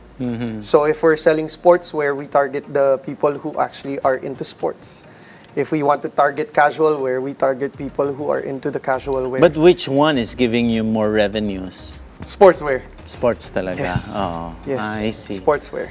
Okay, largely for the benefit of our audience who are now getting interested in your NFT journey, what is the process for creating and minting your NFTs? Our NFTs can be minted through www.fincotton.io. For anyone who wants to start an NFT project, number one, make sure that you are here to stay. A lot of NFT projects are just hobbies, and then they launch the project, they get people to invest, and then they stop. Usually that's what you call rug pulls, diba? We don't want to do that. We're not the brand to be the ones who are doing that, because we have a real life company that backs up the NFT project. So first of all, you have to be a legitimate person, right? You need to have your heart and mind in check when you start an NFT project. Make sure you see it through. You need to have an artist and also a dev. The dev would take care of the blockchain side and make sure that it is fail-safe. I mean, the blockchain cannot be hacked. But the other platforms to market the blockchain can be hacked, which can connect to the blockchain and squeeze your wallet, diba? So just make sure that you have a good developer, you have good security as well. Lastly, make sure you have a good marketing team, because no one would buy it if no one sees it. So that's right. Yeah. Is there also an easy exit strategy there? Because some people also would want to invest in one thing, but their line of thought is not really for long term. That's also possible. If your utility is short term and time bound, you can do that. Just make sure that your utility is actually tailor fit to what you want to achieve, right? So if you want this to be something that would only last for a year, then make sure that you have communicated to your community and your buyers that the utility for this NFT would only last for a year. It can still be successful. Just make sure that you put that in your roadmap so that you have your perfect exit strategy. Pero sa inyo, sa FinCotton, matagal. Kasi marami kayong utilities talagang ginagamit ninyo for ultimately, it's promotion. a discount card. It's a digital discount card and first dibs to our releases. Okay, that's perfect. Now, again, talking about NFT, what makes your NFTs unique compared to others in the market? How do you market and promote your NFT project? Sabi mo nga, if no one knows about it, it's useless. Right. The uniqueness of our NFTs is our utilities, basically. Like I said, we're discount cards. You get membership rewards. You also get first dibs to the design. And hopefully, if we grow global, the value of your NFTs would actually increase because of the, perceived value of each non-fungible token. When it comes to marketing, we started marketing our NFTs through the Web3 space. And the Web3 world is totally different to the real world. With the Web3 world, you don't even know the people behind it. They don't want to introduce themselves. They don't want to dox themselves or divulge their real names and whatsoever. We started there through Twitter, Discord, and marketing, where yung mga giveaways and stuff like that, giveaways of free shoes and partnerships. I think collaborations are very important, especially collaborations with big brands. When we started our NFT project, we collaborated with big international brands in the NFT world. Kaya kami nakilala kaagad. We've collaborated with 10 relevant NFT brands when we were starting. So dun kami biglang, nakilala kami. So Apes Together Strong, that's one of the other NFT brands as well. Most of these other brands kasi art-based NFTs lang sila, not that much utility. And that's the reason why people resonated with our NFT brand, because we had other utilities than just offering art. So, nangyari, the use case was there, and people immediately realized that this is a legitimate project. Because there's a lot of illegitimate NFT projects out there, and that's the reason why the real world is still not open to NFTs, kumbaga. Kasi nga, the anonymity makes it dangerous. My rule, when it comes to crypto, don't be anonymous. Just like any other business, diba? Show yourself what's there to hide. But the NFT world kasi, the anonymity kasi is both a curse and a blessing, diba? So it's a blessing because walang mangulit sa'yo. It's also a curse because madaling mang scam. Yeah. Well, speaking of scam and speaking of marketing, And when we talk about Web3 and NFT, it seems that demographics is younger. Is that also the target market, the demographics of FinCotton? Because we know that when you talk of sneakers, it's good for all ages. Yeah. I know some senior citizens who are very comfortable with sneakers. As a matter of fact, with this revenge travel, I see a lot of senior citizens wearing sneakers as well when they travel. Yeah. What's the demographics of FinCotton? For the NFT side, definitely the younger generation. During the pandemic, there was a shift in terms of wealth. Everyone went online. The money went through the digital space or the cryptocurrency space. So maraming bata ngayon that have a lot of money. In terms of the NFT space, it's the younger demographic. But in terms of the real world, right? You'd be surprised. We have a lot of senior citizens that wear our shoes. They like it. They love it. We opened our store in Ayala Malls, Manila Bay. There were a significant portion of buyers that are actually of the older demographic, which I'm really, really proud because we don't want to alienate or, you know, we don't want to just set aside, you know, the older demographic. We want them to embrace what we're providing as well. Yeah, but in terms of where the purchasing power is coming from, what age and what socioeconomic class? Right. If we go through the data analytics that I was talking about earlier, it's between 23 to 53 males. But within the next couple of months, we're going to focus on females as well. We've received a lot of demand from females na, but wala kayong size namin and whatsoever. So abangan nyo mga females that we are going to release a lot of women's sizes within the next couple of months. Okay, maganda na hindi mo rin kinakalimutan yung brick and mortar kasi sabi mo nga, you just opened your store. So now, it's really a combination of online and brick and mortar. What is your outlook? Do you intend to expand with more stores and still continue to enhance your NFT, cryptocurrency, and Web 3.0? Yes, we plan to expand all of our businesses. We want to expand parallel, sabay, lahat. Yes, we do plan to open more physical stores, not just in the country but also abroad. We're open for co-ownership. Co-ownership of the FinCotton branches. It's like franchising it? Yeah. So if you're looking for a business to invest in, maybe FinCotton is the brand for you. Just contact me, message us on Facebook. Yes, we do plan to open a lot of physical stores because at the end of the day, our brand is physical. Right? So we want people to feel it, to touch it, to be able to wear it and masukat nila yung paa nila, see what's comfortable, see what's good for them, what's a fit for them. So on the physical space, we're not going to stop. On the NFT space as well, we're not going to stop because that's where we will raise the funds to expand on a global scale. So sabay lang siya. And also on the e-commerce side, we just opened recently our Zalora store, Lazada, TikTok Live, yung mga ganon. So we're attacking it on all angles so that we are available everywhere. We're delivering it to everyone. So if you're not into e-commerce, you don't buy online, we deliver it to you physically. If you're into e-commerce, you buy it online, we deliver it to you. If you're in Web3, we deliver it to you as well. So that's what we're trying to do and that's how we're attacking it. Wow, this is interesting. Pero going back to NFTs, I just have to ask this. So for newbies, how do you determine the value of your NFT? And then what's the transaction process of buying and selling your NFTs? Can you also utilize the physical stores that you have in transacting with NFTs?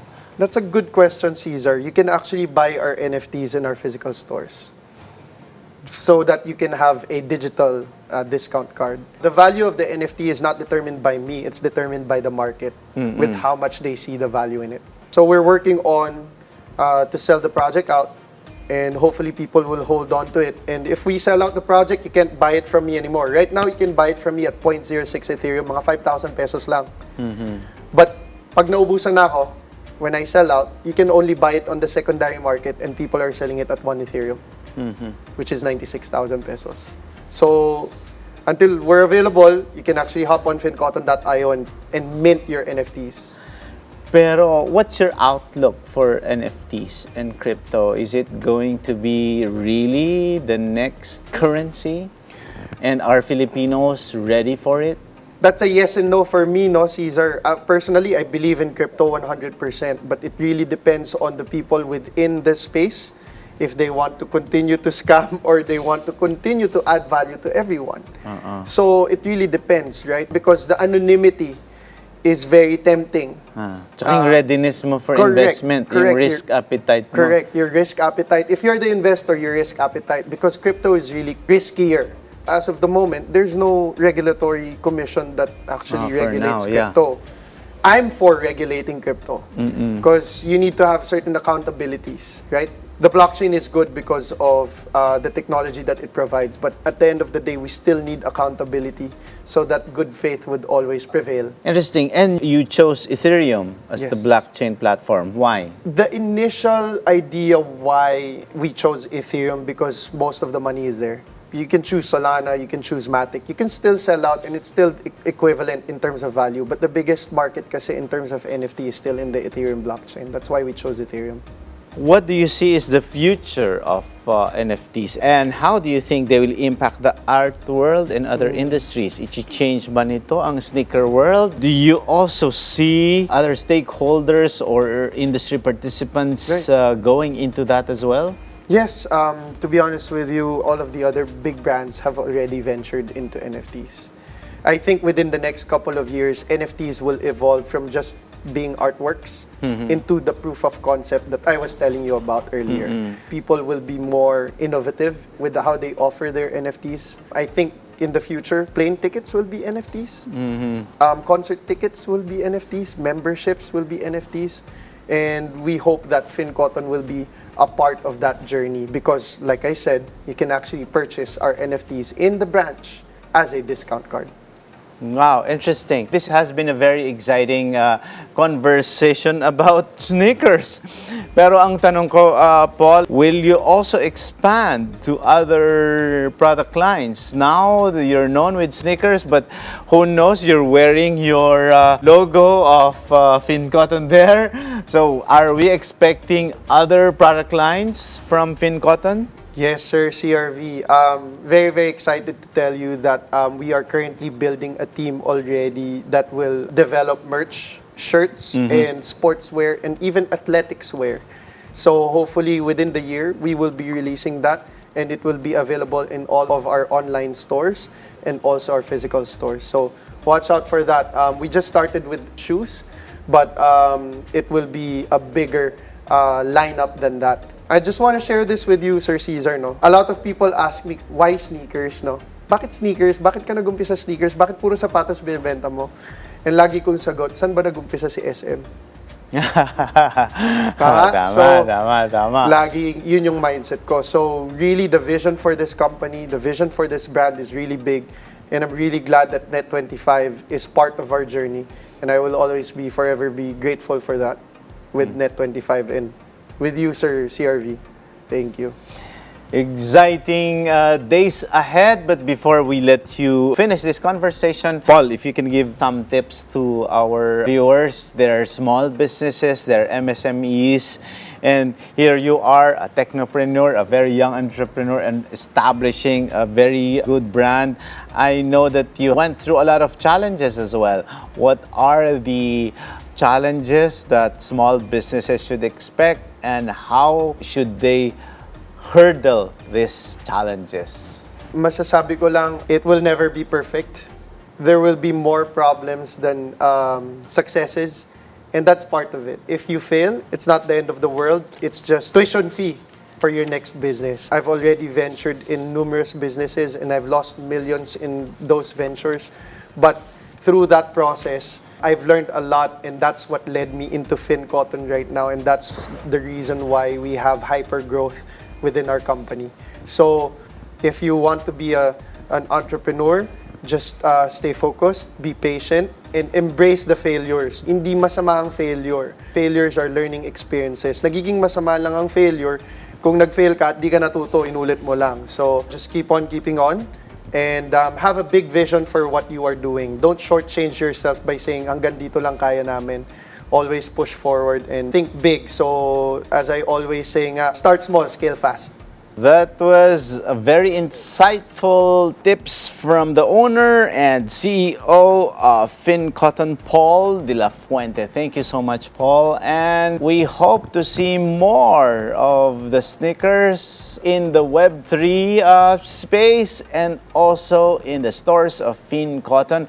And we hope to see more of the sneakers in the shows of Net25. Abangan ang Rap Star Pilipinas. We will be focusing and promoting a lot of rap artists. Pupunta sa inyong mga bayan sa buong Pilipinas. Open for business. We'll be back. Stay with us.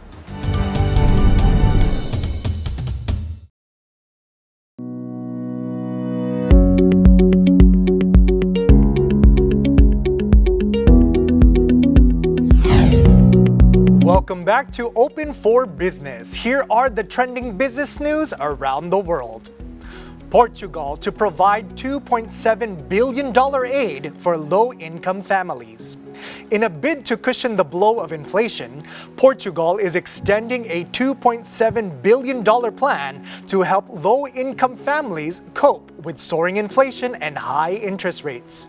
Its government is also scrapping a value-added tax of 6% on 44 essential food products. Critics, however, said that the measures are not enough to help consumers. Around 1 million families are estimated to benefit from the anti-inflation measures. Canadian national budget provides grocery rebates for low-income households. Canada's 2023-2024 budget contains a grocery rebate for 11 million low-income households. The budget also aims to help Canada compete with the United States in the low-carbon economy, including tax sweeteners for electric vehicle manufacturers and through a series of green investment tax credits worth $26 billion. Indonesia drops VAT on electric vehicles to 1%. In a bid to boost the sale of electric vehicles, Indonesia has lowered its value-added tax to 1% from 11%. The country's coordinating Ministry of Maritime and Investment Affairs said that the VAT will be in place until the end of 2023. Indonesia is doubling its efforts to lure more investments into the domestic production of EV batteries, as well as to use its rich reserves of nickel, a key component of EV batteries. That's our news roundup. I am Randy Bernardino for Open for Business.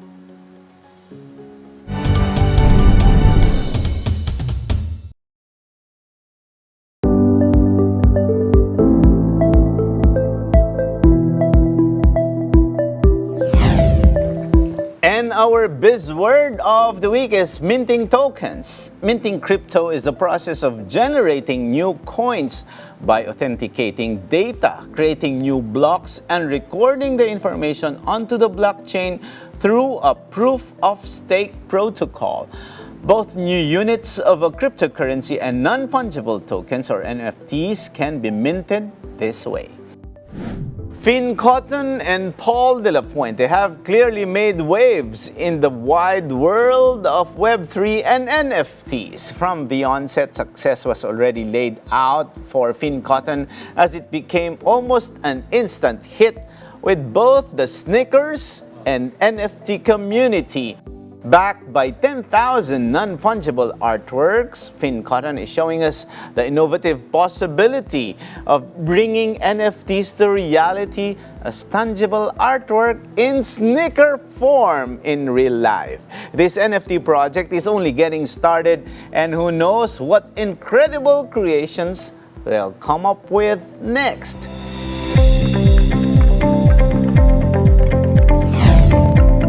And our quote of the week is, concentrate all your thoughts upon the work at hand. The sun's rays do not burn until brought to a focus.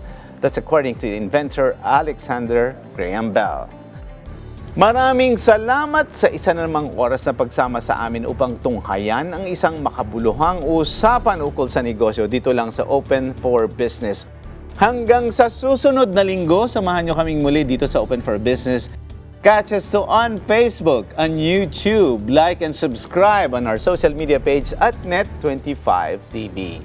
We will bring you more insights from industry experts, thought leaders, CEOs, and featured SMEs. Together, let us help encourage business development in the Philippines, sharpen your business acumen, feel the pulse, and set the trend for as long as you are informed and open for business.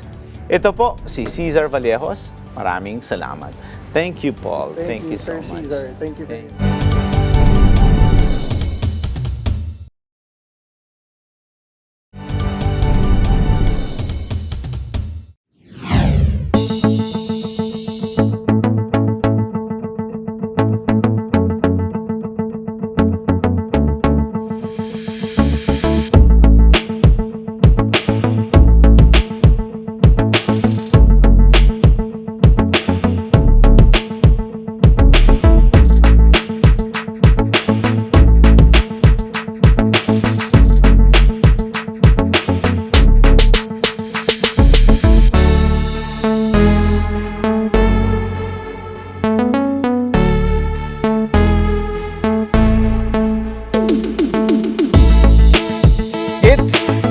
Time and Open for Business is driving a shot in the fairways of Alabang Country Club for the first ever Net25 Golf Cup. See our favorite Canet Together frontrunners, former Senate President and reality check host Vicente Tito Soto III, bossing Vic Soto of Love Bosling and Tali, and Aga Mulak of Tarage Magadagad and Bida Kayo Kay Aga, and more, who will be on top of the leaderboard and the winner of the first Net25 Golf Cup.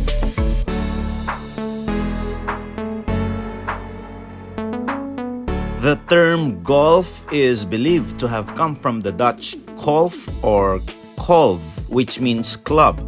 Apparently, it later evolved in a Scottish dialect as goof or golf, and eventually as golf. And if you're still unfamiliar with golf, it is a game in which a player strikes a small ball with various clubs from a series of starting points or teeing grounds into a series of holes on a course. The player who holds his ball in the fewest strokes wins, as this game calls for the player to walk across the greens and fairway while planning the next move. It requires a lot of dedication and patience. Just like in business, you start with a vision on where you want your ball to land and make it right with the fewest hits possible. Golf is also quite a popular sport among business persons, and it's been said that a lot of businesses have been created or sealed in the golf course.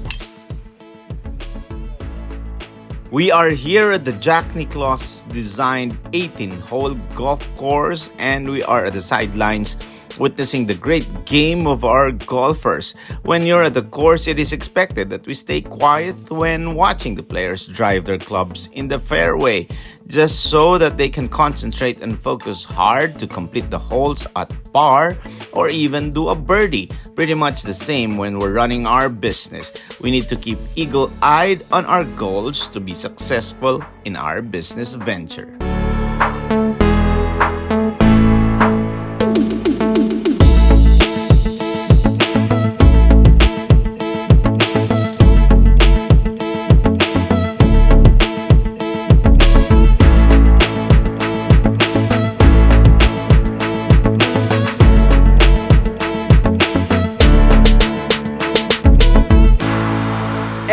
That brings us to the end of an exciting day of golf here at the first ever Net25 Golf Cup. We've seen some amazing performances from the players today, with some truly outstanding shots on display. Throughout the games, we saw fierce competition amongst our Net25 friends, with the leaderboard constantly changing and players battling it out for the top spot. Despite the blinding heat of the sun and wind challenges, the golfers showed their skill and determination in overcoming them, and that is a key takeaway for our entrepreneurs to stay at the course.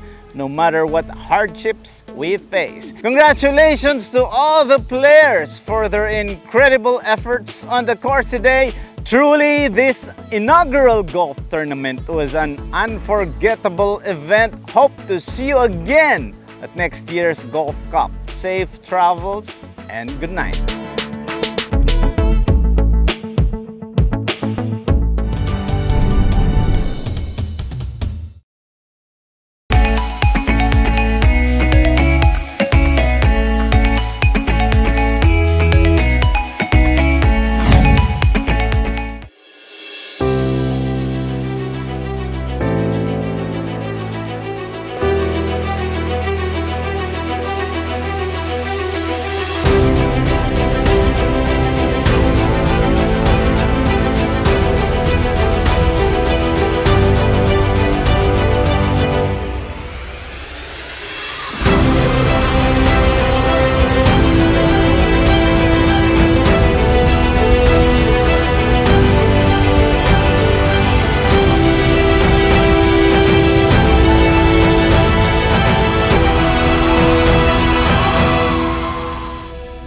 Many international artists love Filipino fans for their passion and warm hospitality. The Philippine Arena is just a fitting place to meet and perform for them. According to the British consulting firm Buro Happold, the Philippine Arena symbolizes the people's endurance, strength, and indomitable spirit. Despite the calamities or natural disasters that we Filipinos face each year, we still find time to be entertained and witness musical performances to cheer us up in times of adversity. There is now a growing list of international artists who have performed at the Philippine Arena since it was inaugurated in 2014. There's Katy Perry, U2, Guns N' Roses, 17, Harry Styles, and Blackpink. In the last 4 months, the Philippine Arena has also served as the venue for major events like the PBA Commissioner's Cup 2023 Finals Game 7, the FIBA Asian Qualifier 6 window featuring home team Gilas Pilipinas. This proves that even after the COVID lockdowns, it remains as the go-to place for huge concerts, sports, and other important events not only for the Philippines but for our region and Asia. Through the years, improvements have been made to make the concert experience for fans better and easier. We now have the Philippine Arena exit. Organizers set up safe and convenient transportation options for commuters, and there's improved accessibility and communication. As for the artists, it really gets them even more hyped up hearing such a huge Filipino crowd singing their songs back to them. Members of Korean group 17 have expressed their positive feedback after their massive show last December. It's twice the fun, as they say, which is literally a concert that houses twice the size of Metro Manila's popular venues.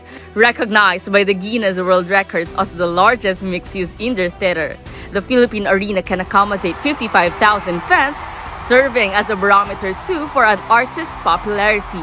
The structure was also featured in the Discovery Channel documentary Man-Made Marvels Quake Proof. It is described as an enduring, record-breaking building in the face of some of the world's most dangerous and extreme environments.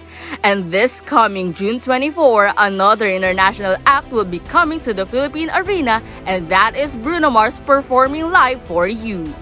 I am Jasmine Agustin for Open for Business.